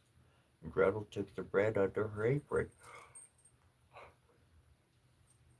as Hansel had the stones in his pocket. Then they all set out together on the way to the forest. When they had walked a short time, Hansel stood still and peeped back at the house, and did so again and again. His father said, Hansel, what art thou looking at there and staying behind for? Mind what thou art about, and do not forget how to use thy legs.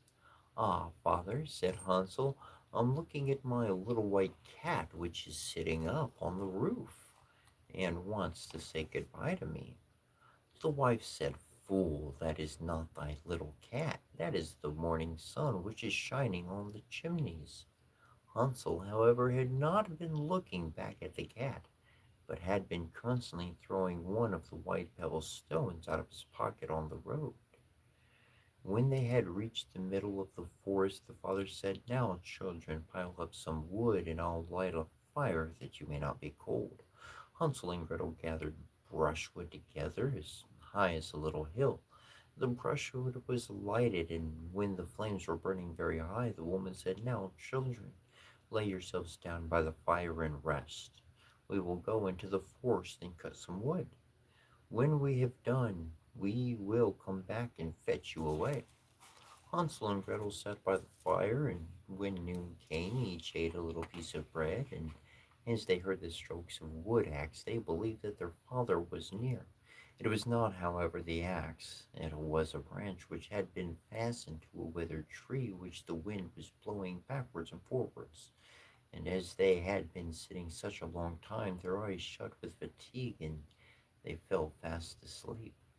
When at last they awoke, it was already dark night. Gretel began to cry and said, How are we to get out of the forest now? But Hansel comforted her and said, Just wait a little until the moon has risen, and then we will soon find the way. And when the full moon had risen, Hansel took his little sister by the hand and followed the pebbles which shone like newly coined silver pieces, and showed them the way. And they walked the whole night long, and by break of day came once more to their father's house. They knocked at the door, and when the woman opened it and saw that it was Hansel and Gretel, she said, You naughty children, why have you slept so long in the forest? We thought you were never coming back at all. My father, however, rejoiced, for it had cut him to the heart to leave them behind alone. Not long afterwards there was once more great scarcity in all parts, and the children heard their mother saying at night to their father, Everything is eaten again. We have one half loaf left, and after that there is an end. The children must go. We will take them farther into the wood, so that they will not find their way out again. There is no other means of saving ourselves. The man's heart was heavy, and he thought it would be better for thee to share the last mouthful with thy children. The woman, however, would listen to nothing that he had to say, but scolded and reproached him. He who says A must say B likewise, and as he had yielded the first time, he had to do a second time also. The children were, however, still awake and had heard the conversation. When the old folks were asleep, Hansel again got up and wanted to go out and pick up pebbles as he had done before.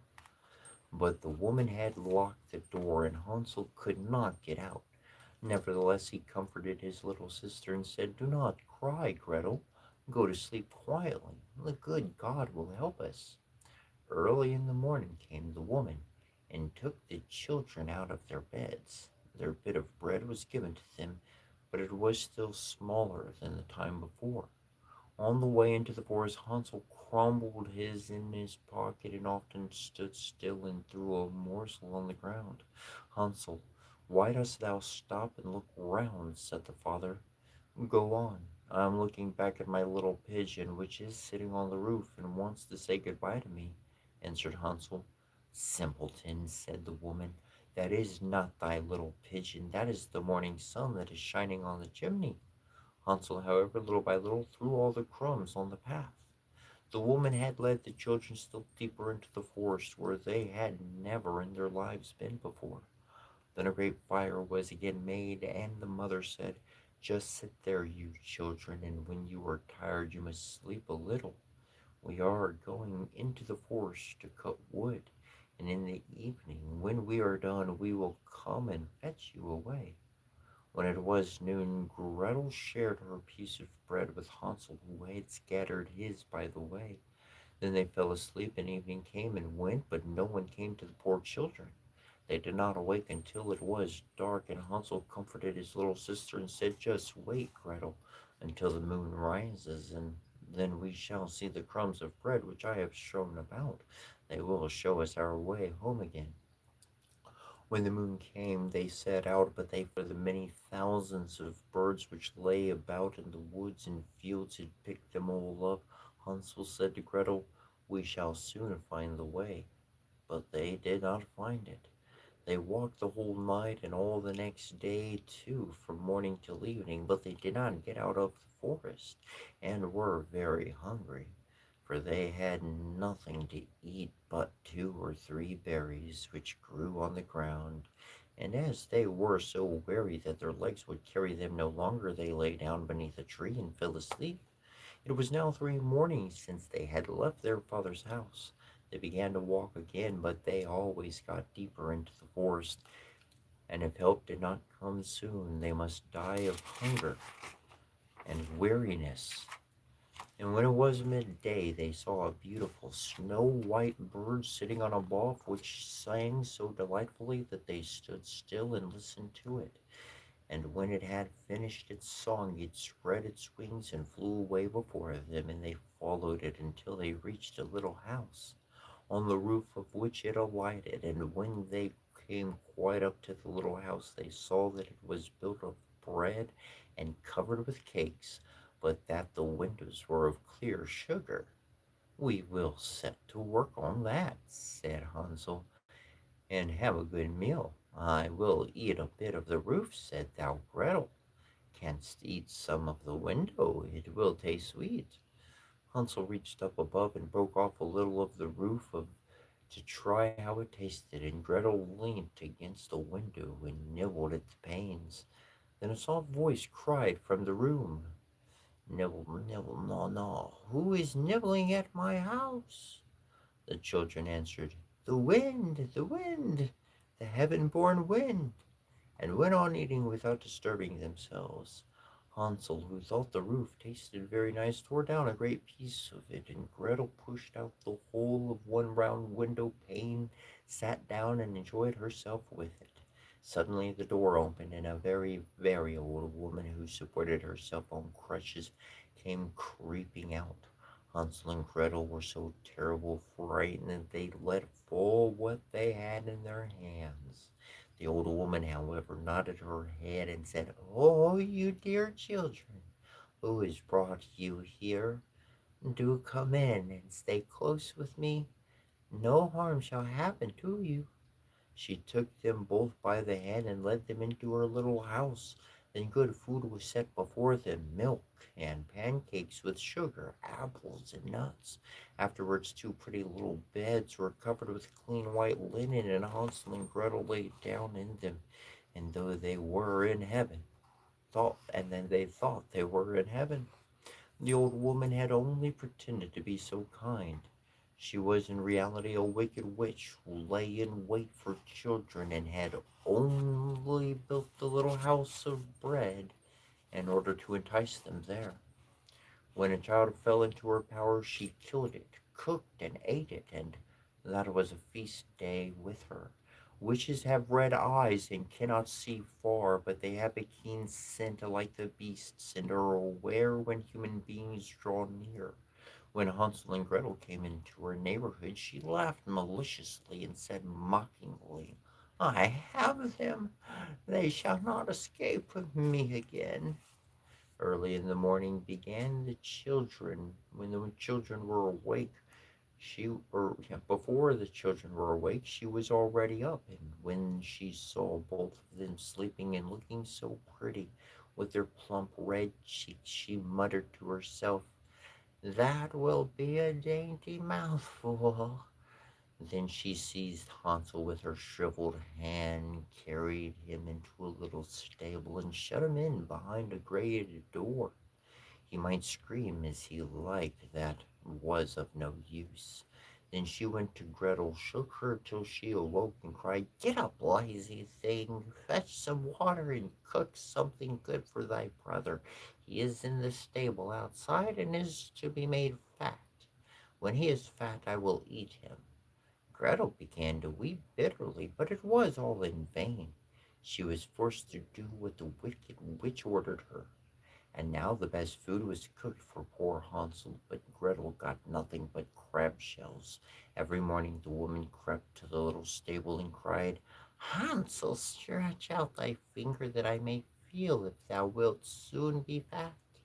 Hansel, however, stretched out a little bone to her, and the old woman, who had dim eyes, could not see it, and thought it was Hansel's finger, and was astonished that there was no way of fattening him. When 4 weeks had gone by, and Hansel still continued thin, she was seized with impatience and would not wait any longer. "Oh, Gretel," she cried to the girl, "be active and bring some water. Let Hansel be fat or lean. Tomorrow I will kill him and cook him." Ah, how the poor little sister did lament when she had to fetch the water, and how her tears did flow down over her cheeks. "Dear God, do help us," she cried. "If the wild beasts in the forest had but devoured us, we should be at any rate have died together. Just keep thy nose to thyself," said. "Just keep thyself to thy nose," said the old woman. "All that won't help thee at all." Early in the morning, Gretel had to go out and hang up the cauldron with water and light the fire. "We will bake first," said the old woman. "I have already heated the oven and kneaded the dough." She pushed the door, she pushed poor Gretel out to the oven, from which the flames of fire were already darting. "Creep in," said the witch, "and see if it is properly heated, so that we can shut the bread in." And when once Gretel was inside, she intended to shut the oven and let her bake in it, and then she would eat her too. But Gretel saw what she had in mind and said, "I do not know how I am to do it. How do you get in?" "Silly goose," said the old woman. "The door is big enough. Just look, I can get in myself." She crept up and thrust her head into the oven. Then Gretel gave her a push that drove her far into it and shut the iron door and fastened the bolt. Oh, then she began to howl quite horribly, but Gretel ran away, and the godless witch was miserable, burnt to death. Gretel, however, ran like lightning to Hansel, opened his little stable, and cried, "Hansel, we are saved. The old witch is dead." Then Hansel sprang out like a bird from its cage when the door is opened for it. How they did rejoice and embrace each other and dance about and kiss each other. And as they had no longer any need to fear her, they went into the witch's house, and in every corner there stood chests full of pearls and jewels. "These are far better than pebbles," said Hansel, and thrust into his pockets whatever could be got in. And Gretel said, "I too will take something home with me," and filled her pinafore full. "But now we will go away," said Hansel, "that we may get out of the witch's forest." When they had walked for 2 hours, they came to a great piece of water. "We cannot get over," said Hansel. "I see no foot plank and no bridge, and no boat crosses either," answered Gretel. "But a white duck is swimming there. If I ask her, she will help us over." Then she cried, little duck, dost thou see? Hansel and Gretel are waiting for thee.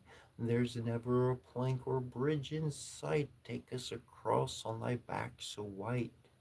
The duck came to them, and Hansel seated himself on its back and told his sister to sit by him.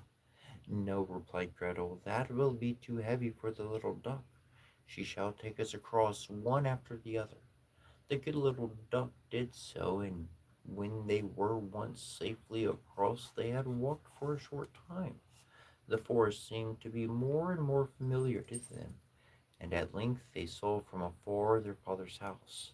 Then they began to run, rushed into the parlor, and threw themselves into their father's arms. The man had not known one happy hour since he had left the children in the forest. The woman, however, was dead.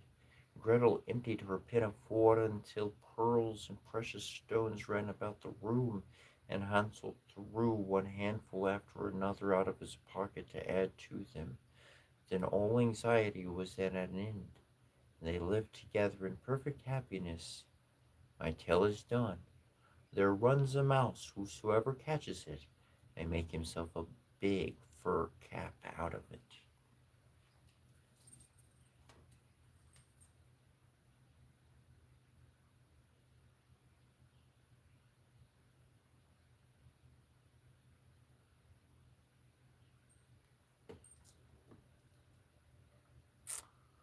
The next one is entitled The Three Snake Leaves.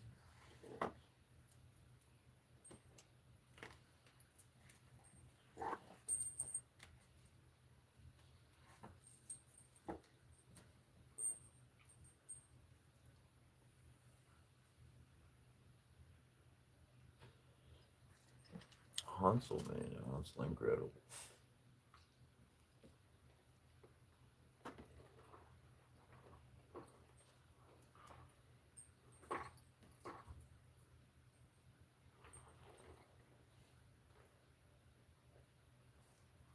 To really see somebody for their intentions, for their motives.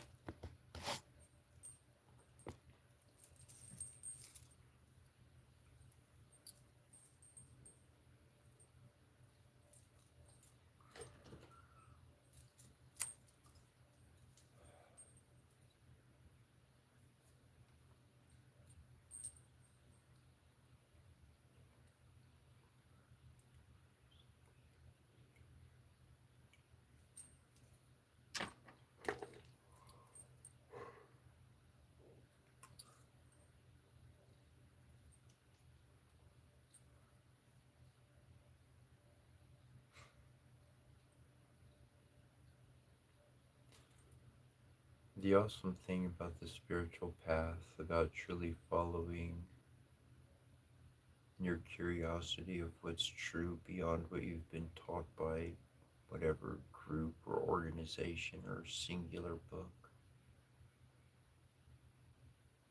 Your spiritual connection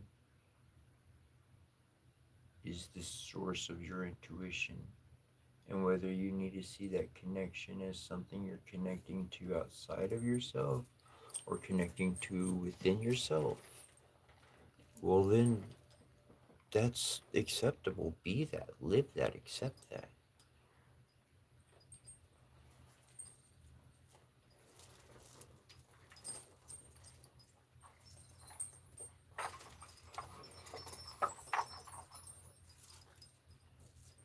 Ascension and the journey of the soul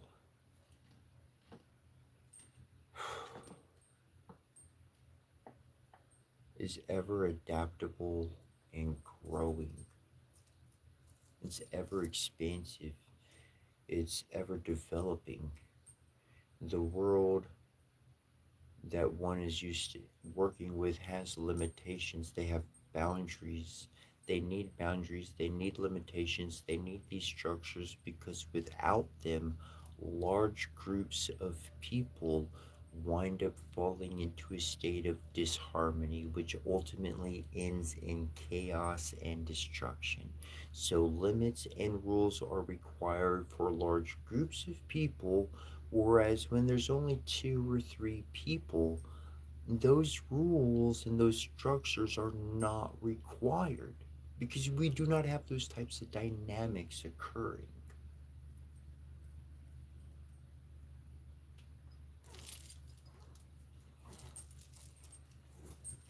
It's a focus on less is going to get you more.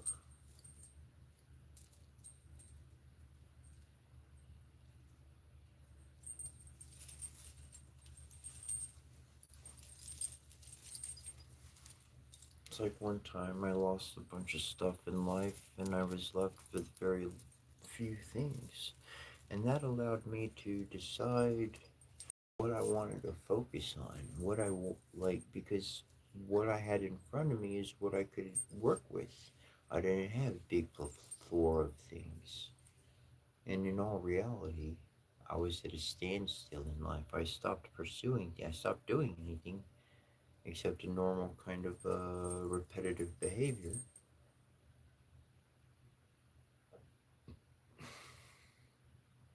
And because every single day I had so many options before me, I couldn't decide on one thing to do.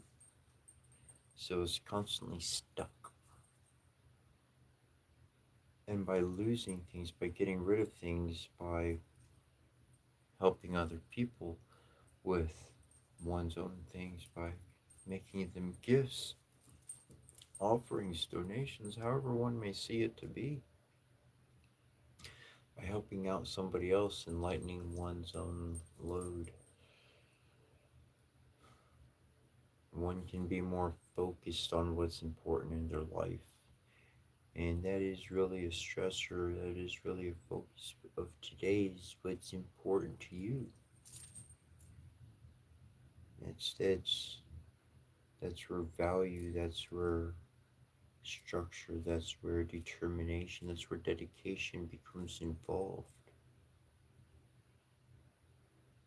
As you become that interest, there are going to be people, observers, and those around that are going to take interest in what you're connected with, in what you're doing. And that's where I say, as I've been guided, to open the door and let the world see, let them in, show them what you're doing and up to. And that's where people are able to learn different interests. It doesn't mean that they're going to follow us or anything like that for the rest of their life, but they're going to learn from us. They're going to come ask us questions, going to be led into the room, and they can certainly grow. And then everybody else that they can tune into, that they can learn from. This helps the young ones see more of what's happening in their environment. They're very, very wise, very smart, and they can put together a lot more than most people. And I'd shut my mouth a lot more too if I was smart as some of them.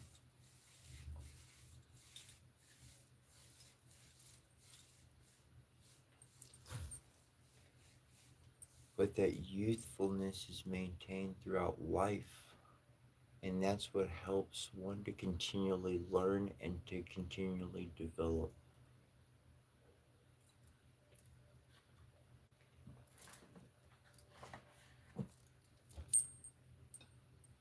The ability to adapt. Your own environment changes every day. It does. There's new information coming out. There's new things happening. You're part of that newness. You're part of that discovery.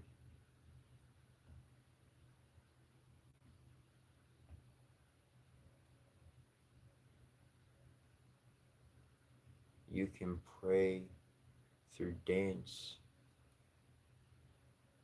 through chanting, ceremony, just talking in your own head, in your own noggin, sending that request out.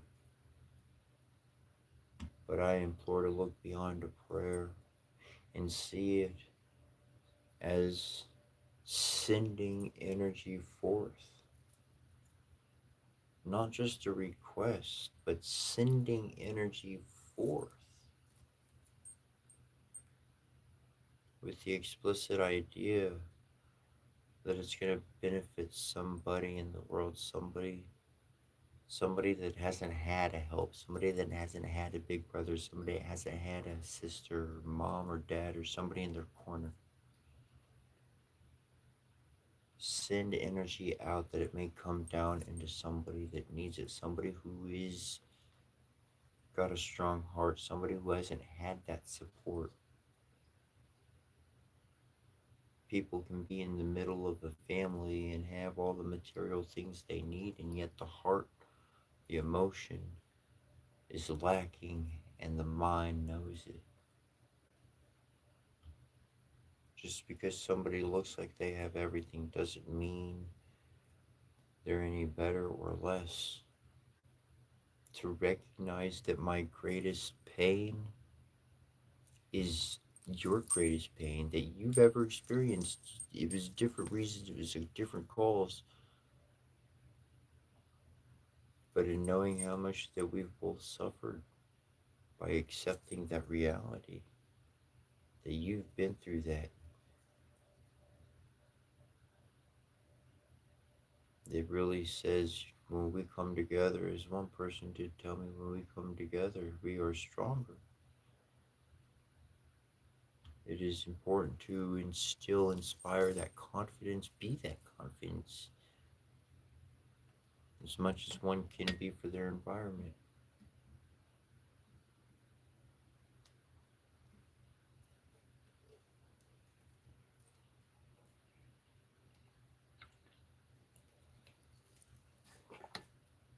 I read a lot of these fairy tales, fairies,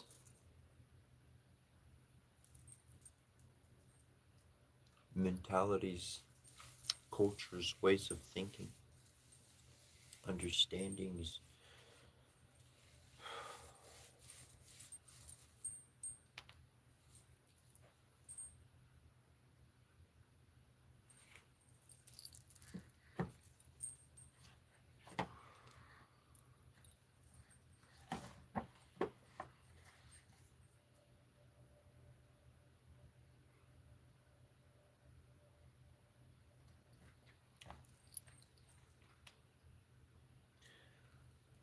On the last point of Hansel and Gretel, you recognize when somebody's taking advantage of you.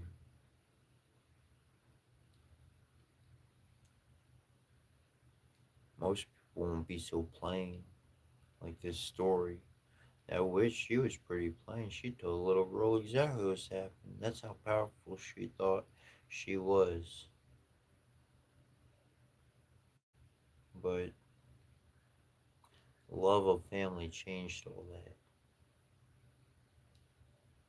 They figured out something. They did something different than anyone else had done before. You smart fella.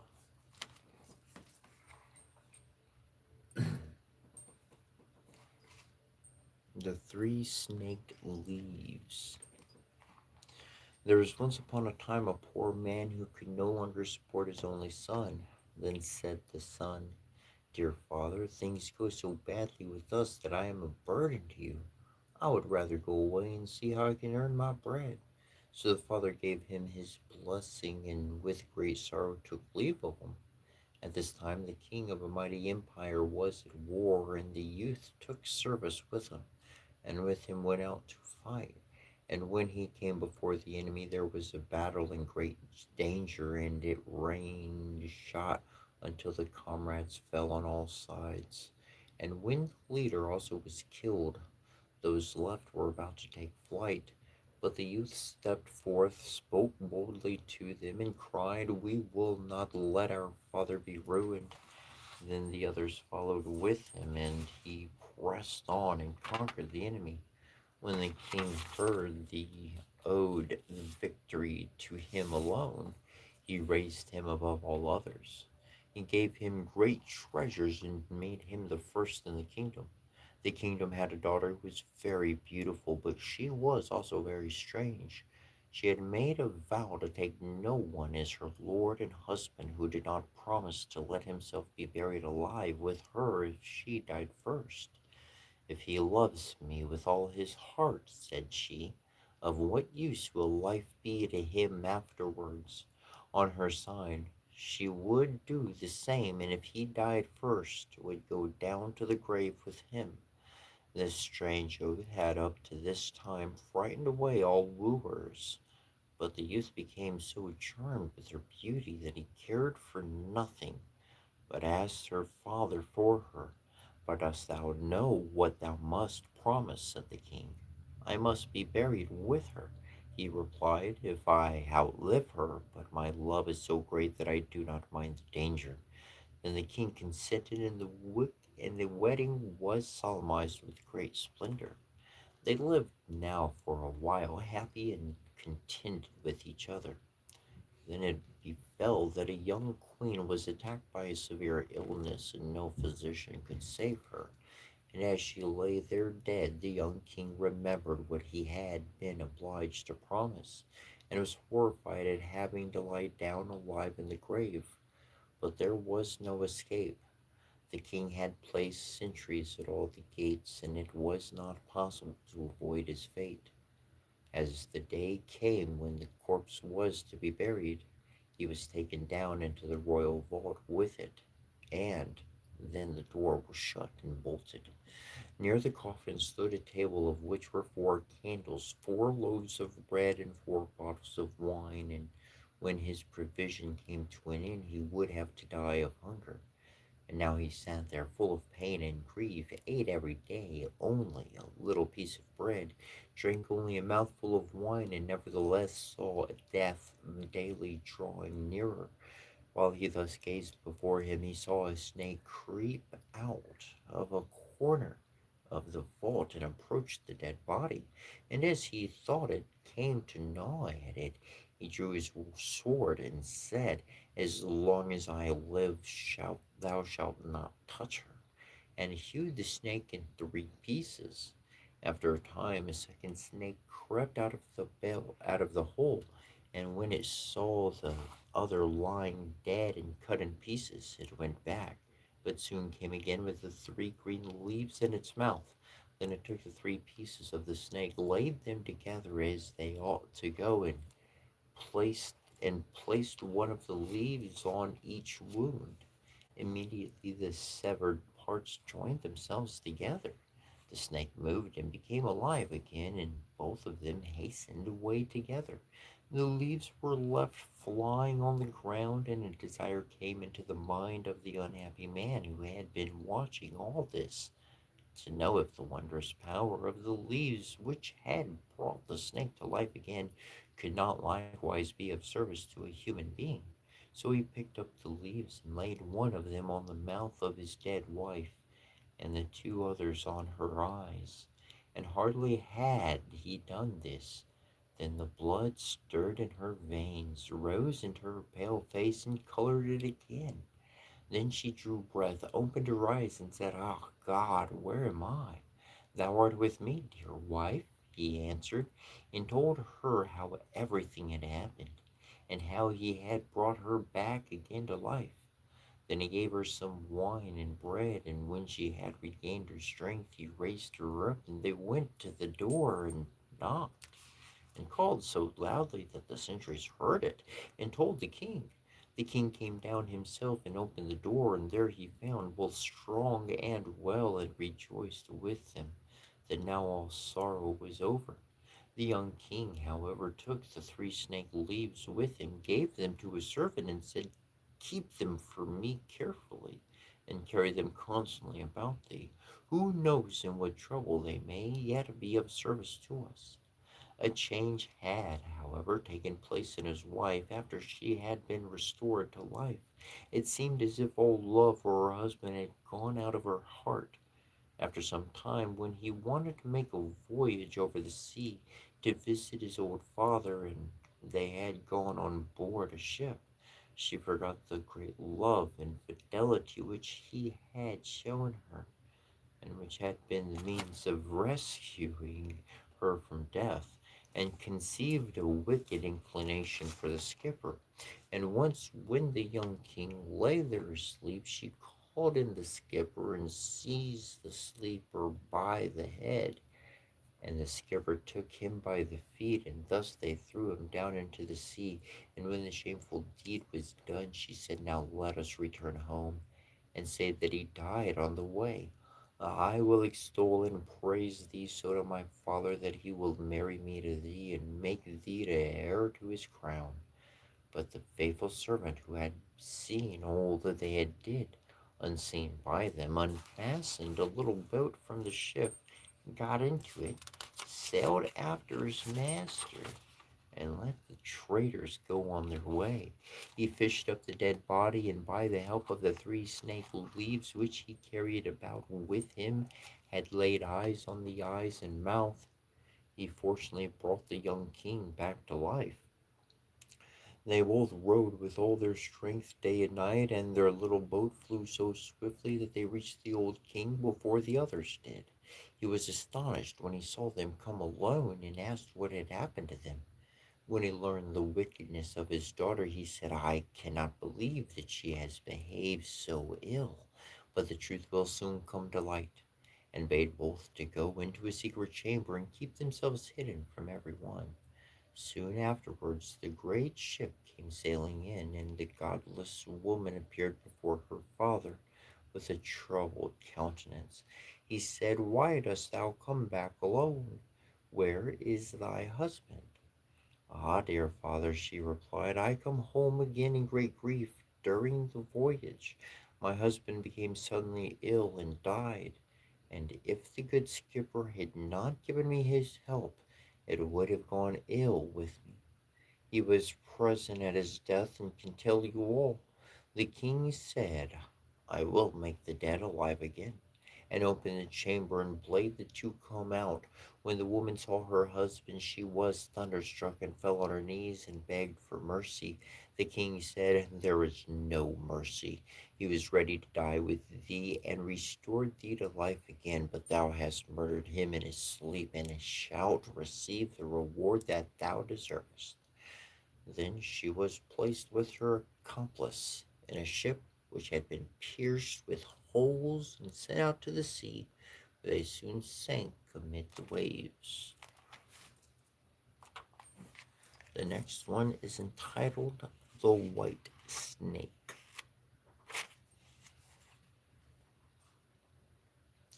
A long time ago there lived a king who was famed for his wisdom through all the land. Nothing was hidden from him, and it seemed as if news of the most secret things was brought to him through the air. But he had a strange custom. Every day after dinner, when the table was cleared and no one else was present, the trusty servant had to bring him one more dish. It was covered, however, and even the servant did not know what was in it. Neither did anyone know, for the king never took off the cover to eat of it until he was quite alone. This had gone on for quite a long time, when one day the servant who took away the dish was overcome with such curiosity that he could not help carrying the dish into his room.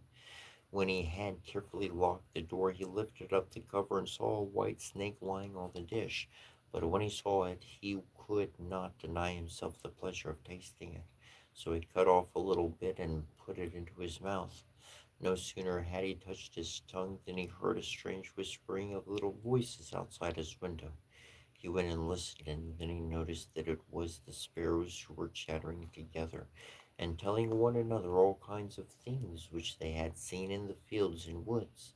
Eating the snake had given him power of understanding the language of animals. Now it so happened that on this very day the queen lost her most beautiful ring, and suspicion of having stolen it fell upon this trusty servant, who was allowed to go everywhere. The king ordered the man to be brought before him and threatened with angry words that unless he could before the morrow point out the thief, he himself should be looked upon as guilty and executed. In vain he declared his innocence. He was dismissed with no better answer. In his trouble and fear, he went down into the courtyard and took thought how to help himself out of his trouble. Now some ducks were sitting together quietly by a brook and taking their rest, and while they were making their feathers smooth with their bills, they were having a confidential conversation together. The servant stood by and listened. They were telling one another of all the places where they had been waiting about all the morning, and what good food they had found. And one said in a pitiful tone, "Something lies heavy on my stomach. As I was eating in haste, I swallowed a ring which lay under the queen's window. The servant at once seized her by the neck, carried her to the kitchen, and said to the cook, "Here is a fine duck, pray kill her." "Yes," said the cook, "and weigh in her his hand. She has spared no trouble to fatten herself, and has been waiting to be roasted long enough." So he cut off her head, and as she was being dressed for the spit, the queen's ring was found inside her. The servant could now easily prove his innocence, and the king, to make amends for the wrong, allowed him to ask a favor, and promised him the best place in the court that he could wish for. The servant refused everything and only asked for a horse and some money for traveling, as he had a mind to see the world and go about a little.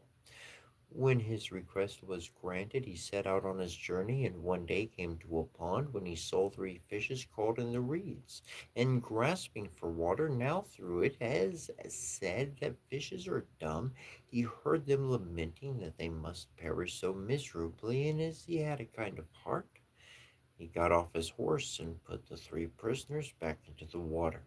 They quivered with delight and put out their heads and cried to him, "We will remember you and repay you for saving us." He rode on, and after a while it seemed to him that he heard a voice in the sand at his feet.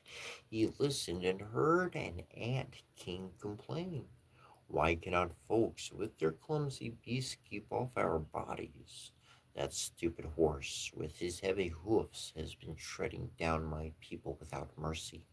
So he turned on to a side path, and the ant king cried out to him, "We will remember you. One good turn deserves another." The path led him into a wood, and there he saw two old ravens standing by their nest and throwing out their young ones. "Out with you, you idle good-for-nothing creatures," cried they. "We cannot find food for you any longer. You are big enough and can provide for yourselves." But the poor young ravens lay upon the ground, flapping their wings and crying, "Oh, what helpless chicks we are! We must shift for ourselves, and yet we cannot fly. What can we do but lie here and starve?" So the good young fellow alighted and killed his horse, and with his sword, or yeah, with his sword, and gave it to them for food. Then they came hopping up to it, satisfied their hunger, and cried, "We will remember you. One good turn deserves another." And now he had to use his own legs, and when he had walked a long way, he came to a large city. There was a great noise and crowd in the streets, and a man rode up on horseback, crying loud, "The king's daughter wants a husband, but whoever sues for her hand must perform a hard task, and if he does not succeed, he will forfeit his life." Many had already made this attempt, but in vain. Nevertheless, when the youth saw the king's daughter, he was so overcome by her great beauty that he forgot all danger, went before the king, and declared himself a suitor. So he was led out to the sea, and a gold ring was thrown into it. In his sight, the king ordered him to fetch this ring up from the bottom of the sea, and added, "If you come up again without it, you will be thrown in again and again until you perish amid the waves." All the people grieved for the handsome youth. Then they went away, leaving him alone by the sea. He stood on the shore and considered what he should do, when suddenly he saw three fishes come swimming toward him, and they were the very fishes whose lives he had saved. The one in the middle held a mussel in its mouth, which it laid on the shore at the youth's feet. And when he had taken it up and opened it, there lay the gold ring in the shell. Full of joy, he took it to the king and expected that he would grant him the promised reward. But when the proud princess perceived that he was not her equal in birth, she scorned him and required him first to perform another task.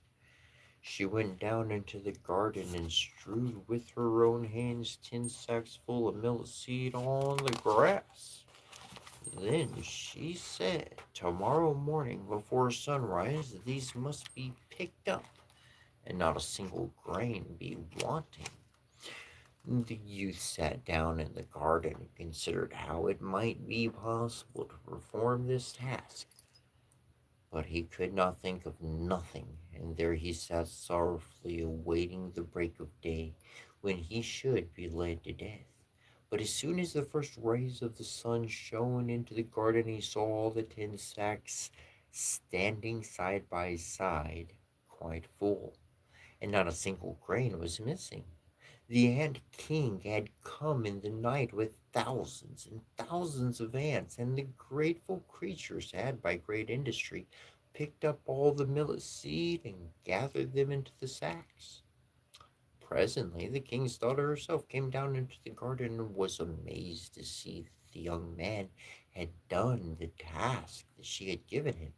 But she could not yet conquer her proud heart, and said, "Although he has performed with both tasks, he shall not be my husband until he has brought me an apple from the tree of life."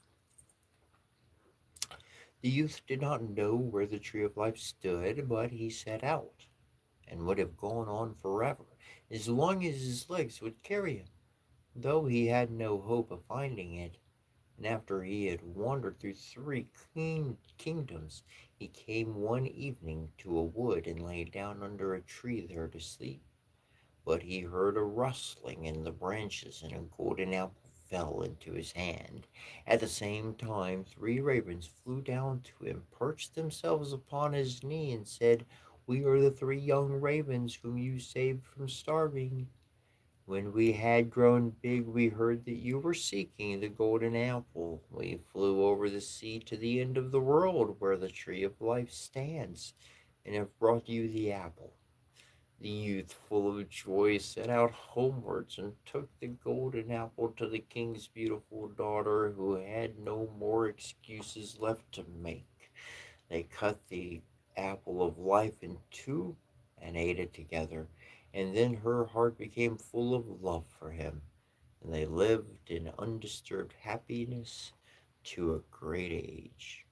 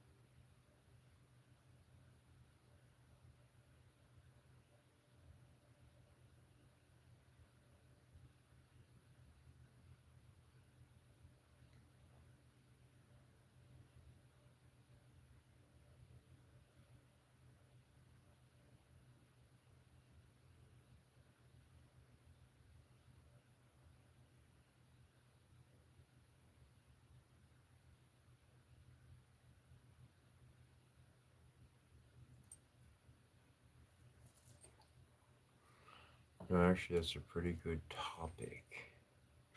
Is brainwashed. Let's talk about that for a moment.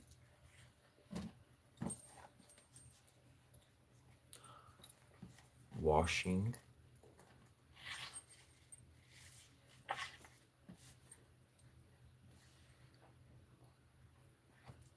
Somehow in my head, the construct of brainwashing has some type of sterilizing happening.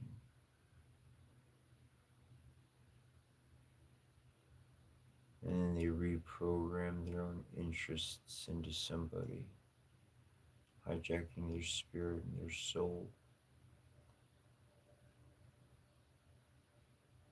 That's why it's important to know thyself and to remember thyself and to create some type of breadcrumb trail of who you are and what you connect with.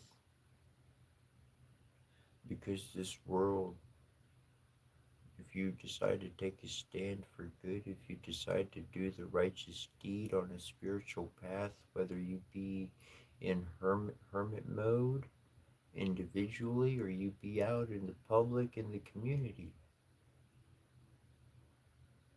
there will be opposition that is going to come against your growth. This is natural. This is to be expected.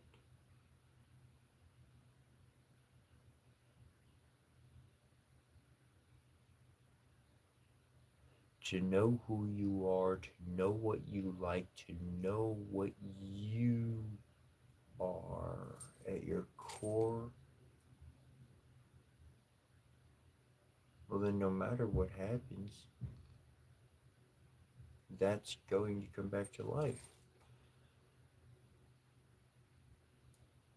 It's going to reestablish itself. It's going to reformulate. It's going to come back.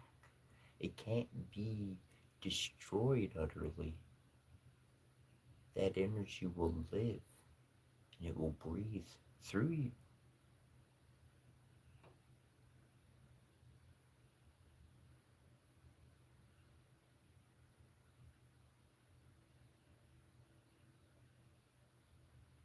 You are nature, very existence, so connected to the elements.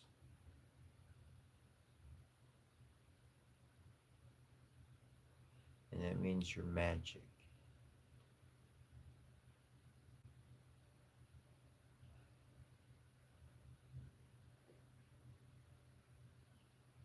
Your very life and your very doings, it is. It's important and it's valued. And you might live in a community or an area and people would see you like that and they don't view it like that. And that's not what you deal with on any sort of basis at all. But you can change your mentality. You can change what you think about every single day. You don't have to live in somebody else's mental world, in their caged thoughts. You can get outside of that, whatever your interest is, whatever your zen is.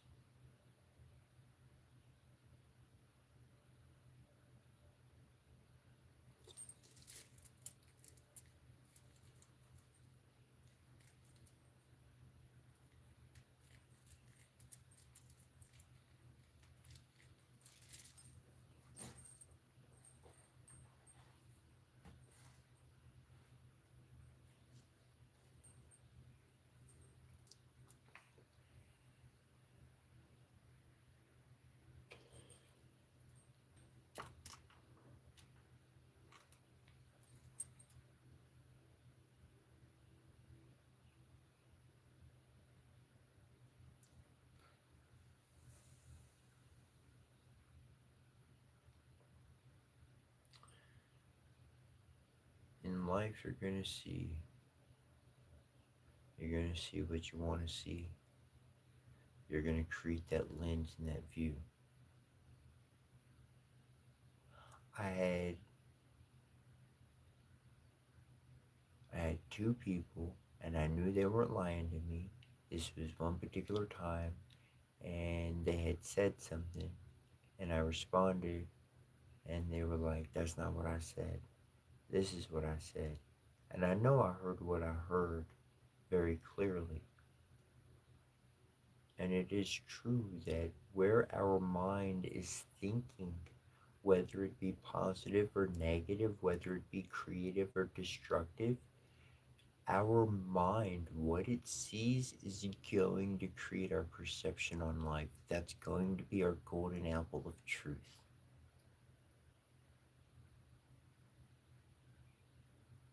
The world has a vision like a kaleidoscope.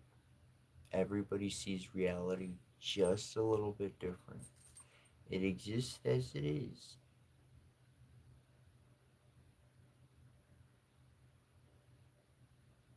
But we are shifting reality together.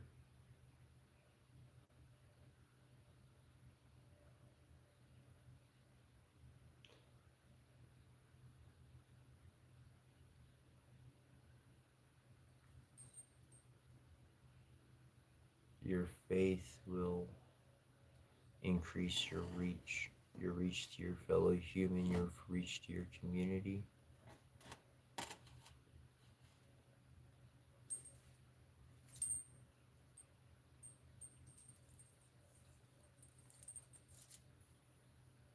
Anyways,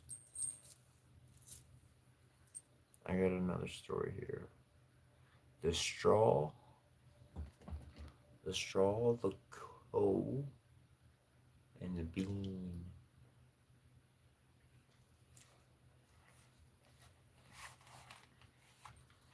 In a village dwelt a poor old woman who had gathered together a dish of beans and wanted to cook them. So she made a fire on her hearth, and that it might burn the quicker, she lighted it with a handful of straw. When she was emptying the beans into the pan, one dropped without her observing it, and lay on the ground beside a straw, and soon afterwards a burning coal from the fire leapt down to the two. Then the straw began and said, "Dear friends, from whence do you come here?" The coal replied, "I fortunately sprang out of the fire, and if I had not escaped by main force, my death would have been certain. I should have been burnt to ashes."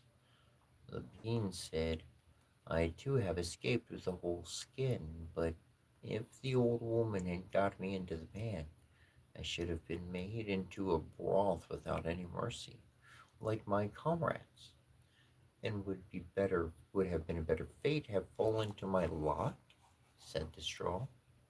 "The old woman who has destroyed all my brethren in fire and smoke. She seized 60 of them at once and took their lives. I luckily slipped through her fingers." "But what are we to do now?" said the coal.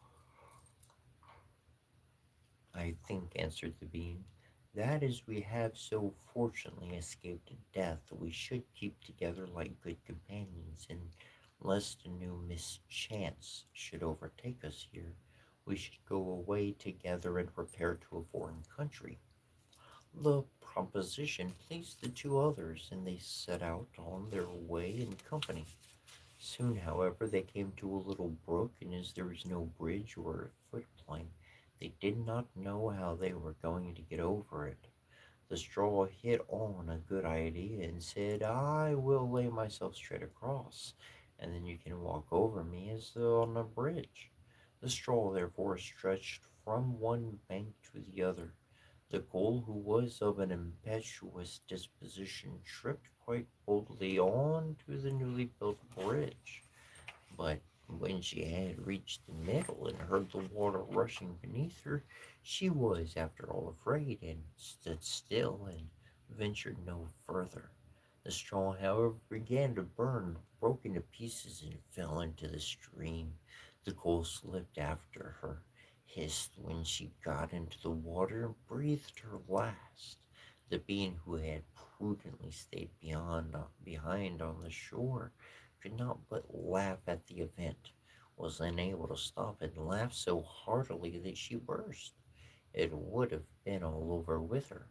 Likewise, if by good fortune a tailor who was traveling in search of work had not sat down to rest by the brook. As he had a compassionate heart, he pulled out his needle and thread and sewed her together. The bean thanked him most prettily, but as the trader used black thread, all beans since then have a black See?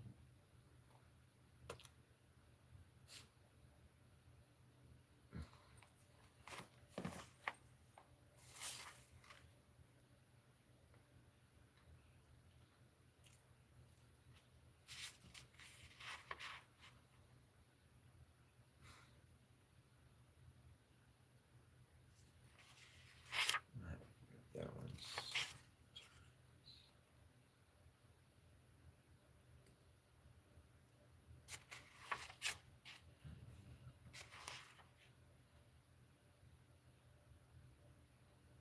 Man, there's another story. I've read it a few times. It's called The Fisherman and His Wife, and this fisherman like goes to his flounder. He finds his flounder and he says something, and the flounder winds up like granting his wish, and then his life gets all better and stuff, and he winds up telling his wife about what wound up happening, and so his wife is like, the story goes on for quite some time, but the wife is like, well, tell the fish I want to be king, and like tell him I want to be emperor, and then she's like, the husband's like, nah, I don't want to be doing this. What are you talking about? You want to be king? What do you mean you want to be emperor? And then she moves. She's like, he does it anyways though, cause she's so like, do it or else, and so he winds up doing it, and then she's like, I want to be pope, and he goes and does that, makes that request, and then through all of that, um, she's like, I want to be God, and he's like, certainly you can't be asking that, and she's like, go ask the fish, go tell him he could do everything else. So the husband's like, fine, I'll do it, and he goes and does it, and then like they lose everything and they start all the way back at the beginning with nothing. And the whole lesson was, things could be good and they could get better and they could even be better than better. A person that is content will be happy with what they have, and they would always like things to be better, sure, but they're content with what they have.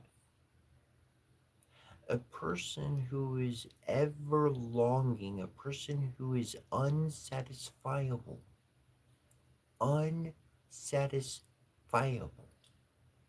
They always need a new gadget, a new gift, a new this, a new that. Gotta buy that, gotta buy this, gotta have a new gift, gotta have a new that. You didn't do that for me. That means you don't love me. What the hell? They must be living in hell, because that's not the attitude of heaven. Heaven finds contentedness.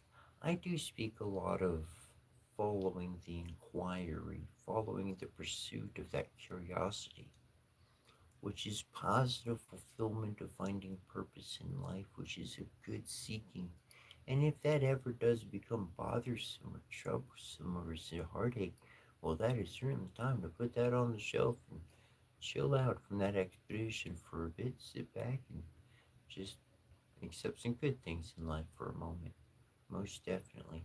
Always the ability to shift and move with the tide of energy that is currently being handled or dealt with by the individual.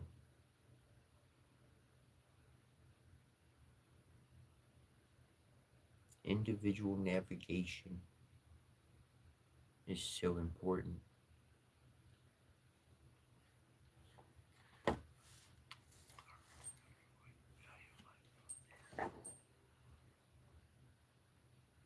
The other one, the next story, is The Valiant Little Tailor. This one's pretty good.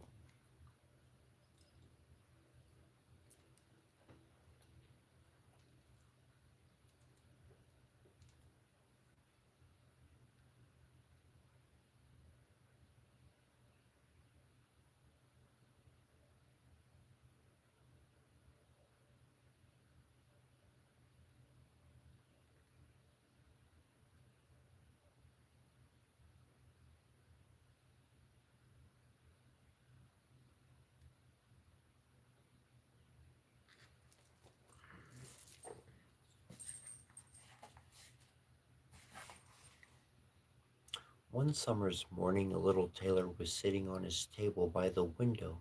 He was in good spirits and sewed with all his might. Then came a peasant woman down the street crying, "Good jams, cheap, good jams, cheap." This rang pleasantly in the tailor's ears. He stretched his delicate head out of the window and called, "Come up here, dear woman.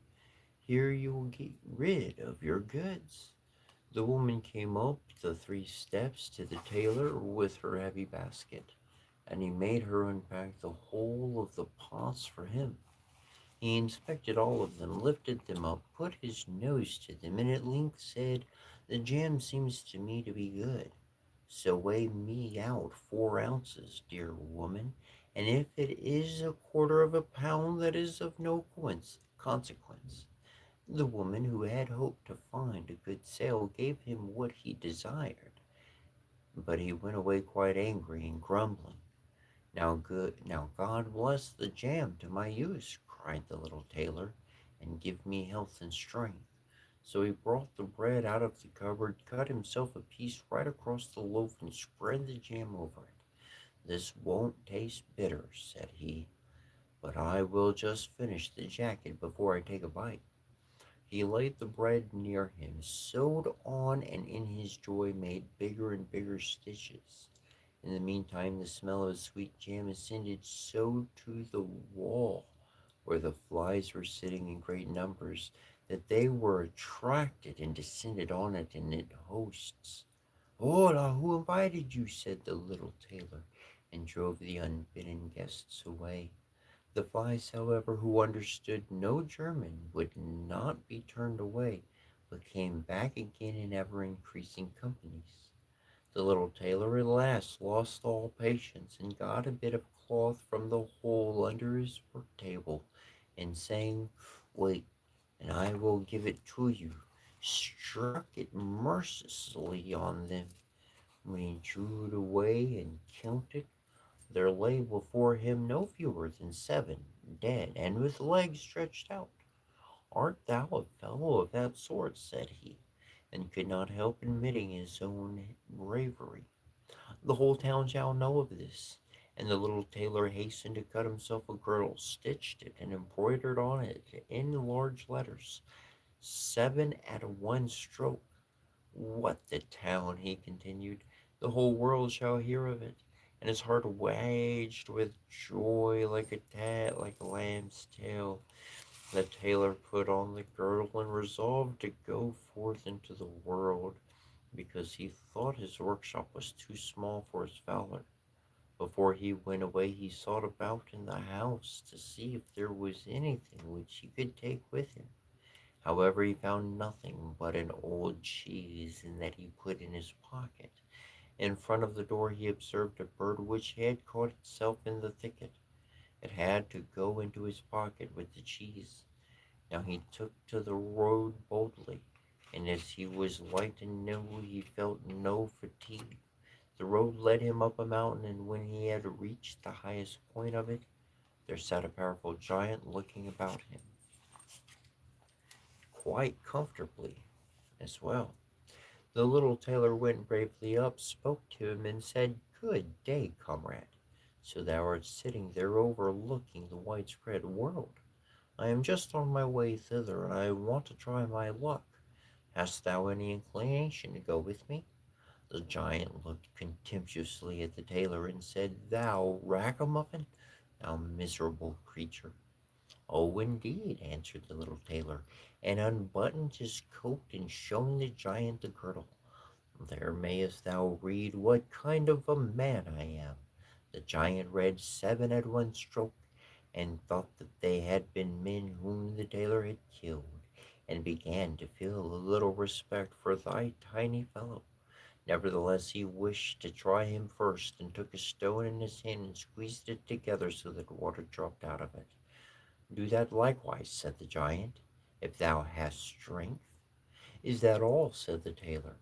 "That is child's play with us," and put his hand into his pocket, brought out the soft cheese, and pressed it until the liquid ran out of it. "Faith," said he, "that was a little better, wasn't it?" The giant did not know what to say and could not believe it of the little man. Then the giant picked up a stone and threw it so high that the eye could scarcely follow it. Now little might of man do that likewise. Well thrown, said the tailor, but after all the stone came down to earth again, I will throw you one which shall never come back at all. And he put his hand into his pocket, took out the bird, and threw it into the air. The bird, delighted with its liberty, rose, flew away, and did not come back. How does that shot please you, comrade? Asked the tailor. Thou canst certainly throw, said the giant, but now we will see if thou art able to carry anything properly. He took the little tailor to a mighty oak tree which lay there felled on the ground, and said, if thou art strong enough, help me to carry the tree out of the forest. Readily answered the little man. Take thou the trunk on thy shoulders, and I will raise up the branches and twigs after all. They are the heaviest.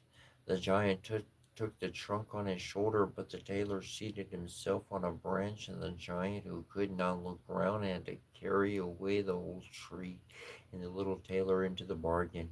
He behind was quite merry and happy, and whistled in the song. Three tailors rode forth from the gate, as if carrying the tree were child's play. The giant, after all he had dragged away the heavy burden part of the way, could go no further, and cried, hark you, I shall have to let the tree fall. The tailor sprang nimbly down, seized the tree with both arms as if he had been carrying it, and said to the giant, thou art such a giant fellow, and yet canst not even carry the tree?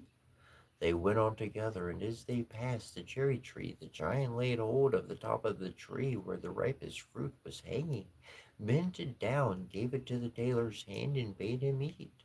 But the little tailor was much too weak to hold the tree, and when the giant let it go, it sprang back again, and the tailor was tossed into the air with it. When he had fallen down again without injury, the giant said, what is this? Hast thou not strength enough to hold the weak twig? There is no lack of strength, answered the little tailor. Dost thou think that thou could be anything to a man who is struck down seven at one blow? I leapt over the tree because the huntsmen are shooting down there in the thicket. Jump as I did, if thou canst do it. The giant made the attempt, but could not get over the tree, and remained hanging in the branches, so that in this also the tailor kept the upper hand. The giant said, if thou art such a valiant fellow, come with me into our cavern and spend the night with us. The little tailor was willing and followed him. When they went into the cave, other giants were sitting there by the fire, and each of them had a roasted sheep in his hand and was eating it. The little tailor looked around and thought, it is much more spacious here than in my workshop. The giant showed him a bed and said he was to lie down in it and sleep. The bed, however, was too big for the little tailor, and he did not lie down in it, but crept into a corner. When it was midnight, and the giant thought that the little tailor was lying in a sound sleep, he got up, took a great iron bar, cut through the bed with one blow, and thought he had given the grasshopper his finishing stroke. With the earliest dawn, the giants went into the forest, and had quite forgotten the little tailor, when all at once he walked up to them quite merrily and boldly. The giants were terrified. They were afraid that he would strike them all dead, and ran away in a great hurry. The little tailor went onwards, always following his own pointed nose. After he had walked for a long time, he came to the courtyard of a royal palace, and as he felt weary, he lay down on the grass and fell asleep. While he lay there, the people came and inspected him on all sides, and read on his girdle, seven at one stroke. Ah, said they, what does the great warrior here in the midst of peace? He must be a mighty lord. They went and announced him to the king, and gave it as their opinion that if war should break out, this would be a weighty and useful man who ought on no account to be allowed to depart. The council pleased the king, and he sent one of his courtiers to the little tailor to offer him military service when he awoke. The ambassador remained standing by the sleeper, waited until he stretched his limbs and opened his eyes, and then conveyed him this proposal. For this very reason have I come here, the tailor replied. I am ready to enter the king's service. He was therefore honorably received, and a special dwelling was assigned to him. The soldiers, however, were set against the little tailor and wished him 1,000 miles away. What is to be the end of this? They said amongst themselves. If we quarrel with him, and he strikes about him, 7 of us will fall at every blow. Not one of us can stand against him. They came therefore to a decision, betook themselves in a body to the king, and begged for their dismissal. We are not prepared, said they, to stay with a man who kills 7 at one stroke. The king was sorry that, for the sake of one, he should lose all his faithful servants, wished that he had never set his eyes on the tailor, and would willingly have been rid of him again, but he did not venture to give him his dismissal, for he dreaded lest he should strike him and all his people dead, and place himself on the royal throne. He thought about it for a long time, and at last found good counsel.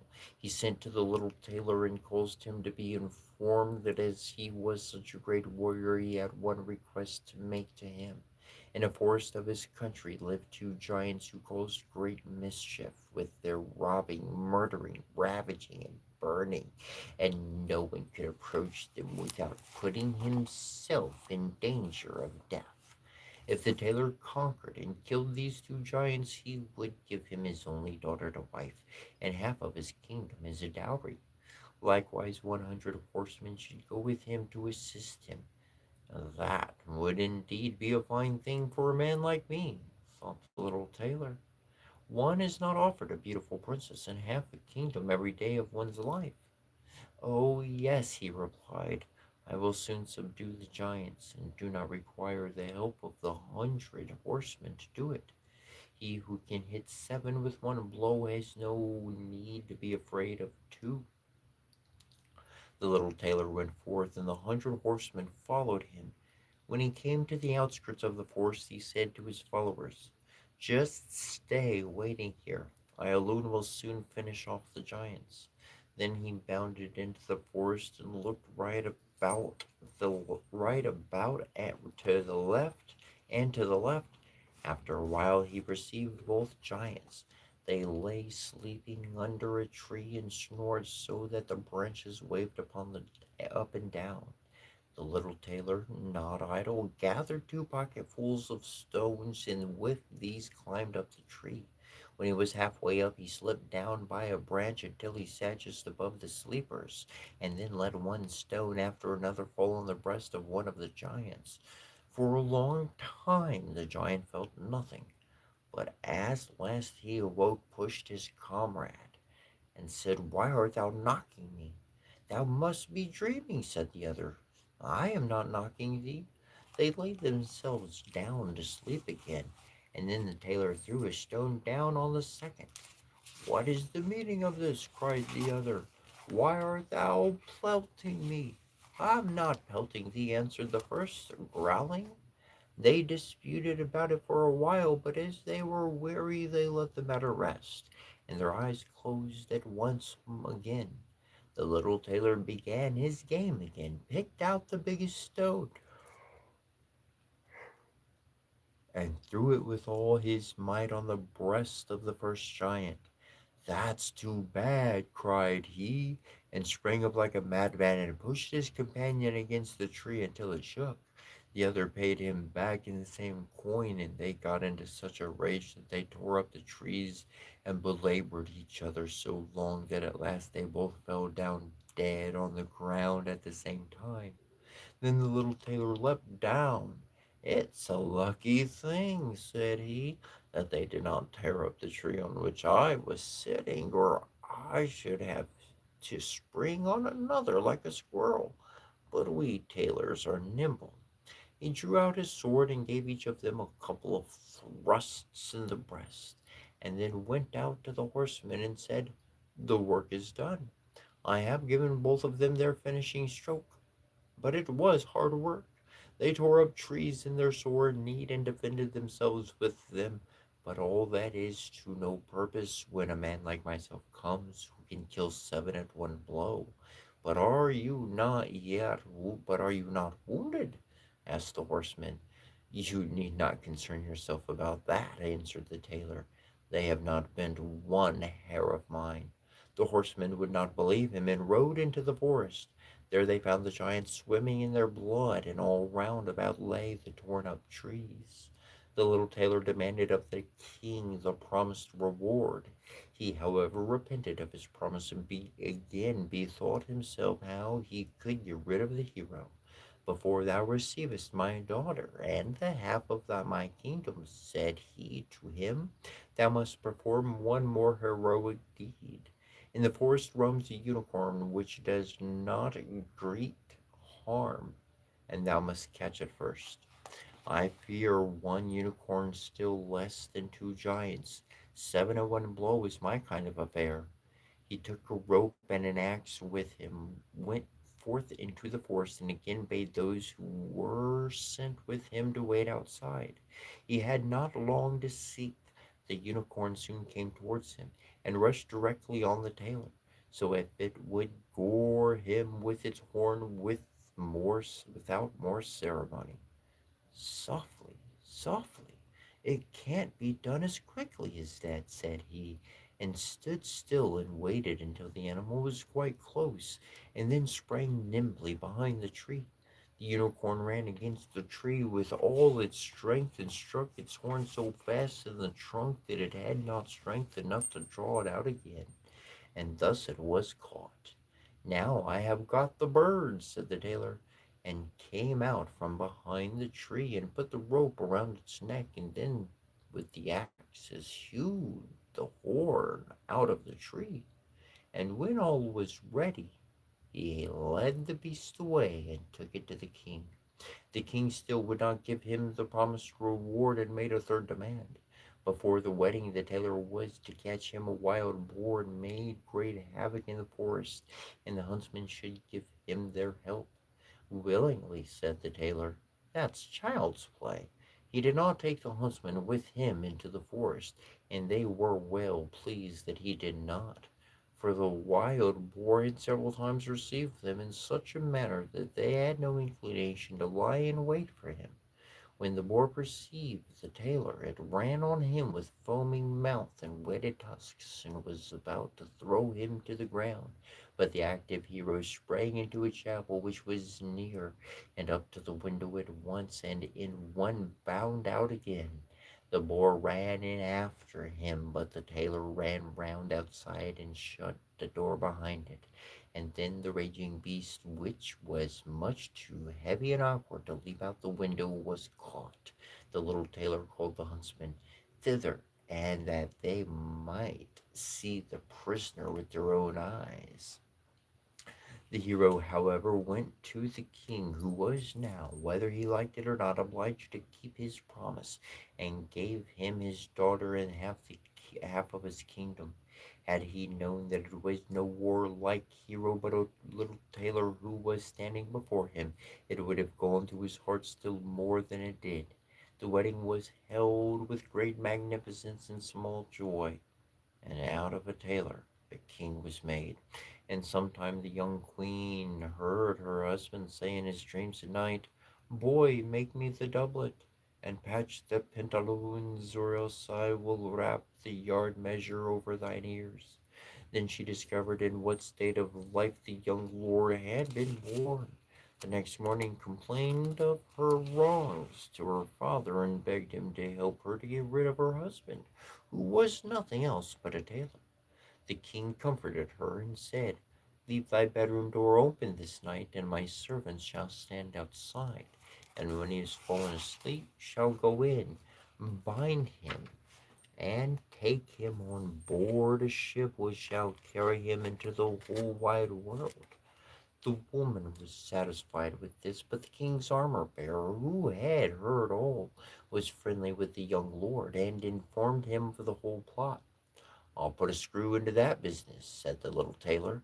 At night he went to bed with his wife at the usual time, and when she thought that he had fallen asleep, she got up, opened the door, and then lay down again. The little tailor, who was only pretending to be asleep, began to cry out in a clear voice, "Boy, make me the doublet and patch me the pantaloons, or I will wrap the yard measure over thine ears. I smote 7 at one blow, I killed 2 giants, I brought away 1 unicorn and caught a wild boar, and I am to fear those who are standing outside the room." When these men heard the tailor speaking thus, they were overcome by a great dread and ran as if the wild huntsmen were behind them, and none of them would venture anything further against him. So the little tailor was a king and remained one to the end of his life.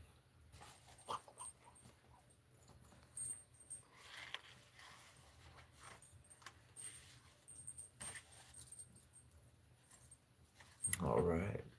Well, thank you for joining me today. We will be back tomorrow. And as in our normal saying, Donna De Kauai. Until next time, until we see you next time. Much love and many blessings.